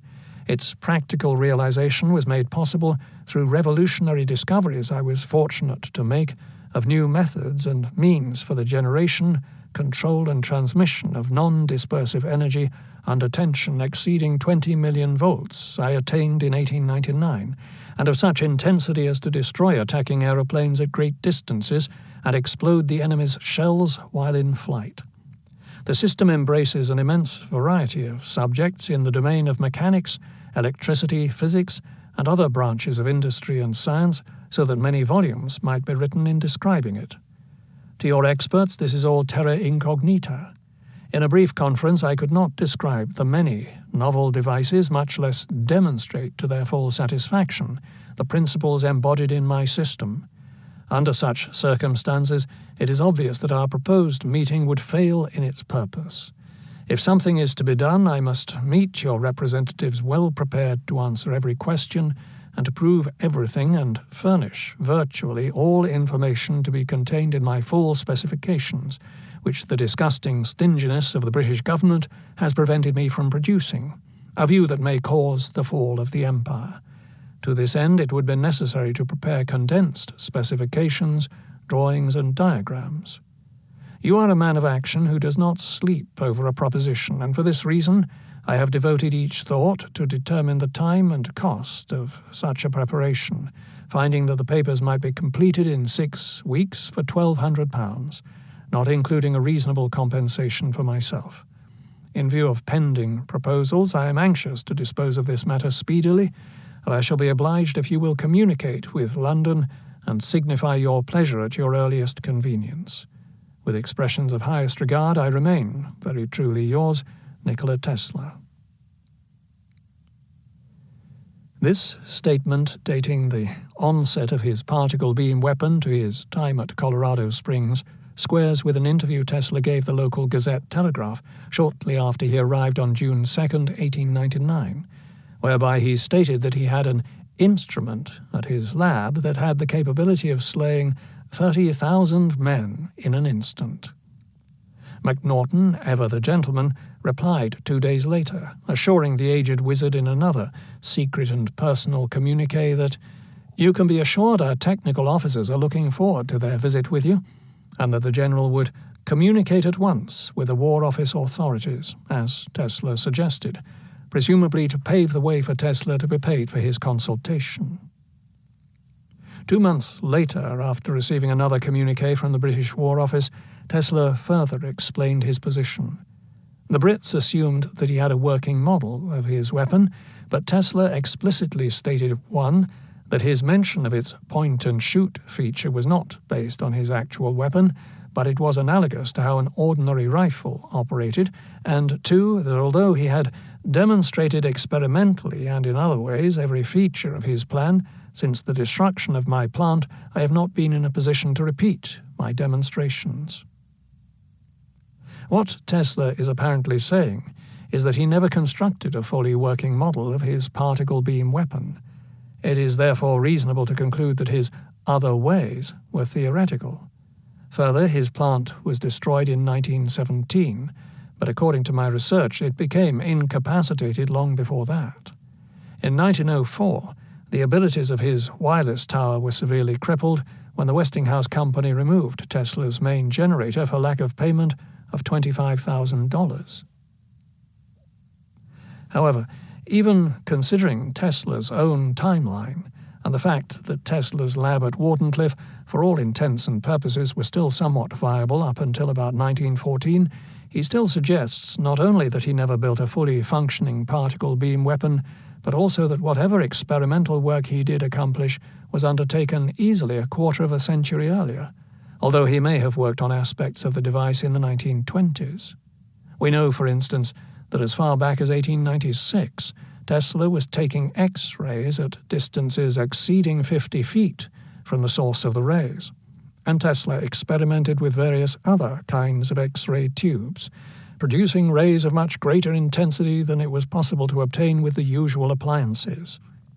Through the years, he no doubt built numerous aspects of the gun. For instance, in May of 1899, while lecturing before the Commercial Club of Chicago, Tesla said he had succeeded in converting a column of gas into a solid column with the rigidity of steel. Although that was not a particle beam weapon, this statement certainly suggests that Tesla was involved in curiously analogous experiments for many years, and had created as far back as 1898 the means to seal off an open-ended vacuum tube with a rapidly flowing column of air. According to electrical engineer and Tesla researcher Leland Anderson, Tesla had constructed open-ended vacuum tubes in the 1920s, probably at Zito's machine shop. Photographs from Tesla's lab reveal that he actually designed literally hundreds of different types of X-ray, Lenard and radio tubes, many of which beamed out streams of rays and charged particles. A good amount of this work stemmed from Tesla's attempts to expand upon the work of Wilhelm Röntgen back in 1896, when Röntgen discovered X-rays. From those experiments, we know that Tesla projected X-rays at distances exceeding 50 feet. As we heard earlier, Tesla certainly had the means of sealing the open end using, in his own words, a gaseous jet of high velocity, which would still allow the ejected particles to pierce through. That said, it is still highly unlikely that he ever constructed a device capable of taking down an airplane. Most likely, he experimented with small prototypes. According to Nancy Zito, Julius Zito's daughter-in-law, in about 1918 and probably into the early 1920s, Tesla would go out with Julius with a device to bounce electronic beams off the moon. This, of course, was not a particle beam weapon, but it does suggest that Tesla was still experimenting and constructing apparatus along those lines well after his laboratory and tower were destroyed. Another point to keep in mind is that the only source I have for this work is the interview I did with Mrs. Zito when I met her at a showing of the movie The Secret of Nikola Tesla that premiered in Washington, D.C. in the early 1980s, which was shown in association with the unveiling of Blocker 4 postage stamps honoring Nikola Tesla and 3 other inventors, Philo T. Farnsworth, Charles Steinmetz, and Edwin Armstrong. Tesla's actual experiments in this realm were top secret. He never published findings associated with his experiments with particle beam weapons or with bouncing beams off of the moon. Add to that the inventor's serious decline in health, since he was hit by the taxicab in June of 1937, and it is therefore fair to conclude that Tesla was being either wholly unrealistic or incredibly optimistic to think he had the energy and wherewithal to truly construct a working model of his grand scheme, even if the Brits did come through. Simply put, sadly, age had caught up to him. Nikola Tesla was just too old and frail to be of much physical help. Nevertheless, based on his track record, including a full appreciation of the vast scope of his work, such as his ability to take X-rays 50 feet or more from his equipment, and the cogency of these reports, it is also reasonable to conclude that had the Brits invested serious funds at this time, there is every reason to believe that Tesla would have taken them a long way towards accomplishing his goal, namely of constructing a working model that may very well have had the capability to shoot down enemy craft at great distances. In March of 1938, the Anschluss occurred, with Nazi Germany annexing Austria, followed quickly in September with Hitler taking over the Sudetenland, snatching it from the Czechs with the pathetic acquiescence by Great Britain's Prime Minister Neville Chamberlain.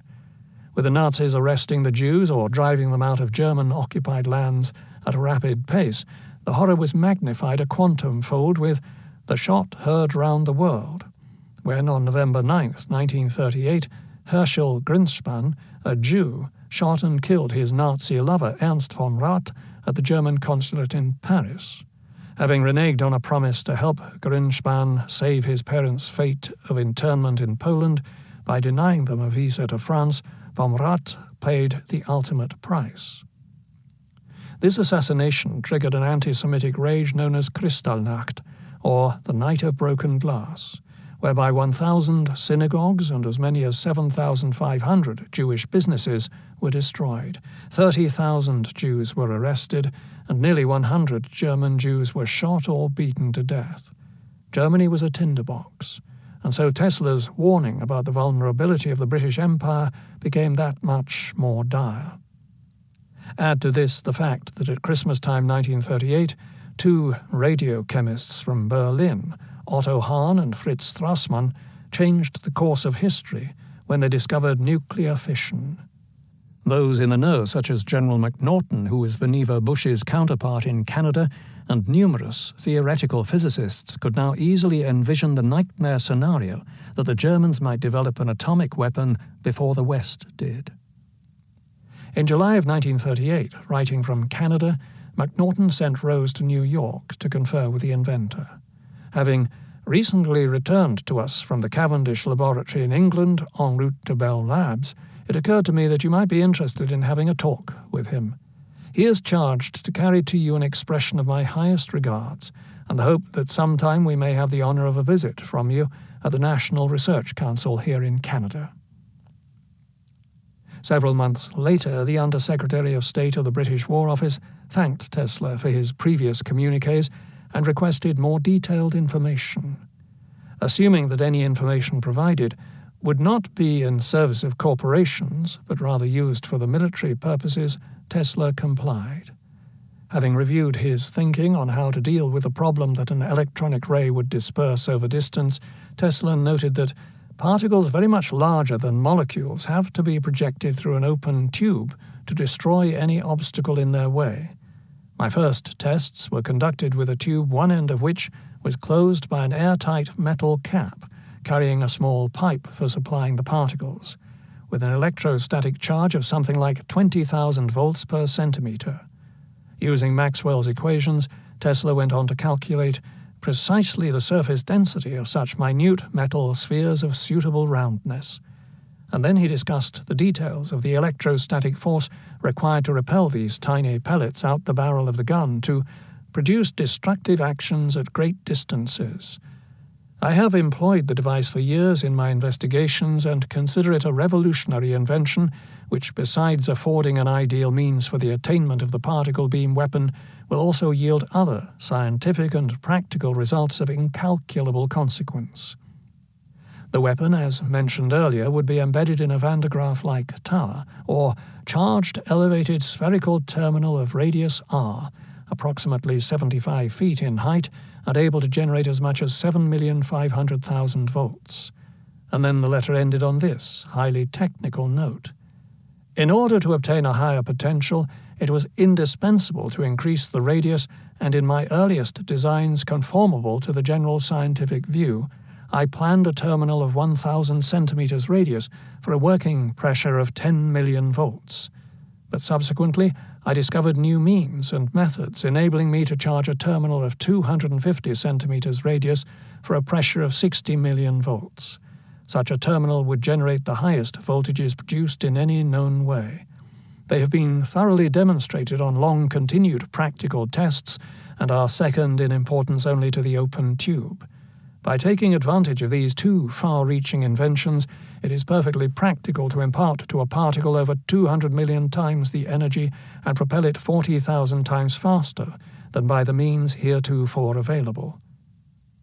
Tesla went on to say that even though he had achieved this great success, I was still very far from my desired goal. Two problems he outlined were the need to insulate the apparatus from the extreme temperatures and the need to locate the perfect compound to create his microscopic bullets. These problems consumed much of my time and effort, until I was fortunate developing devices of elemental simplicity, supplying perfect spheres of heavy metal, which may be of any use from measurable to molecular dimensions. Their flow can be controlled, and thus their charge, energy, speed, and rate of performance can be instantly varied merely by manipulation of the open tube serving as projector. All these and other particulars will be accurately described in my specifications, and should convince your scientific advisory committee that I approached you not with presentable claims, but with accomplishments. It would be easy to provide the moderate sum necessary to cover the cost of the drawings and specifications. You surely realize that no matter how big your army and fleet, you would not prevent some enemy planes from breaking through the barrage. The difficulty in protecting a city or a battleship from aerial attack is largely due to the fact that the means for defense cannot be effectively employed until brutal conflict with the enemy is established. My inventions make it possible to stop the attacks at great distance all the more readily, as it is highly probable that the new agent of destruction will produce a very demoralizing effect on them. Trusting that you will honor me with a reply at an early date, I remain, sir, your obedient servant, Nikola Tesla. In reading through and analyzing this extraordinary correspondence, it becomes apparent that Tesla, at the age of 82, was still brilliant and keen of mind. He had not only conceived of a weapon that, similar to a laser, would direct a pencil-thin stream of microscopic particles charged to a mathematically particular rate, but these particles also would apparently be able to travel at a terrific speed, thereby being able to bring down incoming zeppelins or airplanes, and thus accomplish his goal, namely, in this instance, of protecting England from a possible invasion. It would seem, however, with the Second World War on the horizon, coupled with the frailty of Tesla's health, the problem of bureaucracies, and the general reluctance of the British War Office to truly commit the kind of resources necessary to undertake this enormous task, that Tesla was, as he had been so many times before, simply too far ahead of the curve for these plans to come to fruition. Clearly, the British War Office took this scheme seriously, but they needed a commitment of the brightest of minds to fully comprehend the wizard's ideas, as well as the time, energy, finances, and patience to undertake such a complicated task that certainly would have involved numerous stumbling blocks along the way. Building a particle beam weapon along the lines Tesla envisioned would probably have taken a commitment comparable to something like the Manhattan Project, or sending a man to the moon. What these letters suggest, particularly on the home front, is a real split in the philosophy and assessment of the viability of Tesla's particle beam weapon. One group, headed by John G. Trump and Frank Jewett, completely dismissed this aspect of Tesla's work, while another group, headed by Blois Fitzgerald, Colonel T.B. Holliday, and Brigadier General Lawrence Cady Craigie, fully embraced what was now known in inner circles as Project Nick. Clearly, the very highest echelons of government were involved in considering this device. In my research on this topic, I uncovered approximately 50 individuals involved in studying Tesla's top-secret particle beam weaponry paper from the period before, during, and shortly after World War II. These included J. Edgar Hoover and a half-dozen FBI agents, Colonel Doty from Army Intelligence, Wild Bill Donovan, Willis George and James Murphy from the Office of Strategic Services, General Keegan, Brigadier General L.C. Craigie, Colonel Duffy and Colonel Holliday from the U.S. Air Force, Colonel Parrott from the CIA, Leo Crowley, Homer Jones, and several others from the Office of Alien Property, the ubiquitous Army Private Blois Fitzgerald, Ralph Bergstresser, also from military intelligence, and a good half-dozen or more individuals who were also involved in the Manhattan Project, including Vannevar Bush, head of secret weapons development for the U.S. government, James Conant, president of Harvard University, Arthur Compton from MIT, John G. Trump, also from MIT, who is probably not involved in the Manhattan Project, and Frank Jewett, head of Bell Labs.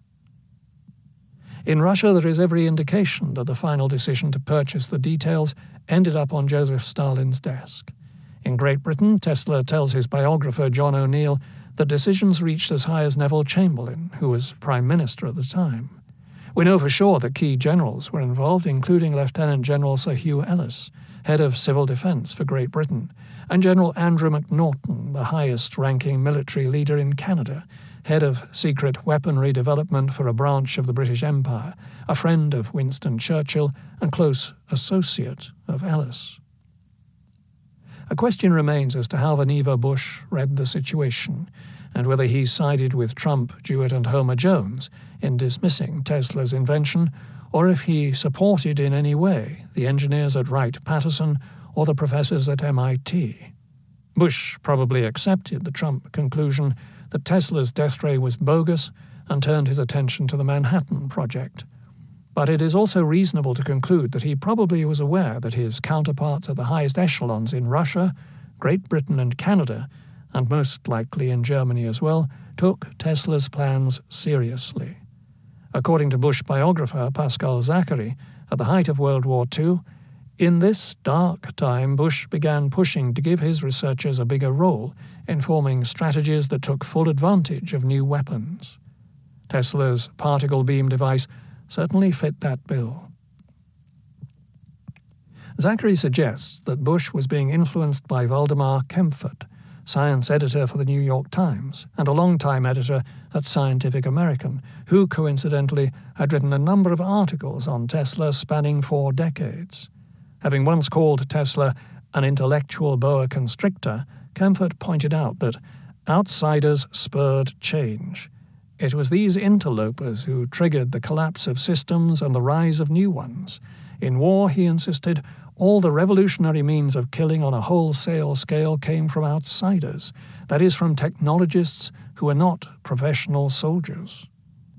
As mentioned earlier, even before the war, Bush was meeting regularly with McNaughton, as the two countries were working closely together on numerous projects.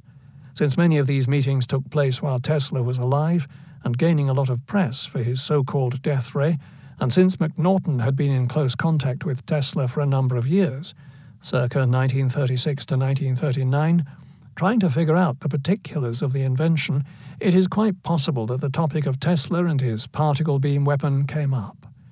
We know, for instance, that a few months after McNaughton met with Roosevelt in Washington, the president wrote a memo suggesting a meeting with Tesla, which unfortunately was proposed just a week before the inventor died. Support for the supposition that Tesla's particle beam weapon was never abandoned can be found not only in the talks I've had with a former contractor for DARPA, who stated overtly that this invention was worked on in the 1990s, but also in today's futuristic railgun. The development of advanced weaponry systems can take decades to perfect, and in this case, it took more than 50 years. Railgun. According to Robert Afzal, senior fellow at Lockheed Martin, his company has a long history of developing laser weapon systems for defensive purposes. The modern technology, he states, is enabling us to build high-powered beams in a compact size for the battlefield. Since this technology is now a reality, this enabled Lockheed Martin to develop a prototype laser weapon system that they call Athena. Although you can't see the actual beam itself because it is infrared, you can see the effect of the beam, says Afzal. From over a mile away, the tests that we've run are showing its utility against trucks, rockets, and unmanned vehicles. With regards to the contributions made by Nikola Tesla, Afzal stated that Tesla envisioned the use of electromagnetic energy for defensive applications, and although it's not exactly the same as he originally envisioned, that's essentially what we are doing today with a laser. Along with the schematic drawings and mathematical analysis, Tesla's particle beam weapon employed a number of novel and unusual features. The key one was its mechanism for creating and repelling a non-dispersive beam of particles out the barrel of the gun. I perfected means for increasing enormously the intensity of the effects, Tesla wrote, but was baffled in all my efforts to materially reduce dispersion, and became fully convinced that this handicap could only be overcome by conveying the power through the medium of small particles projected at prodigious velocity from the transmitter. Electrostatic repulsion was the only means to this end. Since the cross-section of the carriers might be reduced to almost microscopic dimensions, an immense concentration of energy, irrespective of distance, could be attained. This design can be traced back to Tesla's childhood and his use of a pop gun. This common toy, which Tesla used to shoot crows, worked by pumping in forced air to repel a cork out the barrel, and this same principle can be found in today's railgun. The main difference, according to physicist Travis Taylor, is that Tesla's gun used electrostatic energy for the repelling force, whereas the railgun uses electromagnetic energy. Tesla certainly knew the difference between the two, and he lectured on key features of these differences in the 1890s, when he spoke at numerous conferences in London, New York, St. Louis, Philadelphia, and Chicago.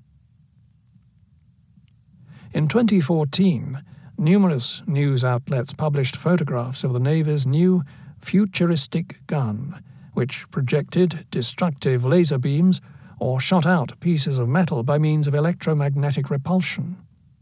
One article from the Providence Journal not only contained a photo of this cannon-like, unusual-looking weapon, but also the following caption: "Some of the Navy's futuristic weapons sound like something out of Star Wars, with lasers designed to shoot down aerial drones and electric guns that fire projectiles at hypersonic speeds. Rail guns, which are being tested on land in Virginia, fire a projectile at 6 or 7 times the speed of sound, enough velocity to cause severe damage. The Navy sees them as replacing or supplementing old-school guns, firing lethal projectiles from long distances. The railgun requires a vast amount of electricity to launch the projectile," said Lauren Thompson, defense analyst at Lexington Institute. "Both weapon systems are prized because they serve to get ahead of the cost curve. In other words, they're cheap." Captain Marc J, Program Manager for Directed Energy and Electrical Weapon Systems for the Naval Sea Systems Command, said it fundamentally changes the way we fight. Thompson noted that railguns require vast amounts of electricity to launch the projectile, which was precisely what Tesla stated in his numerous and detailed communiques to the British War Office. The big problem, Thompson noted, was how to produce enough energy for the railgun to work. According to the journalist David Sharp, Navy destroyers such as the Zumwalt, under construction at Bath Iron Works in Maine, have enough power to run a railgun. The stealthy ship's gas turbine-powered generators can produce up to 78 megawatts of power. That's enough electricity for a medium-sized city, and more than enough for a railgun. In Tesla's case, in order to produce the enormous voltages needed, he had redesigned his Wardenclyffe-like towers for just such a purpose. Atop Tesla's domed citadel, which was planned to be 75 feet in height, was the particle beam weapon. Nestled in a turret as a supergun, the entire apparatus apparently was also constructed for non-military purposes, such as for transmitting streams of electrical energy to distant places, much like microwave wireless telephone trunk lines do today. It takes a tremendous effort to develop new technologies, and one can only speculate whether or not Tesla's plan for a particle beam weapon was ultimately workable, given that realization. The simple fact of the matter was that time caught up to him, and he was simply too old to really be of much on-site help, if indeed any of the countries he was negotiating with would have proceeded in the effort. However, as we can see from today's Navy weaponry, Tesla's ideas did eventually filter up to the top. As he told his secretary George Cerf on a number of occasions, "Do not worry about me. I'm 100 years ahead of the other fellows." Part 5. God Particle. I prefer to be remembered as the inventor who succeeded in abolishing war. That would be my highest pride. Nikola Tesla. Tesla's latest wonder, magician of electricity, says he will abolish war. Reading Times, 11/10/1898, page 2. Chapter 18. The Birth of the New Physics. It followed from the special theory of relativity that mass and energy are both but different manifestations of the same thing, a somewhat unfamiliar conception for the average mind. Furthermore, the equation E is equal to mc squared, in which energy is put equal to mass multiplied by the square of the velocity of light, showed that very small amounts of mass may be converted into a very large amount of energy and vice versa. This was demonstrated by Cockcroft and Walton in 1932 experimentally. Albert Einstein. Einstein's original theory of relativity stemmed from the 19th century discussion of the so-called ether, the medium through which light travelled, and the inability of scientists to prove its existence.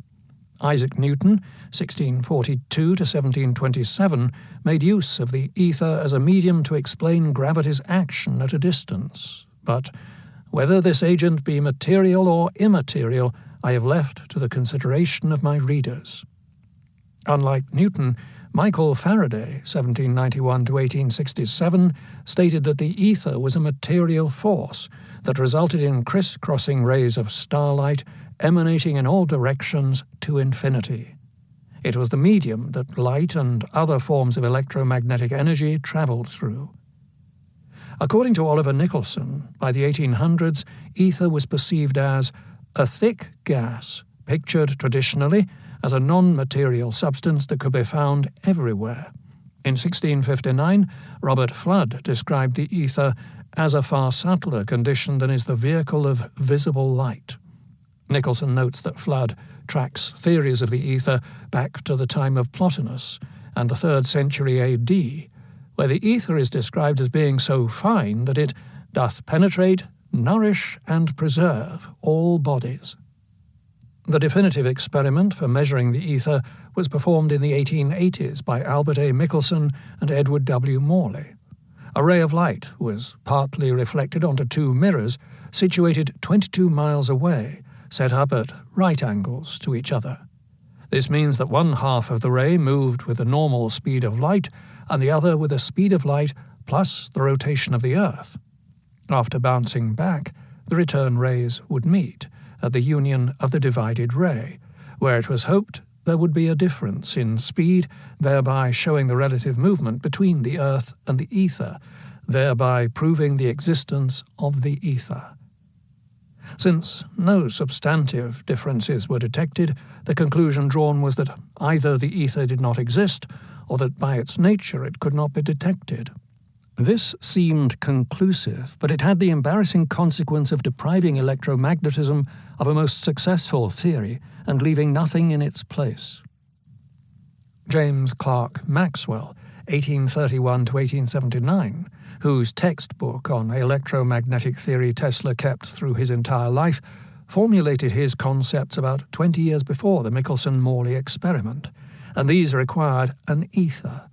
According to Maxwell, there can be no doubt that the interplanetary and interstellar spaces are not empty, but are occupied by a material substance or body, which is the most uniform body of which we have any knowledge. Maxwell's ideas stemmed from the work of Faraday and his predecessor Hans Christian Ørsted, 1777 to 1851, each of whom looked at the structure of the ether in slightly different ways. Ørsted had realized that when electricity is sent down a wire, a magnetic field is created around the wire. This combination of electric and magnetic forces created a circulation action that had polarity. These two forces, which interact in conflicting ways or in harmony, could thereby spread out to cover all of space. Ørsted hypothesized that the nature of this interaction of two fundamental forces could account for 5 separate phenomena: electricity, magnetism, light, chemical action, and heat. All space is now filled with a patchwork of forces which manifest themselves according to the various conditions that exist locally in any state. Faraday expanded on this idea. The ether for Faraday was really a 3-dimensional web of lines of force crisscrossing to infinity. Light would thereby be carried as a vibration along these energy vectors, and spin would play a role in their construction. A big problem that physicists were having at the turn of the 20th century was reconciling these views with the constancy of the speed of light and its link to the Earth travelling through this hypothetical medium. Einstein states that the velocity of light does not depend on the rate of movement of the light source. It's correct, but this principle can exist only when the light source is in a certain physical environment, ether, which cuts down velocity of light due to its properties. Ether's substance cuts down the velocity of light in the same way as air substance cuts down acoustic speed. If the ether did not exist, then velocity of light would strongly depend on the rate of movement of the light source. Quote attributed to Tesla, but actually written by Mikhail Shapkin. Tesla discussed the very problem concerning the transmission of electromagnetic energy through space in all three of his lectures that he gave on high-frequency phenomena in the early 1890s. As an inventor and experimentalist, Tesla considered whether the ether was motionless or in motion, and suggested that this primary realm could be capable of transmitting such vibrations when they range into hundreds of millions per second. Tesla assumed the presence of an ether, and because of this he was able in the early 1890s to transmit electrical energy through the air and also light up fluorescent and neon vacuum tubes by means of high-frequency AC currents and wireless power transmission. When the vacuum tube resonated at a particular frequency, it emanated light. What Tesla had done was do away with the need for the Edison filament. Tubes could be lit whether or not they contained rarefied gases, for Tesla could simply remove the filament from Edison's vacuum bulbs and illuminate these as well. The vacuum, Tesla said to the dismay of his rival Edison, was more important than the filament. It is certainly more in accordance with many phenomena observed with high-frequency currents to hold that all space is pervaded with free atoms, rather than to assume that it is devoid of these. Is then energy transmitted by independent carriers or by the vibration of a continuous medium? Especially light effects, incandescence or phosphorescence, involve the presence of free atoms and would be impossible without these. Tesla's talk was given a few years before one of his cohorts, J. Thomson, discovered the electron. His idea that energy may be transmitted by vibration of independent carriers resurrected Newton's treatise on optics, in which this dual nature of light was first introduced, and these ideas were presented to physicists like Elmer Sperry, inventor of the gyroscope, Alexander Graham Bell, and Nobel Prize winner Robert Millikan at a lecture at Columbia University in 1891 and in 1892 to members of the Royal Academy of Science, including Lord Kelvin, Sir William Crookes, Ambrose Fleming, James Dewar, Sir Oliver Lodge, Sir William Preece, and the latter-day Nobel Prize winners, J. Thomson and Lord Rayleigh. Coming from a world that accepted the all-pervasive ether as a given, and also realizing that photons could act as waves or particles, Einstein emphasized the latter concept, and that resulted in a different view. If light traveled like little bullets from, say, the sun to the Earth, no ether was necessary, and over time this view came to prevail. For many scientists, the ether no longer existed, replaced by an empty vacuum. However, part of the problem is really one of semantics. For what Einstein really did was replace the 19th century 3D Euclidean ether with a 20th century 4D non-Euclidean space-time continuum that had its own medium. This conceptualization, however, has its own shortcomings because it ignores the self-evident fact that space cannot be empty. It certainly contains the light emanating from all the stars and the criss-crossing forces that Faraday and Ørsted describe. And Einstein's theory about the ultimate structure of the universe is also missing such other attributes as tachyonic, faster-than-light speed dimensions, and holographic aspects, whereby each point in space containing the intersecting light from every star codes for every other point in space, and the conscious component whereby the mind, by its nature, transcends time. Imaginary numbers, relativity, and quantum theory. Relativity theory has shown that space is not three-dimensional and time is not a separate entity. Both are intimately and inseparably connected and form a four-dimensional continuum which is called space-time. Fritjof Capra. Ronald Clark's biography of Einstein makes it clear that Einstein owed much of his success to his college math teacher, Hermann Minkowski, 1864 to 1909. Whether Einstein would ever have done it without the genius of Minkowski, we cannot tell, said Ebenezer Cunningham, author of The Principle of Relativity. Minkowski gave a mathematical formalism to what had been a purely physical conception of special relativity. His mathematical theories allowed, in Einstein's words, the time coordinate to play exactly the same role as the three space coordinates. Thus, three-dimensional space would not exist without it being anchored to time. The two were indivisible. What Minkowski did was to introduce the mathematical unit, the square root of -1 times the speed of light times time, to be the time coordinate, and this in turn could relate symmetrically to the three space coordinates. The important point to keep in mind is that square root of -1 is an imaginary unit. That is, it has no physical counterpart. Yet, the use of this imaginary number explained quite efficiently the mathematical formalism for relativity, whereby a happening in 3D space physics becomes, as it were, an existence in the four-dimensional world. In 1903, Minkowski addressed a scientific convention in Cologne.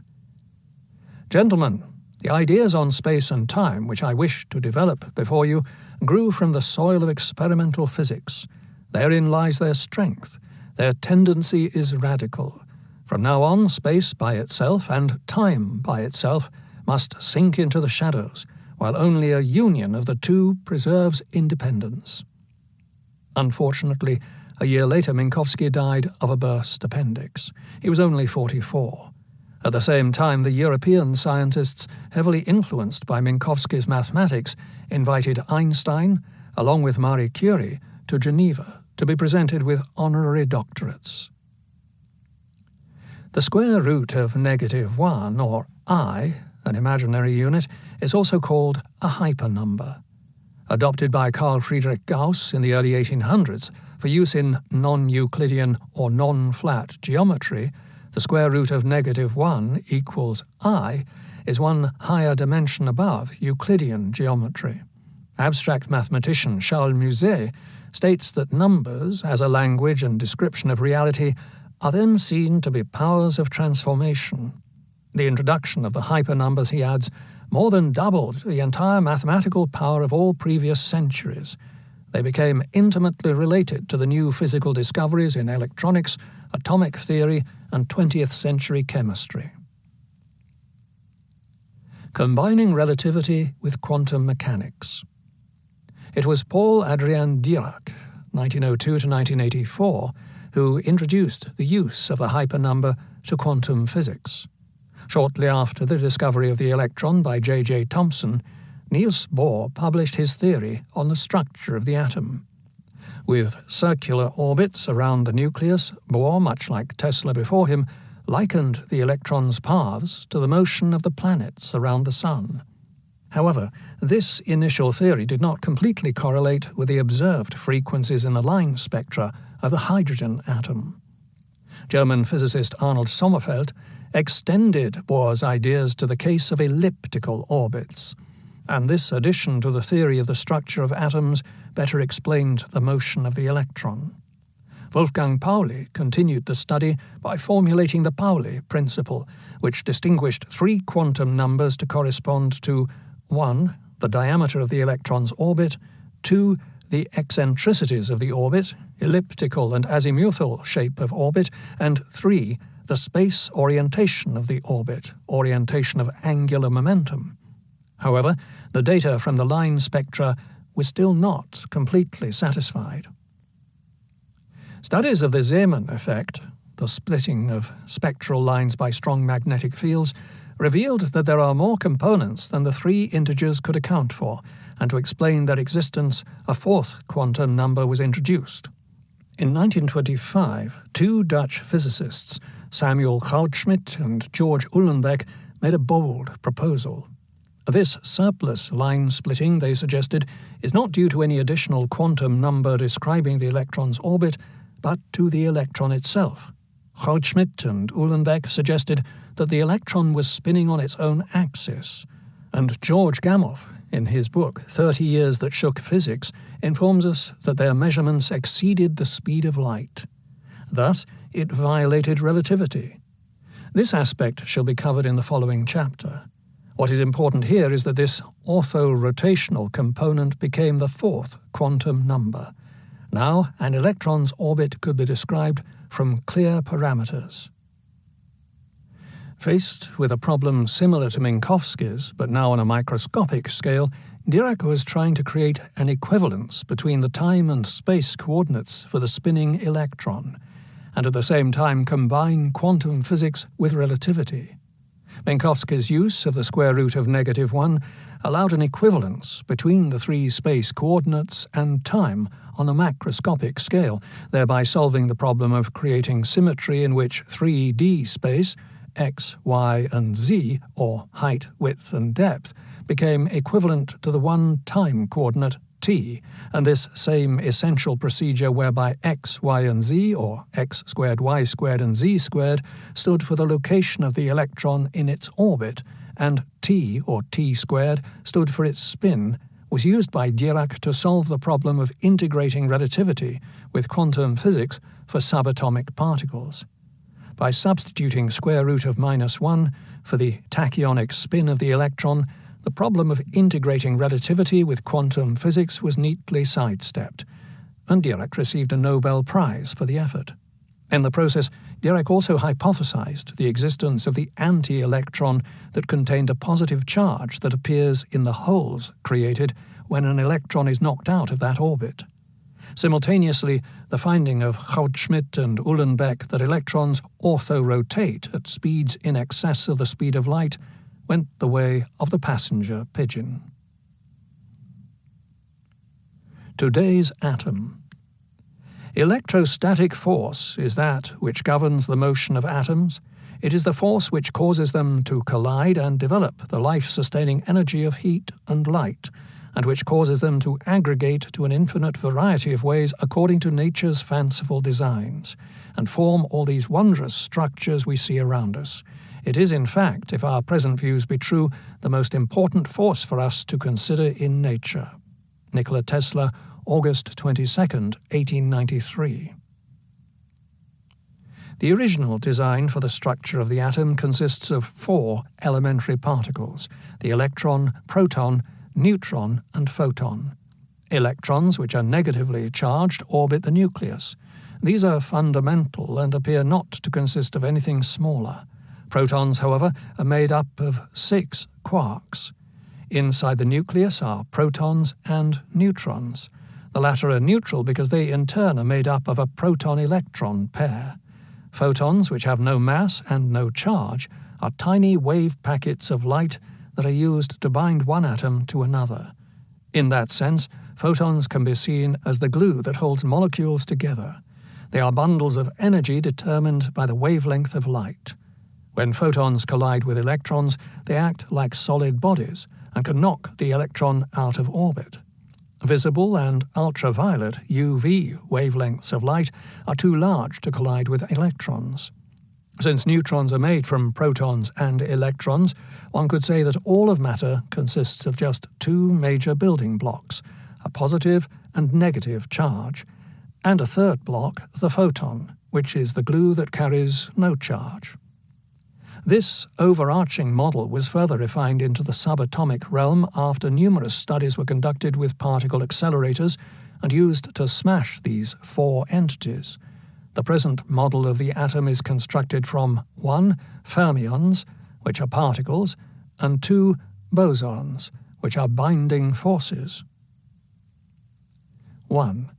There are 2 kinds of fermions: quarks, with 6 subtypes that form the protons, and leptons, which are electrons, and other particles, for example muons, tau, and 2 kinds of neutrinos.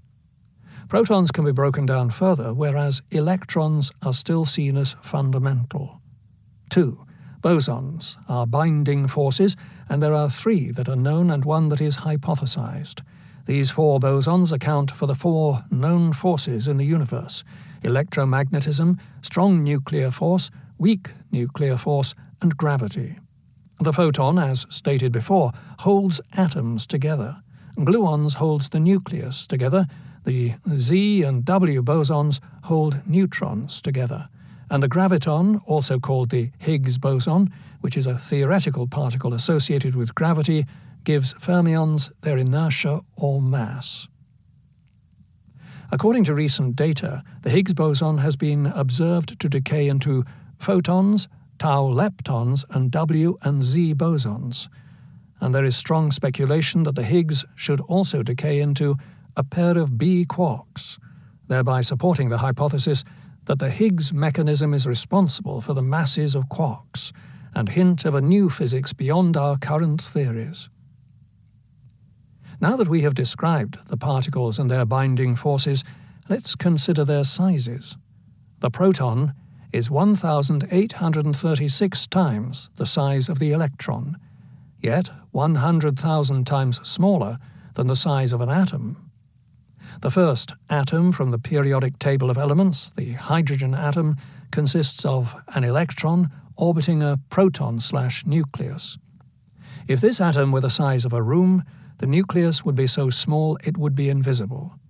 If the atom were the size of St. Peter's Cathedral in Rome, the nucleus proton would be the size of a grain of sand. And if the atom were the size of the planet, the nucleus/proton would be the size of a 3/4-acre house lot. As we can see, an atom, and therefore all of matter, is mostly made up of space. Dark energy. Each force, excluding gravity, is transferred by an additional particle. For example, the photon carries electromagnetism. Guy Wilkinson, University of Oxford, former spokesperson for CERN. Astrophysicists tell us that a large percentage of the energy or matter in the universe cannot be accounted for. They don't know where it is. If we go back to the beginning of time, one way or another, when the universe was born, billions and then trillions of galaxies were formed, and light from every star within each galaxy began radiating. If photons act like particles and can knock electrons out of their orbits, perhaps they do indeed have a tiny bit of mass. And if that were the case, this tiny addition of matter inside the trillions and zillions of photons that have been emanating from the universe since the beginning of time might indeed account for the missing mass. If that were the case, then so-called dark energy would actually be light energy. The Higgs field. Numerous articles echo the simple fact that physicists have yet to integrate gravity into their modern-day space-time model. Einstein spent the latter half of his life looking for a unified field theory to achieve this end, but he never succeeded. In prestigious forums such as Science News and University of Chicago magazine, it seems clear that the 19th century ether theory has reappeared in the guise of the theories of Peter W. Higgs, a physics professor from Edinburgh University. To patch these flaws in the standard model, theorists proposed the existence of some sort of influence that permeates all of space, weighing down particles passing through it. This cosmic molasses is called the Higgs field, a pervasive field in the universe that could bestow mass on all fundamental particles that have mass. Peter Weiss. The quote by Peter Weiss is from an article he wrote for Science News. He also wrote, "Higgs bosons suffuse the field and are drawn to the particles. The more energetic particles attract more bosons, the less energetic ones attract fewer ones. This clustering gives the particles the solidity we associate with matter." Using sophisticated particle accelerators and spending billions of dollars, physicists around the world continued to look for this Higgs boson, which some have actually dubbed the God particle. Through literally trillions of collisions, the great binding particle proved to be incredibly elusive. However, according to reports stemming from Geneva, the Higgs boson was apparently found and measured by two separate groups at CERN during the years from 2011 to 2013. "My God!" Fabiola Gianotti exclaimed, jumping up in her chair after she was brought the readouts proving that the Higgs had been found.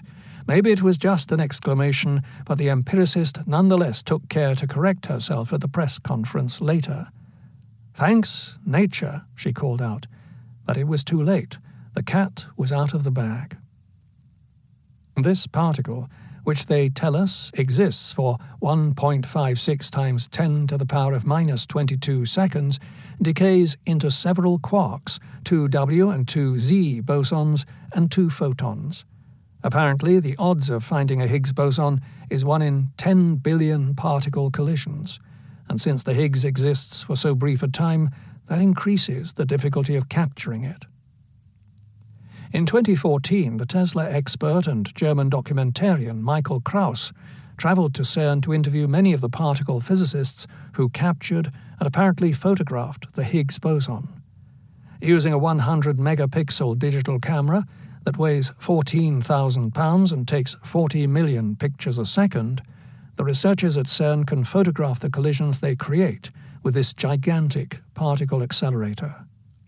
Considering that the Large Hadron Collider can create 600 million collisions per second, one can begin to consider how truly miraculous this equipment and these studies really are.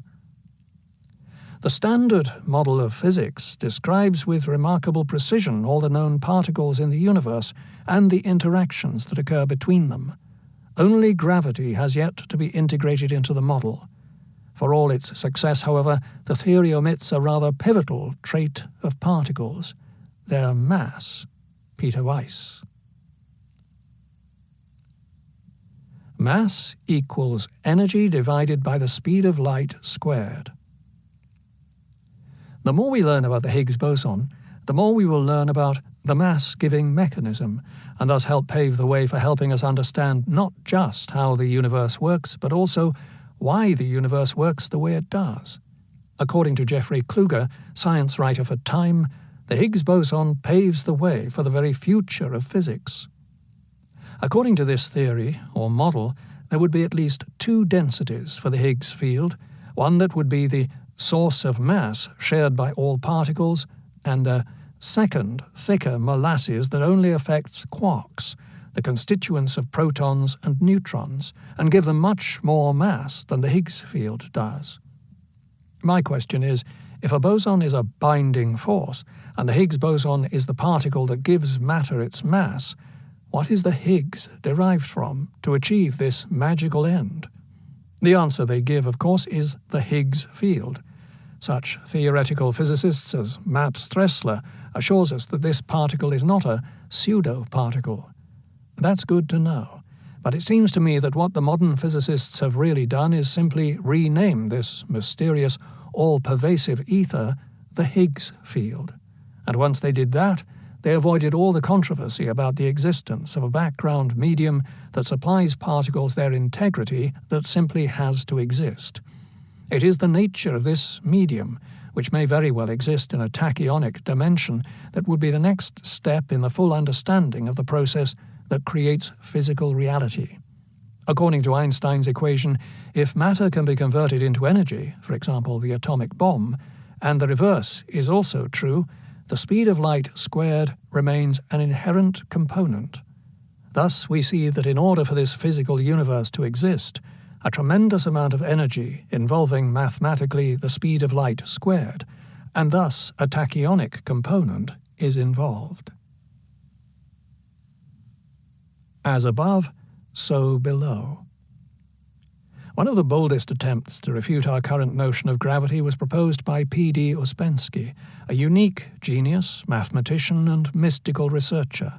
Ouspensky points out that Newton's law of gravitation was descriptive of a relationship between 2 bodies, planets, but that this relationship was not necessarily a mysterious force of attraction. Both Newton and Leibniz definitely gave warning against attempts to see in Newton's law the solution of the problem of action through empty space, and regarded this law as a formula of calculation. Nevertheless, the tremendous achievements of physics and astronomy attained through the application of Newton's law caused scientists to forget this warning, and the opinion was gradually established that Newton had discovered the force of attraction.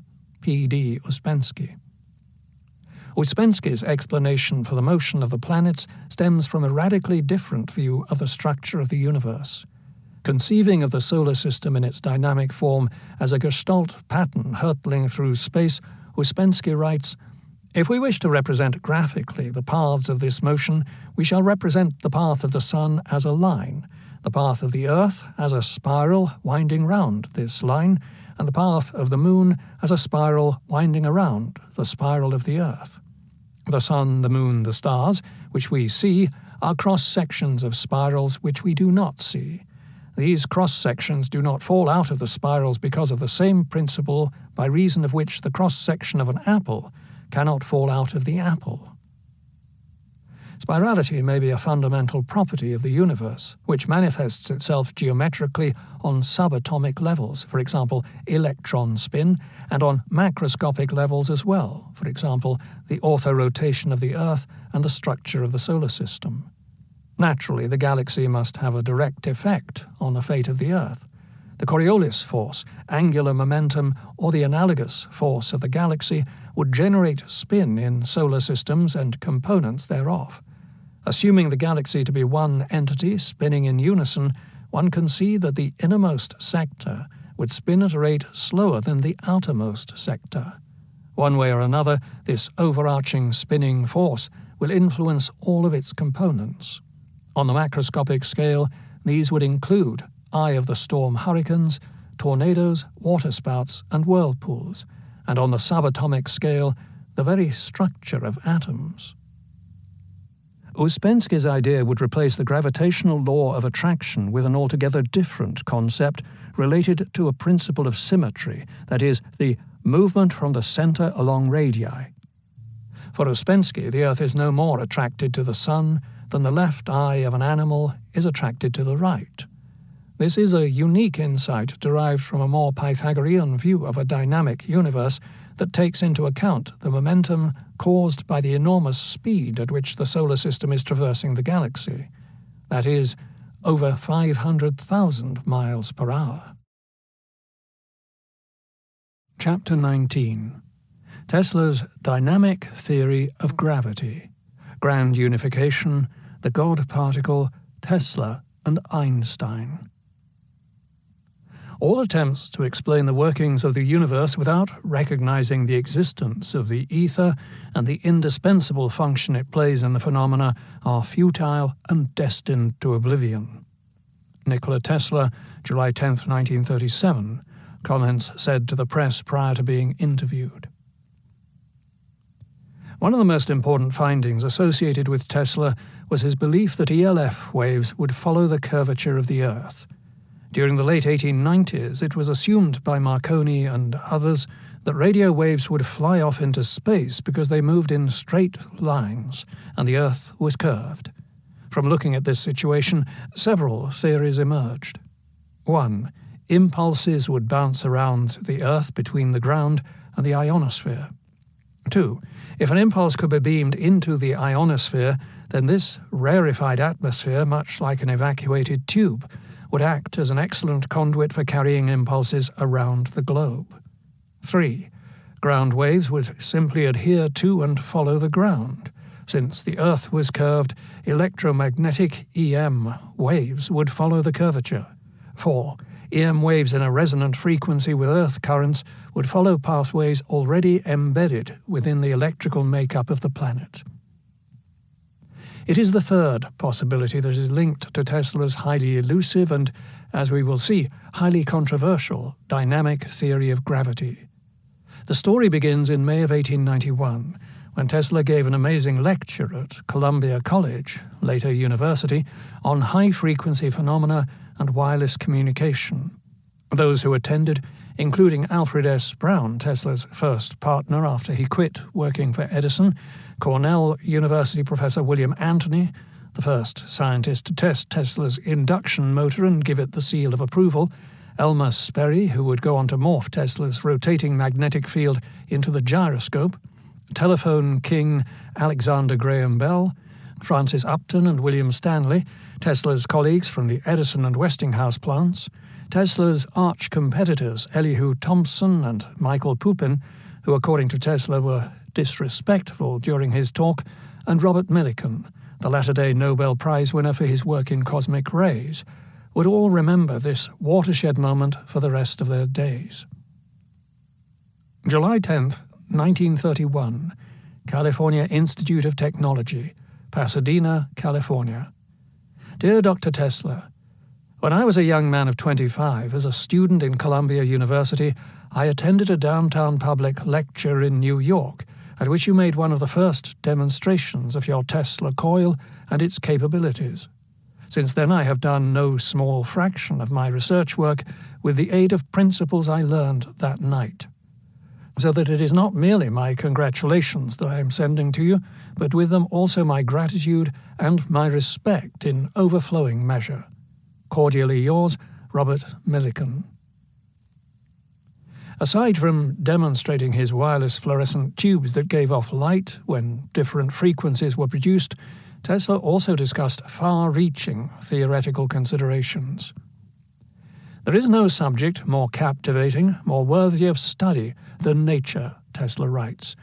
To understand this great mechanism, to discover the forces which are active and the laws which govern them, is the highest aim of the intellect of man. The assumption of a medium pervading all space and connecting all gross matter has freed the minds of thinkers of an ever-present doubt, and by opening a new horizon, new and unforeseen possibilities, has given fresh interest to phenomena with which we are familiar of old. It has been for the enlightened student of physics what the understanding of the mechanism of the firearm or of the steam engine is for the barbarian. Phenomena upon which we used to look as wonders, baffling explanation, we now see in a different light. Tesla goes on in great depth to discuss how fascinated he is with electricity and magnetism, their seemingly dual character, unique among the forces in nature. We are now confident that electric and magnetic phenomena are attributable to ether. Electricity, for Tesla, could be considered bound ether, and he felt that the so-called static charge of the molecule is ether associated in some way with the molecule. Looking at it in that light, we would be justified in saying that electricity is concerned in all molecular actions.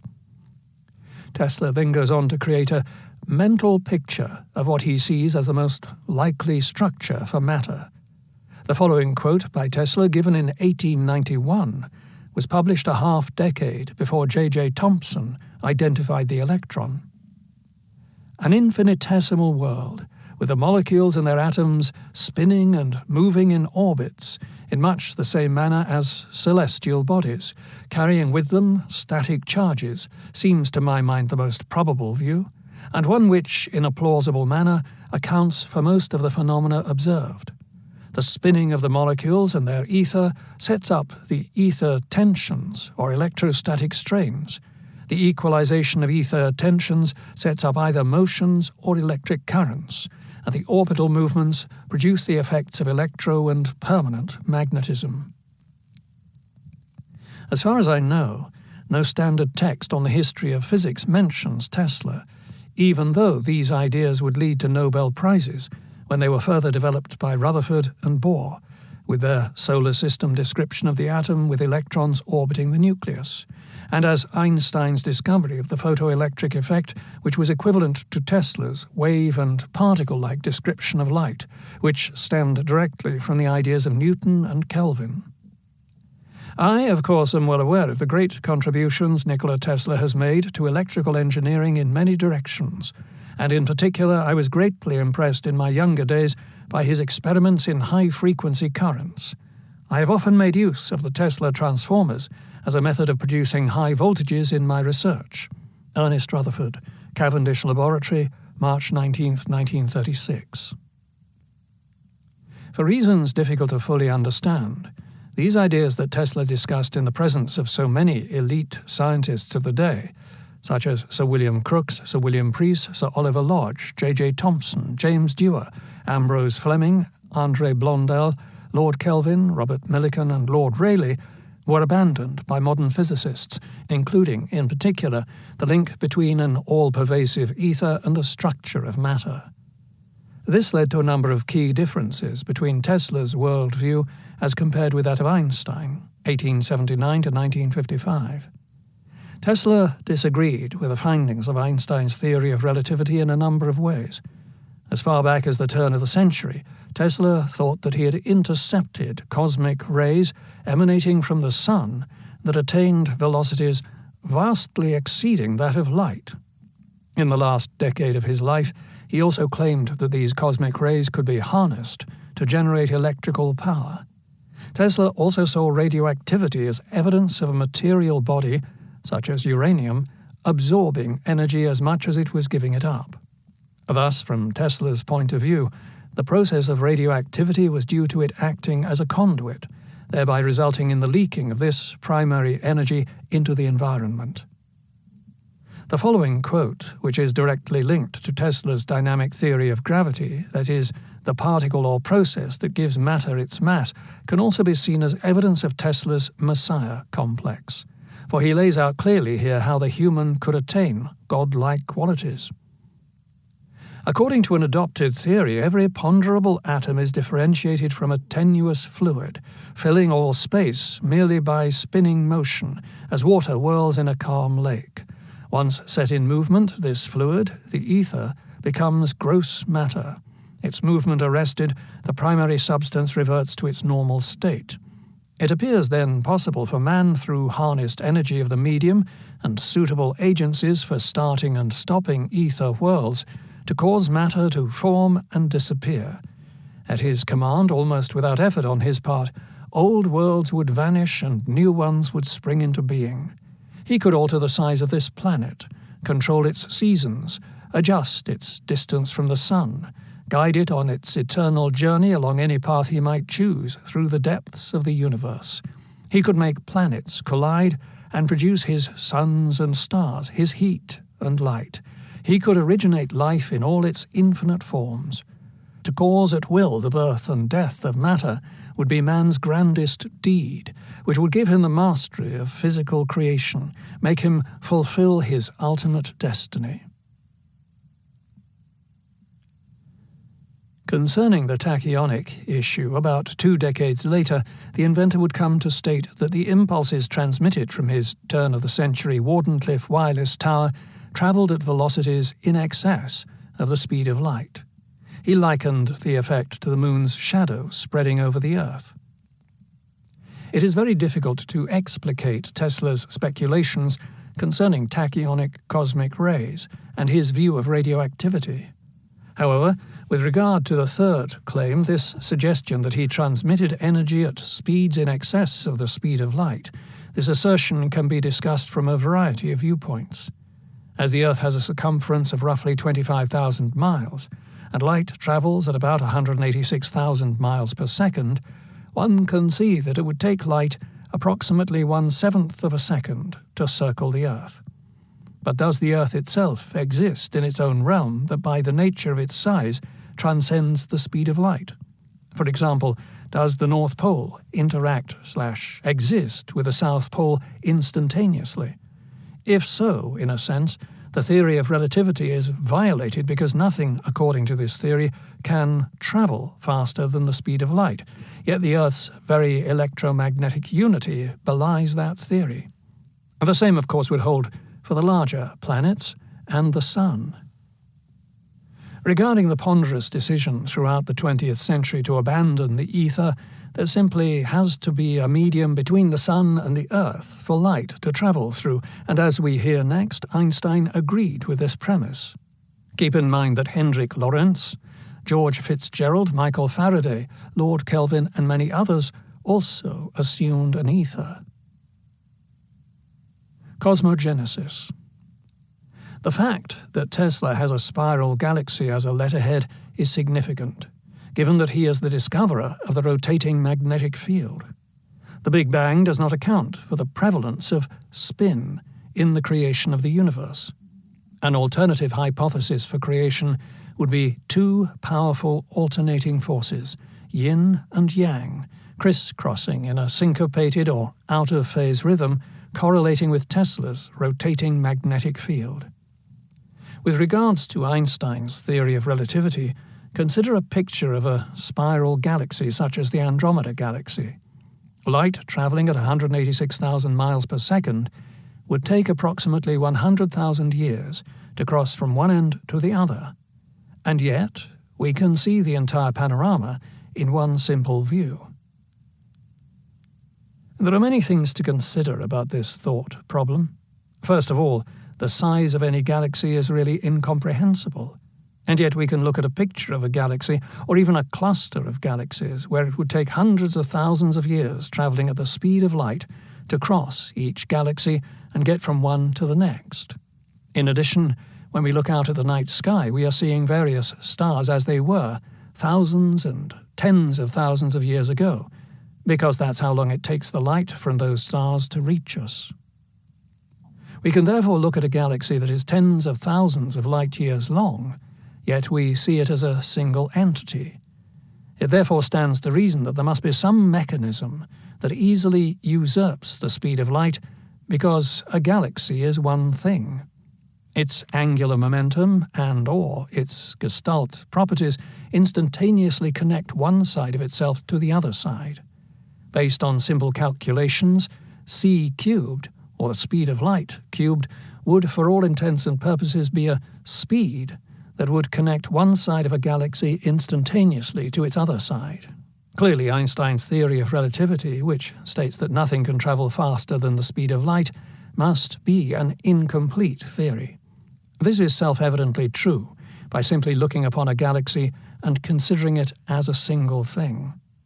Thus, if Tesla states that he has measured cosmic rays that travel 50 times the speed of light, we can certainly see that this idea is not completely radical, because there simply must be some mechanism that enables energy to traverse vast stretches of the cosmos at speeds in excess of the speed of light.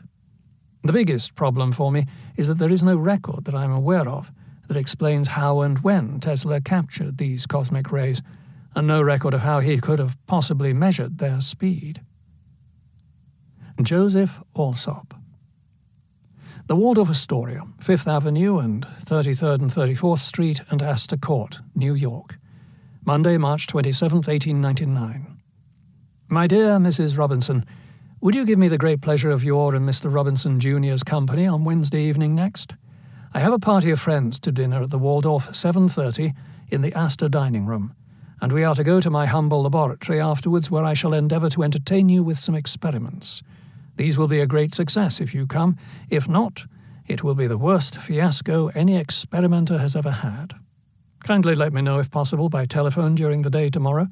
My telephone address is 299 Spring. With kind regards, believe me, sincerely yours, N. Tesla. In my quest to understand Tesla's various theories, I came across a very unusual statement that Tesla made to Joseph Alsop, a young reporter for the New York Herald Tribune. The year was 1934. Just 3 years earlier, Tesla had made the cover of Time magazine. It was his 75th birthday, and because of this, the rather obscure wizard became a headliner again. Taking full advantage, Tesla decided to reveal one secret after the next, each successive year on his birthday. In 1934, Tesla decided to describe his particle beam weapon, and he did so to reporters from the New York Sun, the New York Times, the New York World Telegram, the New York Herald Tribune, and Every Week magazine. The meeting was organized as a birthday celebration, where hors d'oeuvres were served in one of the banquet halls of the Hotel New Yorker. Having just moved in, Tesla was ecstatic because he had successfully cajoled the Westinghouse Corporation into covering his rent, and had also received a check for $1,000 from the city of Philadelphia for winning the John Scott Award.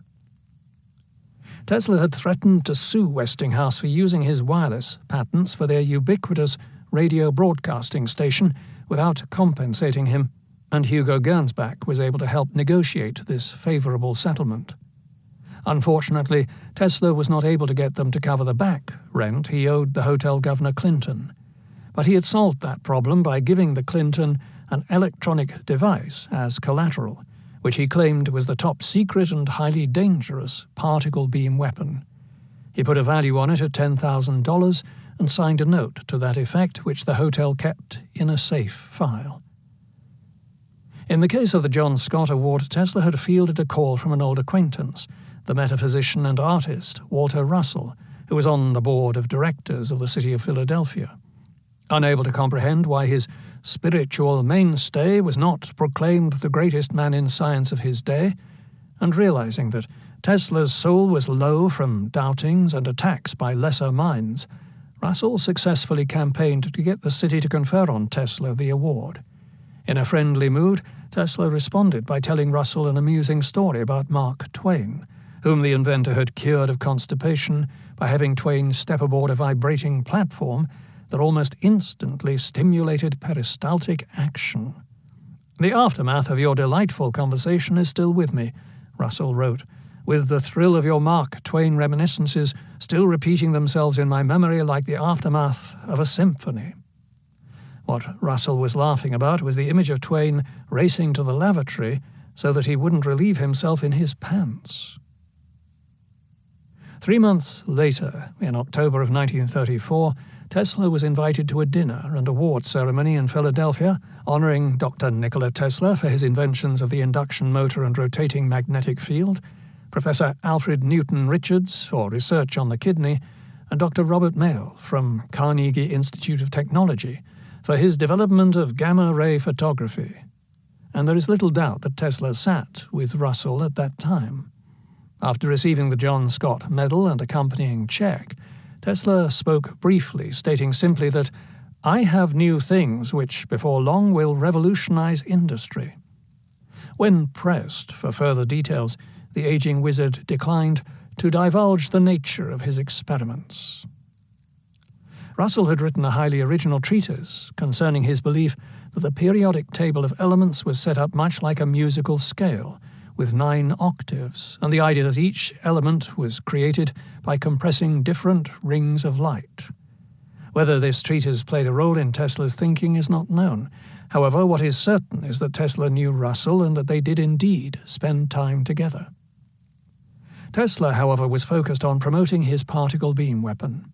He was in negotiations with several countries, and he therefore sought to give his invention more visibility. Titles for these articles ranged from Invents Peace Ray and Tesla on Power Development and Future Marvels to Death Ray Machine Described. And Tesla did indeed reveal in detail the particulars to his Buck Rogers-like futuristic weapon, a mechanism that he told his biographer John O'Neill would be a weapon that would end all war. Concerning the details, the New York Sun reported 4 machines combined in the production and use of this destructive beam. First, apparatus for producing manifestations of energy in free air instead of a high vacuum. Second, a mechanism for generating a tremendous electrical force. Third, a method of intensifying and amplifying the force. Fourth, a new method for producing a tremendous repelling force. This would be the projector or gun of the invention. The reporter ended this article with a curious paragraph. Another addition to the anniversary message of the famous inventor was a positive declaration that he expected soon to construct apparatus that would disprove the theories of modern astronomers that the sun gradually was cooling off and eventually the Earth would be unable to sustain life as it would grow too cold. The New York Times' headline read, "Tesla at 78 bears new death beam," and the subhead stated, "Powerful enough to destroy 10,000 planes at 250 miles away, he asserts defensive weapon only, says will kill without a trace." The longest and most detailed article was published in the New York Herald Tribune, as written by Joseph Alsop. A young reporter just a year out of college, Alsop described the aging inventor as tall, thin, almost spiritual figure in the sort of brown cutaway suit that older men wore before the World War. Before he would speak of his present work, he reviewed his past achievements, which entitled him, more than Edison, Steinmetz, or any other, to be called the father of the power age. Alsop then portrayed the inventor's declaration as a Jules Vernian announcement. Dr. Tesla disclosed that he has lately perfected instruments which flatly disprove the present theory of the high physicists that the sun is destined to burn itself out until it is a cold cinder floating in space. He had, he said, detected certain motions in the medium that fills space and measured the effects of these motions. The results of the experience had led him inescapably to the conclusion that such bodies as the Sun are taking on mass more rapidly than they are dissipating it by the dissipation of energy and heat and light. This passage appears in Wizard, which was published in 1996, but I did not include Tesla's term, dynamic theory of gravity, in relationship to this statement, and I'm not quite sure why I didn't. Said in another way, I don't really know when I put everything together to unravel the theory that is being developed in this chapter. There are several points to make here. First of all, Tesla was the subject of my doctoral dissertation, a treatise that was 725 pages long and took about 6 years to produce. And after that, I just kept going to produce Wizard, The Life and Times of Nikola Tesla, Biography of a Genius, which was the result of easily another 10 years of daily effort. There are over 1,000 endnotes, including about 400 letters quoted. I travelled to Tesla archives in New York, Washington, D.C., Belgrade, and elsewhere, used interlibrary loans to obtain scores of other articles, used the Freedom of Information Act to get hundreds of other pages of documents, interviewed numerous Tesla experts, and spoke at a dozen or more Tesla conferences.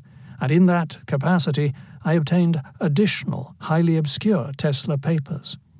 In all that time, culling through all that data, this statement by Tesla that the Sun was absorbing more energy than it was radiating can only be found in this one article. There is one more passage that I uncovered in the Kenneth M. Sweezy papers at the Smithsonian Institute in Washington, D.C., where Tesla does indeed refer to his dynamic theory of gravity. But this was an unpublished and highly obscure document, although it does also appear at the tail end of John O'Neill's Tesla biography.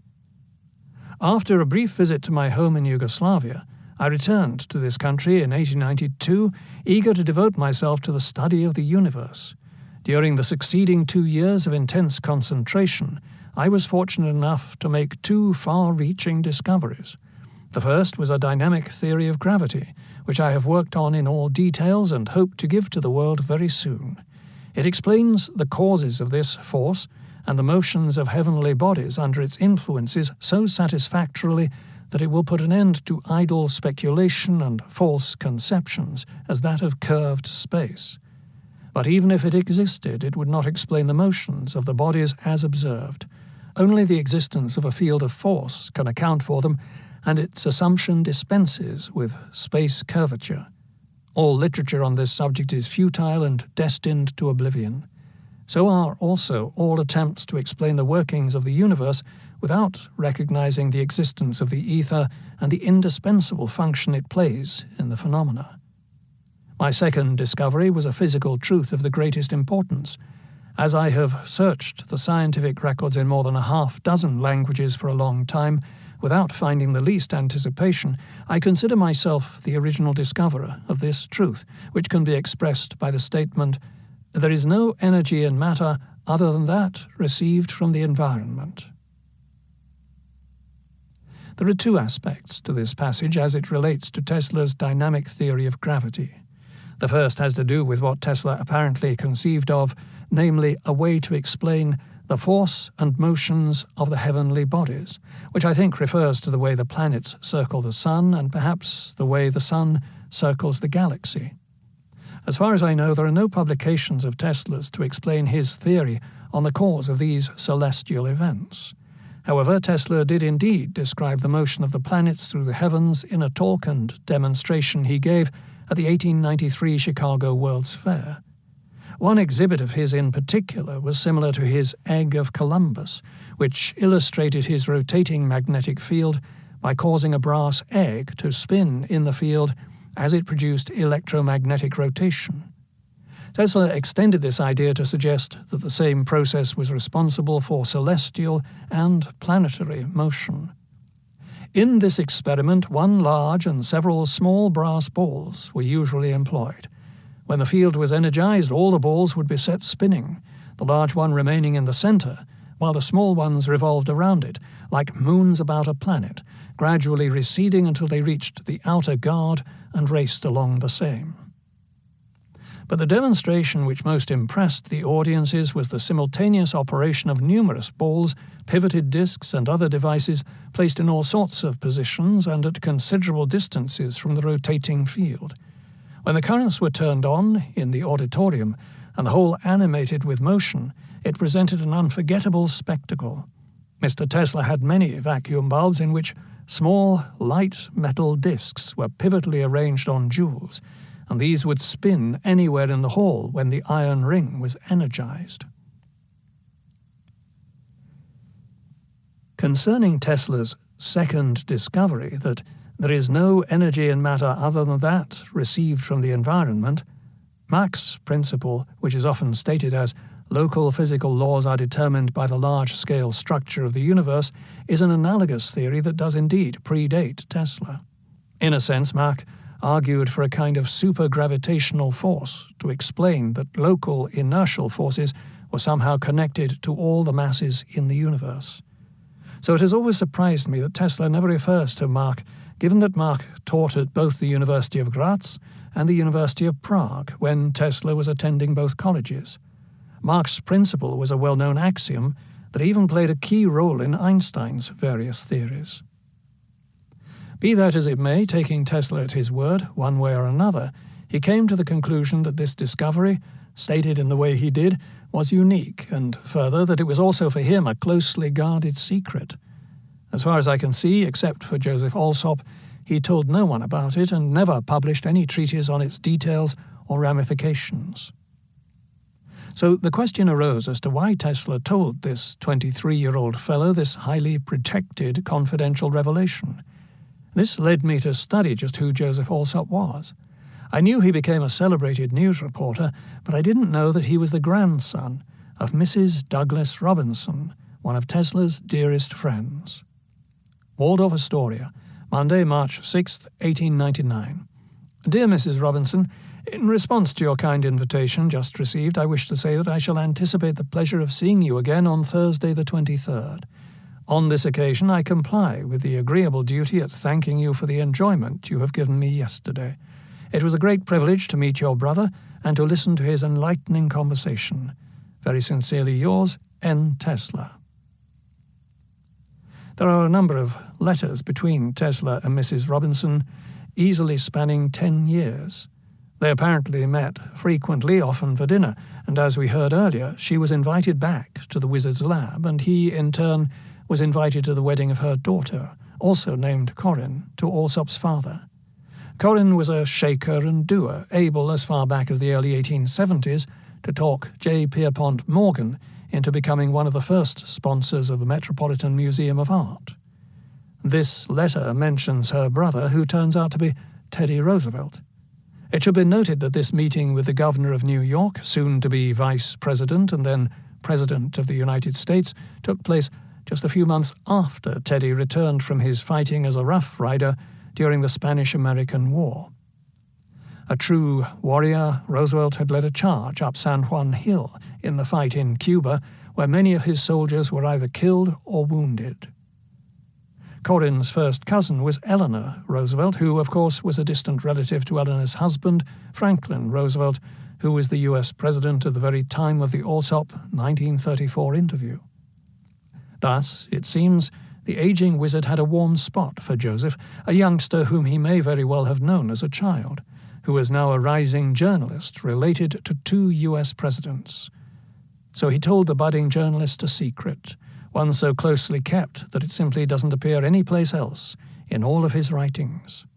When Tesla told Teddy Roosevelt's grandnephew that the sun was absorbing more energy than it was radiating, what he was actually describing was a key aspect to his coveted dynamic theory of gravity. Due to the prejudice against the concept of the ether, which was really brought about by Einstein's idea that photons could travel as particles through empty space, Higgs renamed the ether the Higgs field.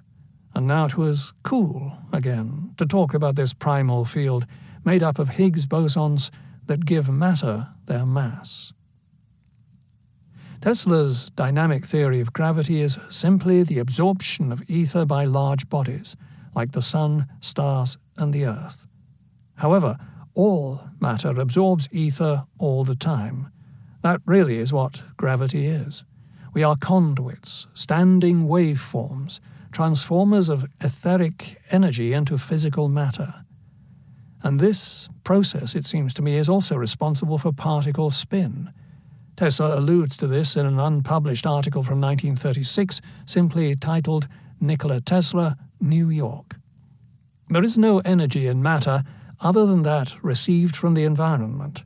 It applies rigorously to molecules and atoms, as well as to the largest heavenly bodies, and to all matter in the universe in any phase of its existence, from its very formation to its ultimate disintegration. Clearly, Einstein's theory can in no way account for what we are talking about. If light travels as a particle instead of a wave, no ether is necessary. But as we all know, light can act like both a wave and a particle. Because there simply must be a medium between all the stars and galaxies, a medium to transfer light, it becomes obvious that Einstein never really abandoned the ether, even though that is often how his theory is portrayed. In point of fact, Walter Isaacson, in his recent Einstein biography, includes the letter from Einstein to Hendrik Lorentz, whereby Einstein overtly states, "I agree with you that general relativity admits of an ether hypothesis." What Einstein really said was that by its nature the ether cannot be detected. That is a very different thing than saying it doesn't exist. On this point, Einstein realized that if the ether can be detected, then relativity is missing a piece. If Michelson-Morley is wrong, Einstein reflected, then relativity is wrong. Tesla, of course, insisted that the ether existed, and he also greatly criticized Einstein's theory of relativity. For instance, Tesla thought it was just nutty to think that space could be curved. What Tesla realized was that light bent around stars and planets because these bodies were absorbing ether and light was being sucked into the influx. That was why Tesla realized that the ground connection in wireless communication was so crucial. Wireless waves would follow the curvature of the Earth because of this process, and Tesla made use of that knowledge, although he was highly secretive about his true underlying understanding of this phenomenon. The puzzling behavior of the ether as a solid to waves of light and heat, and as a fluid to the motion of bodies through it, is certainly explained in the most natural and satisfactory manner by assuming it to be in motion, as Sir William Thomson, Lord Kelvin, has suggested. But regardless of this, there is nothing which would enable us to conclude with certainty that, while a fluid is not capable of transmitting vibrations of a few hundred or thousand per second, it might not be capable of transmitting such vibrations when they range into the hundreds of millions per second. Nikola Tesla. If, indeed, the ether is oscillating in a range that Tesla suggests here, changing from positive to negative in the billions or even trillions per second, this extremely rapid oscillation would be undetectable to our present-day instrumentation, in a way similar to how we perceive a continuity of consciousness and see or detect no flicker, even though our brains are reversing their polarity from positive to negative, that is, oscillating, at from 7 to 60 or more cycles per second while we are awake. Yet at the same time, the ether may also account for the creation of matter by transforming its energy from this hyper or primary realm into the standing wave forms that we know as the elementary particles, which were discovered first by J. Thomson in 1896. The Nobel Prize winner had attended Tesla's lectures just 4 years earlier, in 1892. The discovery of particle spin for J. Thomson's electrons occurred in spectacular fashion about 3 decades later, as explained by George Gamow. Born in 1904 and schooled at the University of Leningrad and then at Göttingen, Germany, Gamow was a popular science writer. One of the founding fathers of quantum physics, his closest associates included Niels Bohr, Ernest Rutherford, Werner Heisenberg, Wolfgang Pauli, Enrico Fermi, Paul Adrien Dirac, Albert Einstein, Edward Teller, and many others. Several group photos, in fact, show Gamow with all or most of these individuals. What Gamow tells us in his masterwork, 30 Years That Shook Physics, was that the fellows who measured electron spin circa 1925, Samuel Goudsmit and George Uhlenbeck, threw a monkey wrench into Einstein's theory. It turns out, Gamow wrote, that in order to produce the necessary electromagnetic field, the electron would have to rotate so fast that the points on its equator would move at much higher velocities than the speed of light. This was not a problem for quantum physics, Gamow explained. It was a problem for relativity, which required that nothing could travel faster than the speed of light.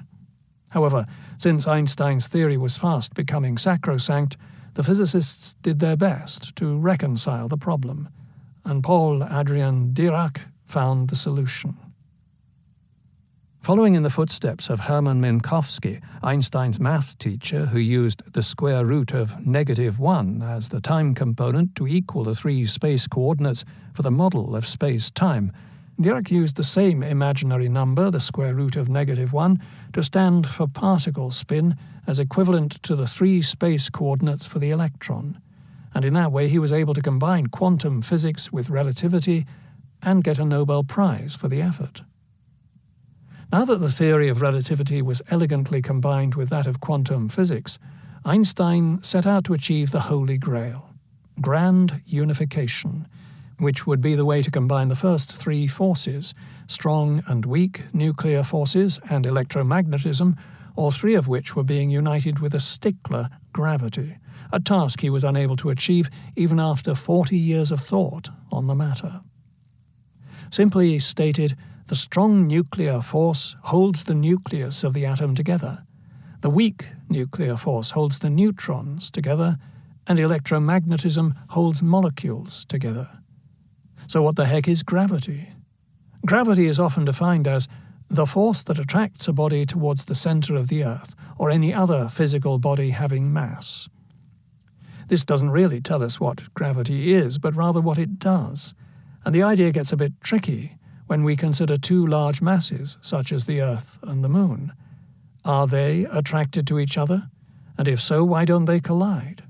Newton, of course, came up with the law of gravitational attraction, which is m1 m2 over d squared. For instance, in this case, the mass of the Earth times the mass of the Moon divided by the distance between them, 240,000 miles squared. Tesla's dynamic theory of gravity is quite different. Stated simply, the reason we fall back to the Earth in this view is not because we are attracted to the center of the Earth, but rather because we are in the way of the influx of energy that the Earth is absorbing. This is the idea of the God particle, the particle, or rather process, that gives matter its mass. All matter is constantly absorbing ether all the time. So the Moon is absorbing ether, and the Earth is absorbing ether, and it will be that competition between these 2 large bodies to constantly draw in ether that keeps them near each other. In a sense, they are both competing for the same primal substance, namely ether. In the case of particle spin, Gamow has told us that Goudsmit and Uhlenbeck calculated that particles are indeed spinning at rates exceeding the speed of light. No physicist talks about this anymore. What this means is that the entire evolution of 20th century and nascent 21st century physics ignored and is ignoring this key Goudsmit and Uhlenbeck finding. However, if we take Goudsmit and Uhlenbeck's finding at face value, the ramifications suggest that elementary particles by their nature interface dimensions, the so-called physical subatomic world with the tachyonic realm stemming from the ether. Ether and gravity. On a body as large as the Sun, it would be impossible to project a disturbance of this kind, for example radio broadcasts, to any considerable distance except along the surface. It might be inferred that I am alluding to the curvature of space supposed to exist, according to the teachings of relativity, but nothing could be further from my mind. I hold that space cannot be curved, for the simple reason that it can have no properties. It might as well be said that God has properties. He has not, but only attributes, and these are of our own making. To say that in the presence of large bodies space becomes curved is equivalent to stating that something can act upon nothing. I, for one, refuse to subscribe to such a view. I may state that even waves only 1 or 2 millimeters long, which I produced 33 years ago in Colorado Springs in 1899, can be transmitted around the globe. This is not so much due to refraction and reflection of the ionosphere as to the properties of a gaseous medium and certain peculiar actions, which I shall explain some time in the future. Emphasis added. However, this bending of the beam projected does not affect in the least its behavior in other respects. It acts just as though it were straight, but the downward deflection always occurs, irrespective of the wavelength. All the more pronounced, the bigger the planet. On a body as large as the Sun, it would be impossible to project a disturbance of this kind to any considerable distance except along the surface. Nikola Tesla, 1932. These ideas concerning ground waves that follow the curvature of the Earth were related to Tesla's original theories on gravity, which do not seem to have ever been published, but can be ascertained by decoding related articles by or about Tesla from the 1930s and 1940s. They also coincide with some of the most recent theories on physics, gravity, and magnetism that challenge Einstein's claim that nothing can travel faster than the speed of light. E. Lanner, in the article Magnetic Whirlwinds in Science Digest in 1985, stated that magnetism is as fundamental as gravity. Citing the research and theories of plasma physicist A. Perrott of Los Alamos National Laboratory, Lerner noted, "Astronomers using a radio telescope have observed filaments of gas arcing far above the galactic plane, held together by a magnetic field, stretching across 500 light-years. Such magnetic vortices may play a major role in the universe, as important as gravitation." The fact that these gestalt forces interact in realms that are hundreds of light-years in length suggests the need for a new paradigm that takes into account this tachyonic aspect. In a quote that seems to resemble Mach's principle, Tesla writes, "There is no thing endowed with life, from man who is enslaving the elements to the nimblest creature, in all this world that does not sway in turn.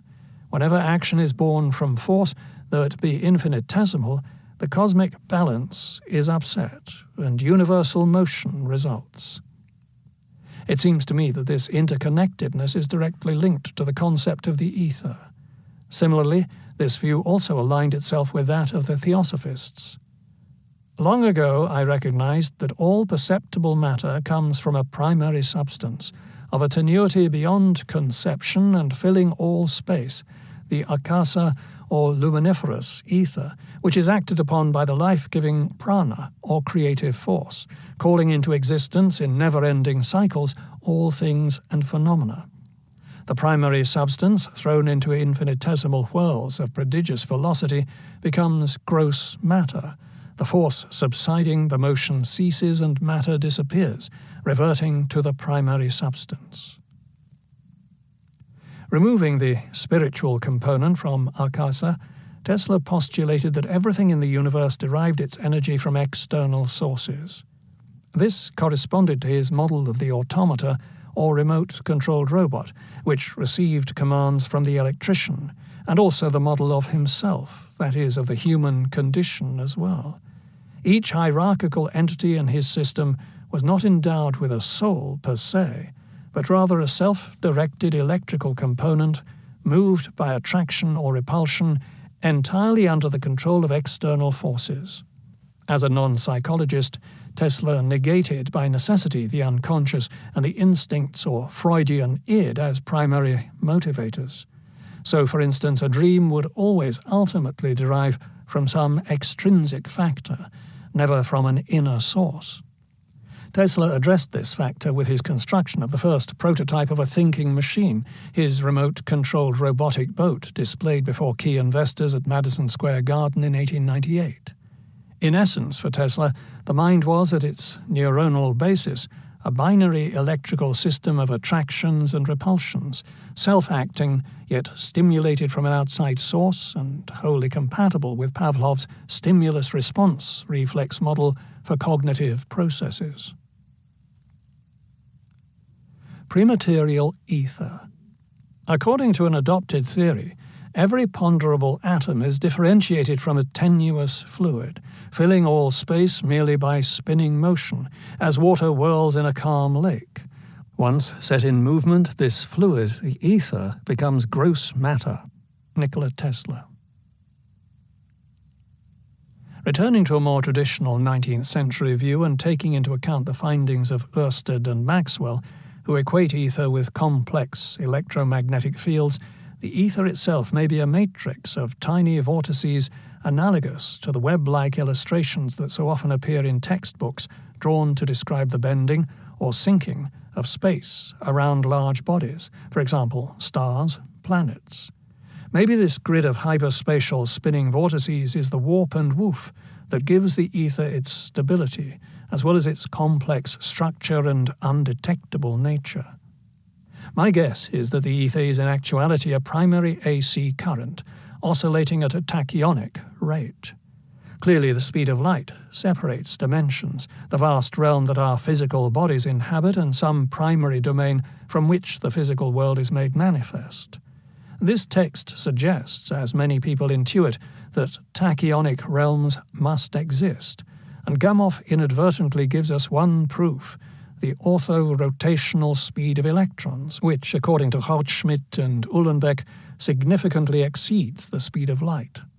This whirling feature, intimately linked to a pre-matter state, bears some relationship to the origins of light and gravity, and what some people call hyperspace, and perhaps consciousness. Concerning the elementary particles, let us put it bluntly, every charge in the universe already freely and continuously pours out EM energy in 3-space in all directions, without any observable EM energy input. That is the well-concealed source charge problem, known but ignored by the leaders of the scientific community for a century. All EM fields and potentials and their energy come from those source charges, according to electrodynamics itself. Either we must give up the conservation of energy law entirely, or else we must accept the fact that unobservable virtual EM mass and energy are continuously absorbed from the vacuum by the source charge, transduced into real observably EM energy, and then re-radiated in 3-space in all directions as observable EM energy, creating the associated fields and potentials reaching out across the universe. Tom Bearden. Why is it that magnets never lose their charge? What I think Tom Bearden is suggesting is that the conservation of energy laws can't explain this. Smashing atoms.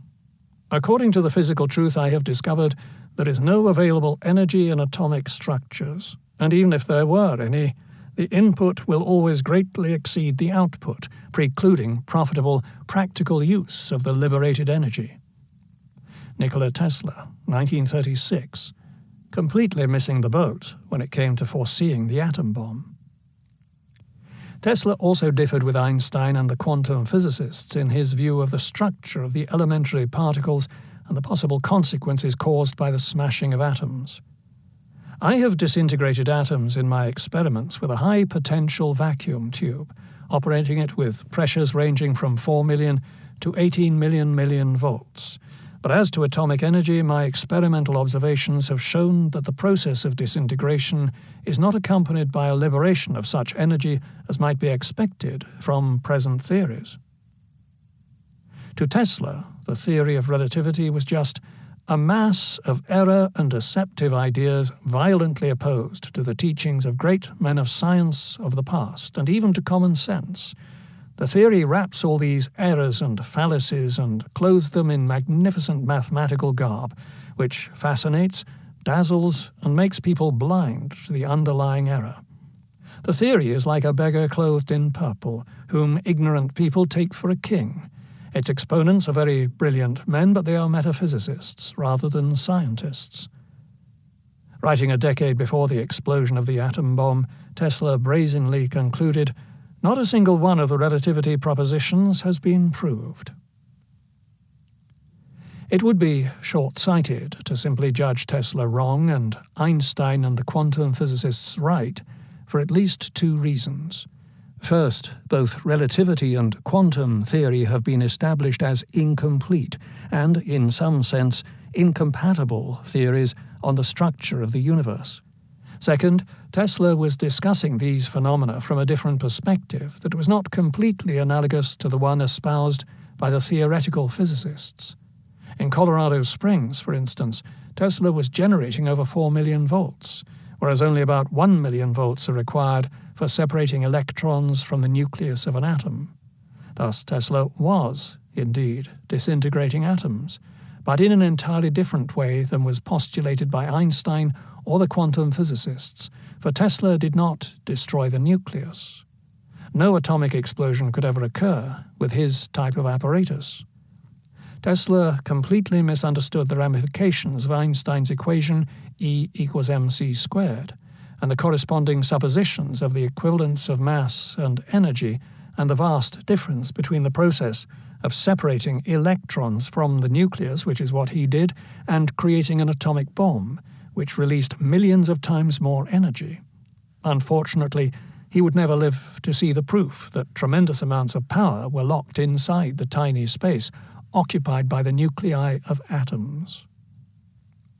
Before we leave this section, one myth is that Tesla met Einstein, and a famous photo is used where Einstein is standing next to Charles Steinmetz in a 1921 group photo at a Marconi radio station, and in between them is a man that resembles Tesla.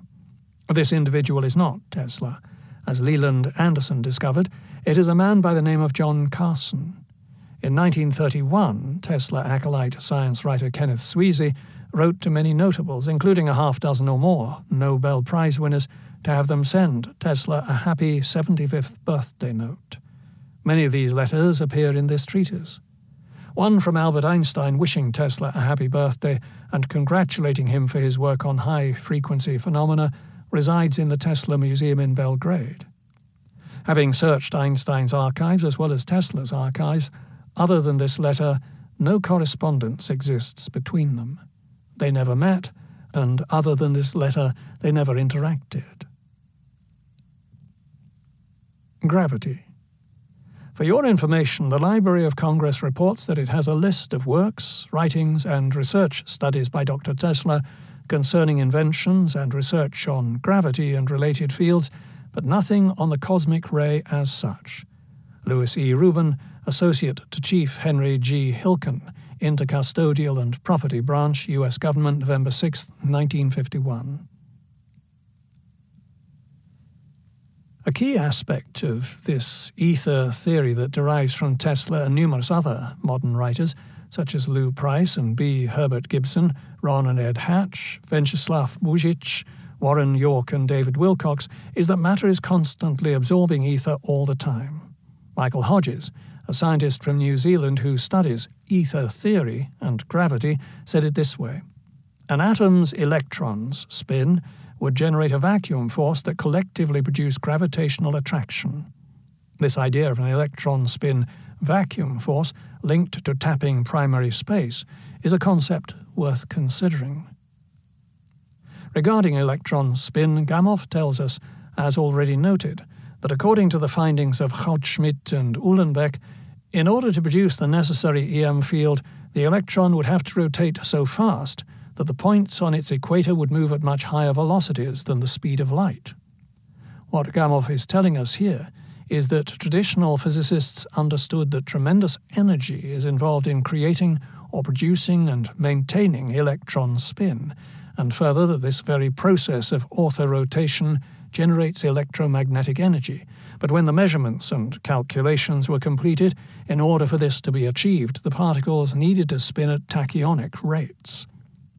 What is important to realize here is that the entire premise of this chapter, namely that ether absorption occurring at a tachyonic rate, that is, what we are calling gravity, generates electromagnetic energy, is inherent in this very statement made by George Gamow, one of the founders of modern quantum physics. Further, the proof that tremendous amounts of energy are involved in the construction and maintenance of atomic structures is the invention of the atom bomb, and that discovery/invention was a direct outcropping of Einstein's famous equation E equals mc squared.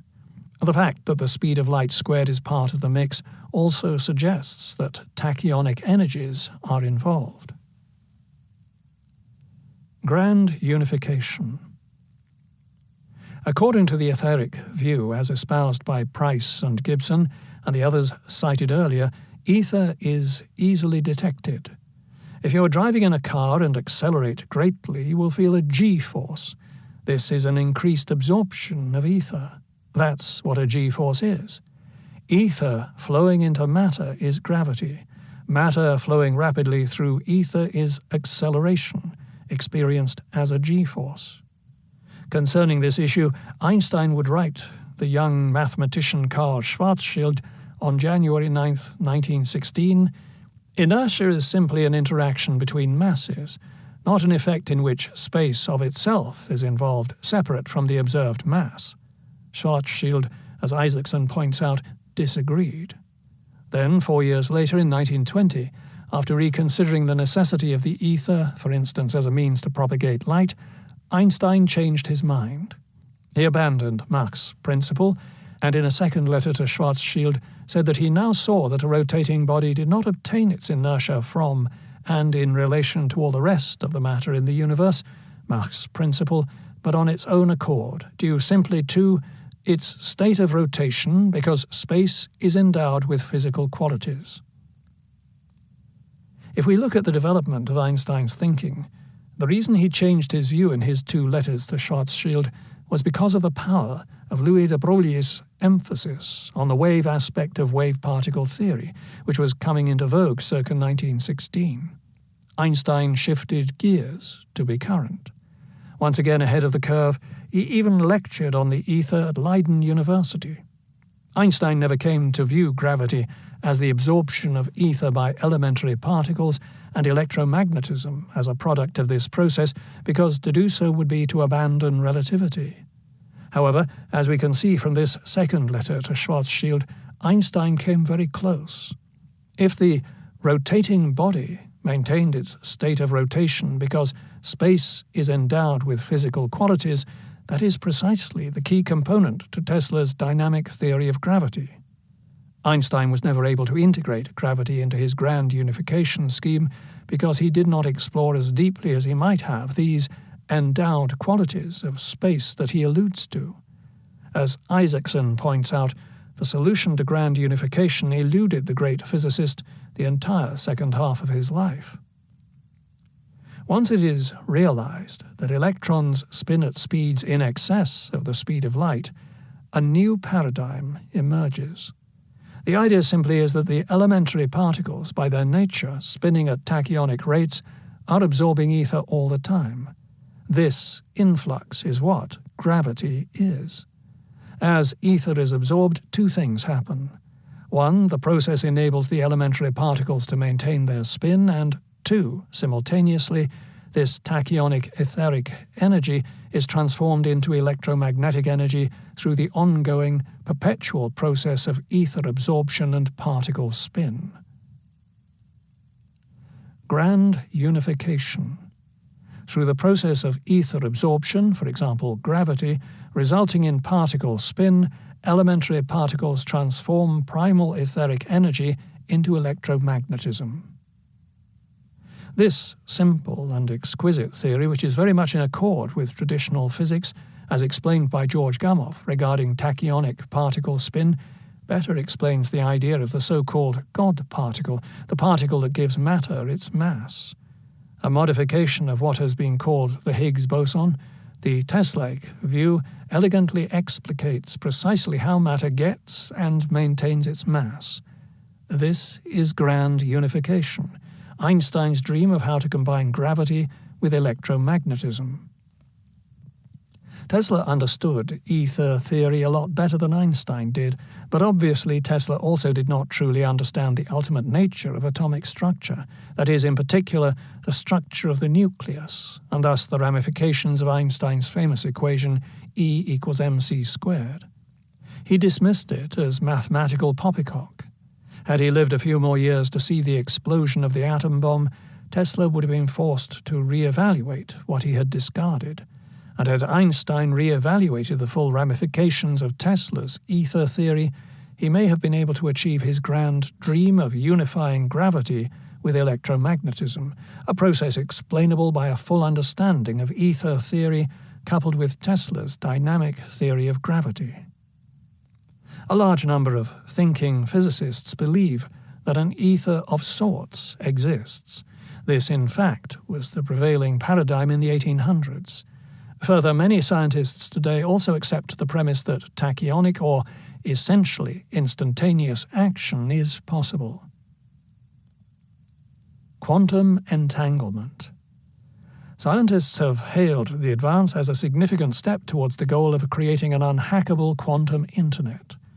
Space-scale teleportation can be realized and is expected to play a key role in the future distributed quantum internet, the authors, led by Professor Chao-Yang Lu from the University of Science and Technology of China, wrote. The feat sets a new record for quantum teleportation, an eerie phenomenon in which the complete properties of one particle are instantaneously transferred to another, in effect teleporting it to a distant location. Hannah Devlin. Quantum entanglement ironically evolved from a criticism Einstein had leveled against quantum physics. Paraphrasing, what Einstein essentially said was that there had to be some flaw in quantum mechanics because if the theory was completely correct, then this would imply the possibility of instantaneous information transfer, or what Einstein called spooky action at a distance, which, of course, he said was impossible. Working with Boris Podolsky and Nathan Rosen, Einstein wrote a paper explaining the problem, and this became known as non-locality or the EPR effect. Ironically, where Einstein saw this as a flaw in quantum physics theory, researchers have been able to verify the EPR effect. In the case of the Chinese, they recently beamed photons from a ground station in Tibet to a satellite 300 miles above the Earth. The research hinged on a bizarre effect known as quantum entanglement, in which pairs of particles are generated simultaneously, meaning they inhabit a single shared quantum state. Counterintuitively, this twinned existence continues even when the particles are separated by vast distances. Any change in one will affect the other. In this manner, information was, according to the article, teleported instantaneously from the ground base to the satellite. According to physicist and rocket scientist Travis Taylor, his American group working with NASA have duplicated routinely this experiment of instantaneous information transfer from ground to satellite numerous times. The end result is that scientists have established that the tachyonic realm can now be employed. As a man who has devoted his whole life to the most clear-headed science, to the study of matter, I can tell you as a result of my research about atoms this much. There is no matter as such. All matter originates and exists only by virtue of a force which brings the particle of an atom to vibration and holds this most minute solar system of the atom together. We must assume behind this force the existence of a conscious and intelligent spirit. This spirit is the matrix of all matter. Max Planck. Once one begins to study and unravel Tesla's dynamic theory of gravity, profound new insights concerning particle spin, zero-point energy, the fundamental structure of matter and space, the constancy of light speed, and the link between gravity and electromagnetism begin to emerge. According to this theory, the ether exists. It is a primary substance, most likely AC, oscillating at a tachyonic rate, and it is a substance that is constantly flowing into what we call the physical universe, a universe made up of atoms, which in turn are made from elementary particles.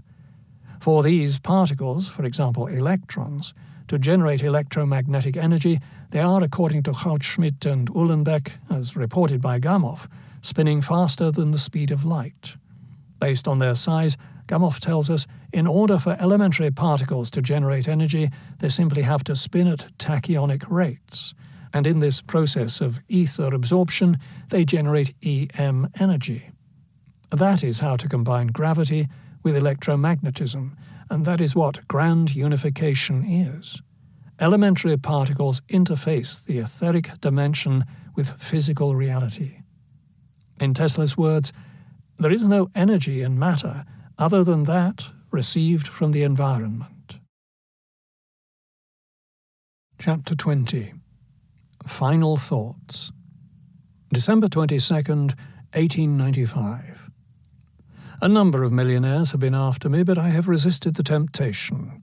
Xmas, I want to be at 327 Lexington Avenue with my friends, my dear friends, the Johnsons. If you will prepare a dinner for half a dozen, and invite nobody, it will suit me, the dinner. We shall talk of blessed peace and be merry until then. Yours sincerely, N. Tesla. In trying to obtain a full-bodied depiction of Tesla's personality, one encounters many challenges and contradictions. If we keep in mind that Tesla was first and foremost a Serb, born in a hostile environment from a kingdom decimated a half a millennium earlier by battle, bloodshed and carnage, we can understand why Tesla was so drawn to war and to figuring out ways to end it. Shortly after Mussolini invaded Ethiopia in October of 1935, Tesla wrote a detailed piece on how to combat the invasion. After suggesting that Addis Ababa should be abandoned so the inhabitants could hide out in the hills to launch a guerrilla counterattack, Tesla wrote that if the Italians brought in tanks, "If I were the Lion of Judah, under my guidance, I would quickly perfect an efficient defense, possibly rifles of large bore, adapted to fire charges of mercuric fulminate. This is an extraordinarily powerful explosive. The extreme suddenness of its detonation is such that even if unconfined, it will punch a hole in a thick steel plate." Clearly, Tesla had spent considerable time thinking about various types of weapons, such as his particle beam artillery for defense and large steel-piercing rifles for counterattack. On a more personal level, Tesla claimed he was celibate, a confidence the 71-year-old inventor shared in an interview he did with Dragislav Ljepetkovic, a young Serb at a restaurant in New York in April 1927. For dinner, Mr. Tesla gives an order every day what should be cooked for him, and at this time he ordered fish, in addition to the soup and celery with other vegetables, milk, apples, and California prunes in honey. Petkovic asked Tesla about Marconi. With disturbed expression on his face and in his voice, he said, "Mr. Marconi is a donkey.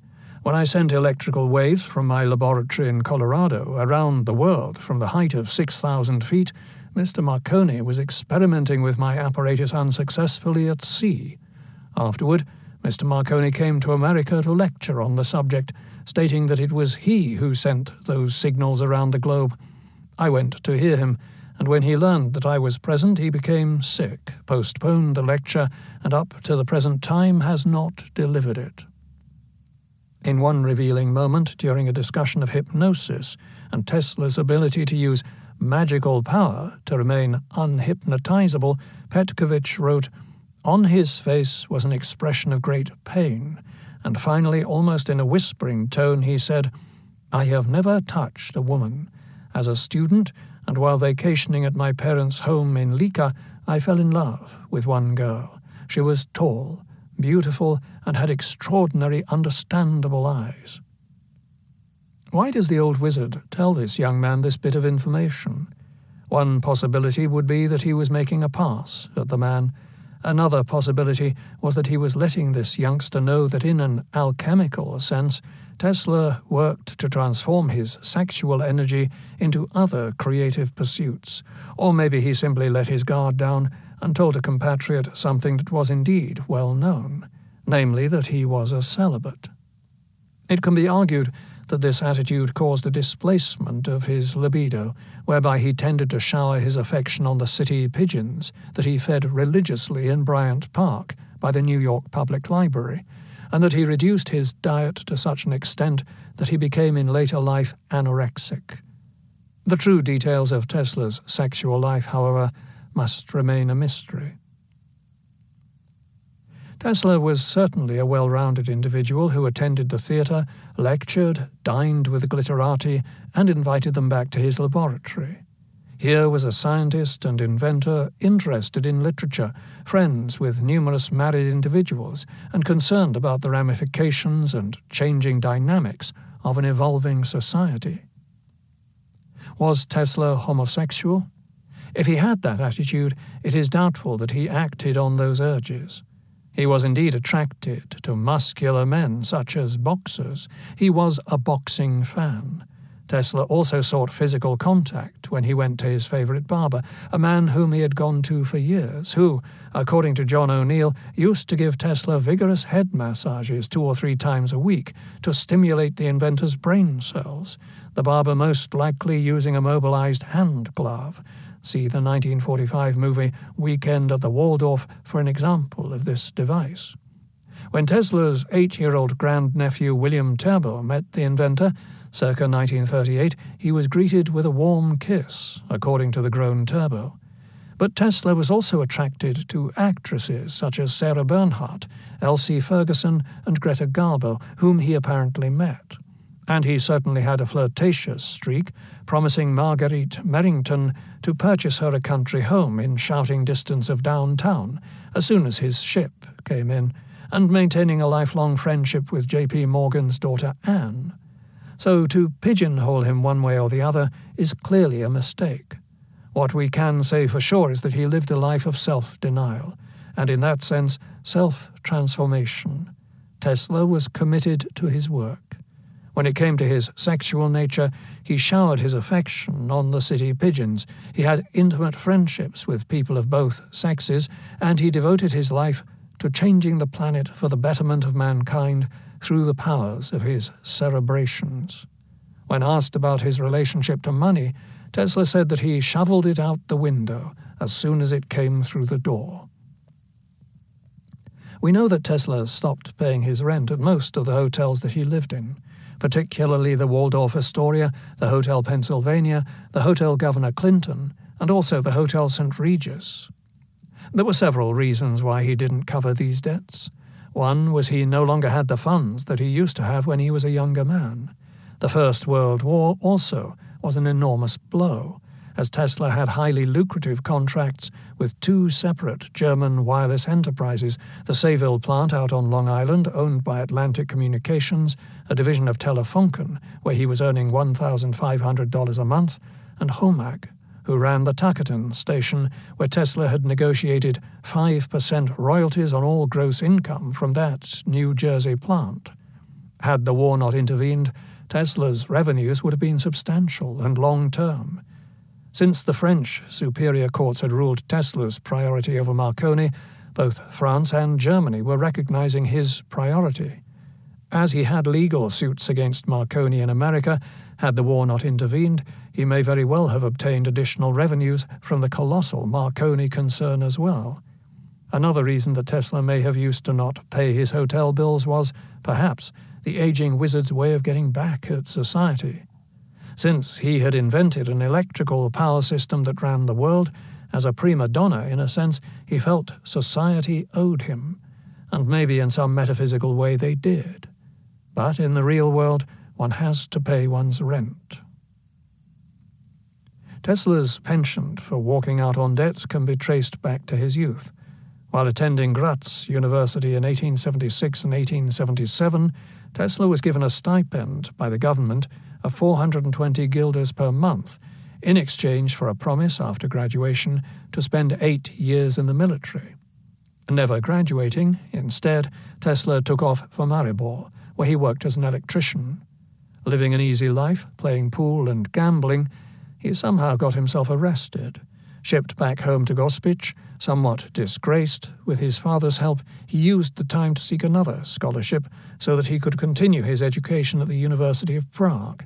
There he undertook courses in foreign languages, physics, electrical engineering, and higher mathematics. But as with Graz, he also never graduated from Prague.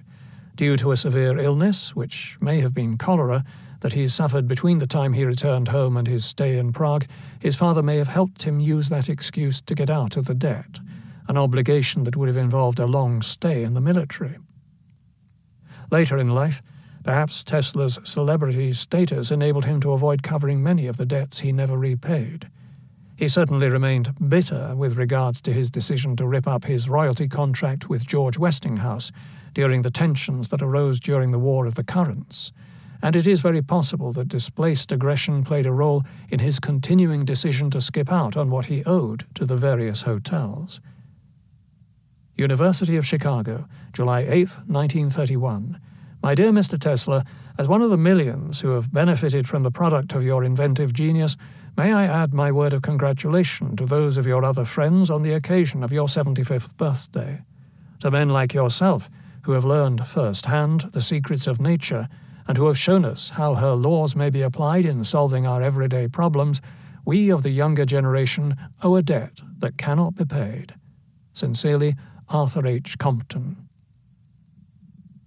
Certainly, Tesla had an extraordinary mind that was appreciated by such Nobel Prize winners as Arthur Compton, who won the award 4 years before he penned this letter. Compton would go on to become a prominent participant in the Manhattan Project and also send a condolence telegram at that very same time when Tesla died.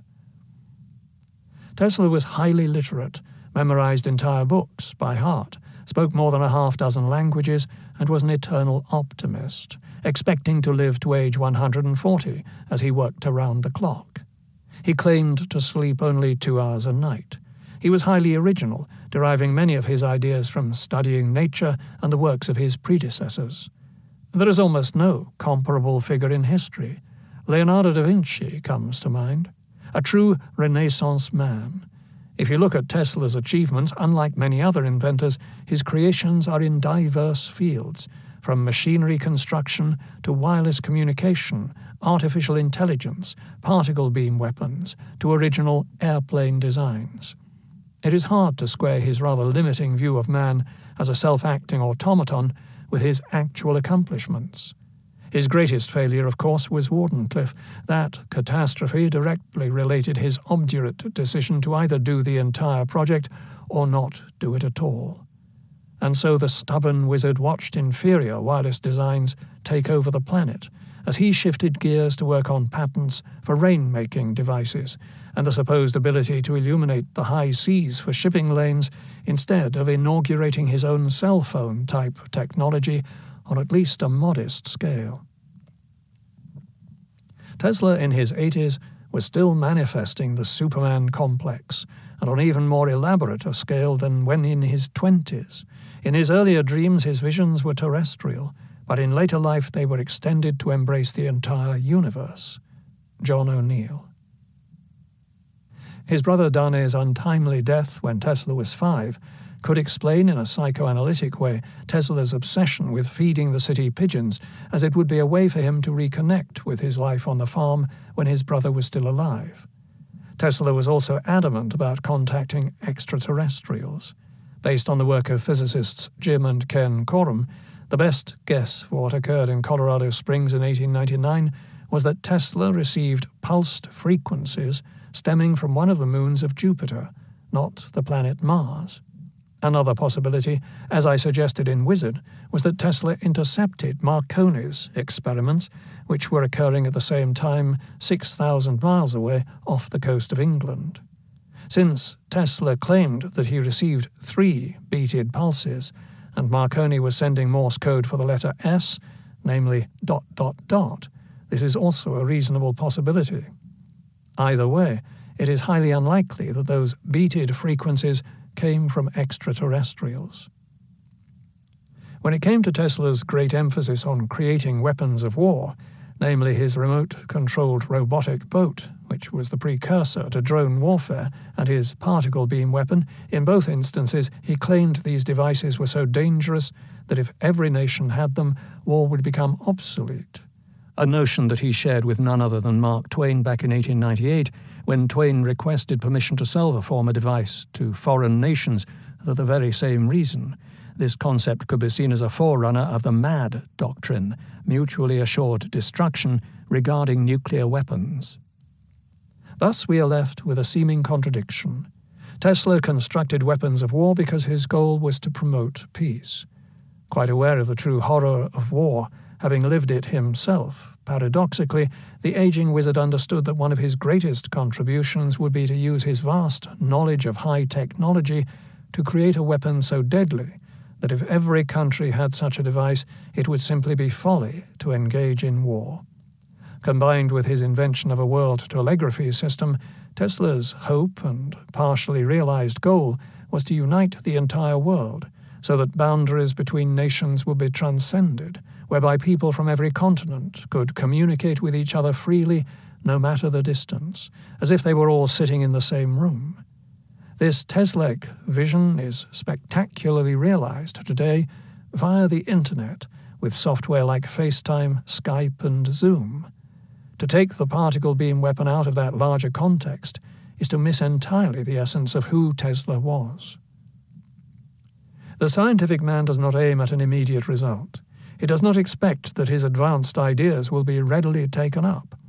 His work is like that of the planter, for the future. His duty is to lay the foundation for those who are to come, and point the way. He lives and labors and hopes. Nikola Tesla. In general, my view of Tesla is that he was a bon vivant. O'Neill said he was the best-dressed man on Fifth Avenue in his heyday. We can see his penchant for wit, his artistic nature, and his sense of camp by way of his fantastic double-exposure photographs of himself surrounded by lightning, and his ability to complete Wardenclyffe, at least on paper, by working with sci-fi aficionados such as editor Hugo Gernsback and premier artist Frank R. Paul. A star of the Gilded Age with a multifaceted personality, living at the Waldorf Astoria, the most posh hotel in all the world at its height, the Serbian inventor enjoyed close friendships with numerous individuals of both sexes and of many ages, many world-renowned movers and shakers themselves. He had a caring nature and sense of loyalty, and he was driven by his wish to help the human race progress in a way that did not sap the earth of its natural resources, was non-polluting, made use of renewable energy, and worked within its rhythms. Although he constructed novel weapons for war, his goal was always to create a situation that would demand peace. Seeking the utopian ideal in one communiqué to J. Pierpont Morgan, in trying to appeal to the financier's philanthropic side and the inventor's wish to complete his great world telegraphy tower at Wardenclyffe, he pointed out that such a goal of peaceful communication with all peoples of the planet was actually achieved in the case of the postal system. Such was the vision and understanding of this unusual individual. Perhaps the best way to understand Tesla's attempt to reveal himself and illuminate the world is to let him speak for himself in a way he once characterized poetically as a fragment of Olympian gossip. Man's greatest achievement, Nikola Tesla, Milwaukee Sentinel, Sunday, July 13th, 1930. This article begins with a drawing of a balance scale with a newborn baby on one side, easily outweighing man's many accomplishments, including a plethora of high-rise buildings and inventions such as the railroad, airplane, and automobile, and the caption, "Man's brain outweighs them all." When a child is born, its sense organs are brought in contact with the outer world, and in this act a marvelous little engine of inconceivable delicacy and complexity of construction, unlike any on Earth, is hitched to the wheelwork of the universe. The little engine labors and grows. Inspired to this task, he searches, discovers and invents, designs and constructs, and covers with monuments of beauty, grandeur, and awe the star of his birth. He descends into the bowels of the globe to bring forth its hidden treasures and to unlock its immense imprisoned energies for his use. He subdues and puts to his service the fierce, devastating spark of Prometheus, the titanic forces of the waterfall, the wind, and the tide. He tames the thundering bolt of Jove and annihilates time and space. He makes the great sun his obedient, toiling slave. Such is his power and might that the heavens reverberate and the whole earth trembles by the mere sound of his voice. What has the future in store for this strange being, born of a breath, of perishable tissue, yet immortal, with powers fearful and divine. What magic will be wrought by him? What is to be his greatest deed, his crowning achievement?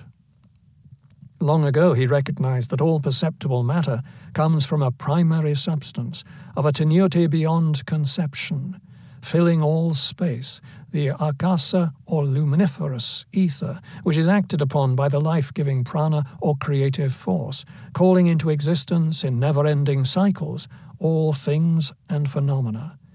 The primary substance, thrown into infinitesimal whirls of prodigious velocity, becomes gross matter. The force subsiding, the motion ceases, and matter disappears, reverting to the primary substance. Can man control this grandest, most awe-inspiring of all processes in nature? Can he harness her inexhaustible energies to perform all their functions at his bidding? More still, can he so refine his means of control as to put them in operation simply by the force of his will?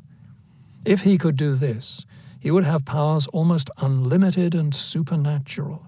At his command, old worlds would disappear, and new ones of his planning would spring into being. He could fix, solidify, and preserve the ethereal shapes of his imagining, the fleeting visions of his dreams. He could express all the creations of his mind on any scale in forms concrete and imperishable.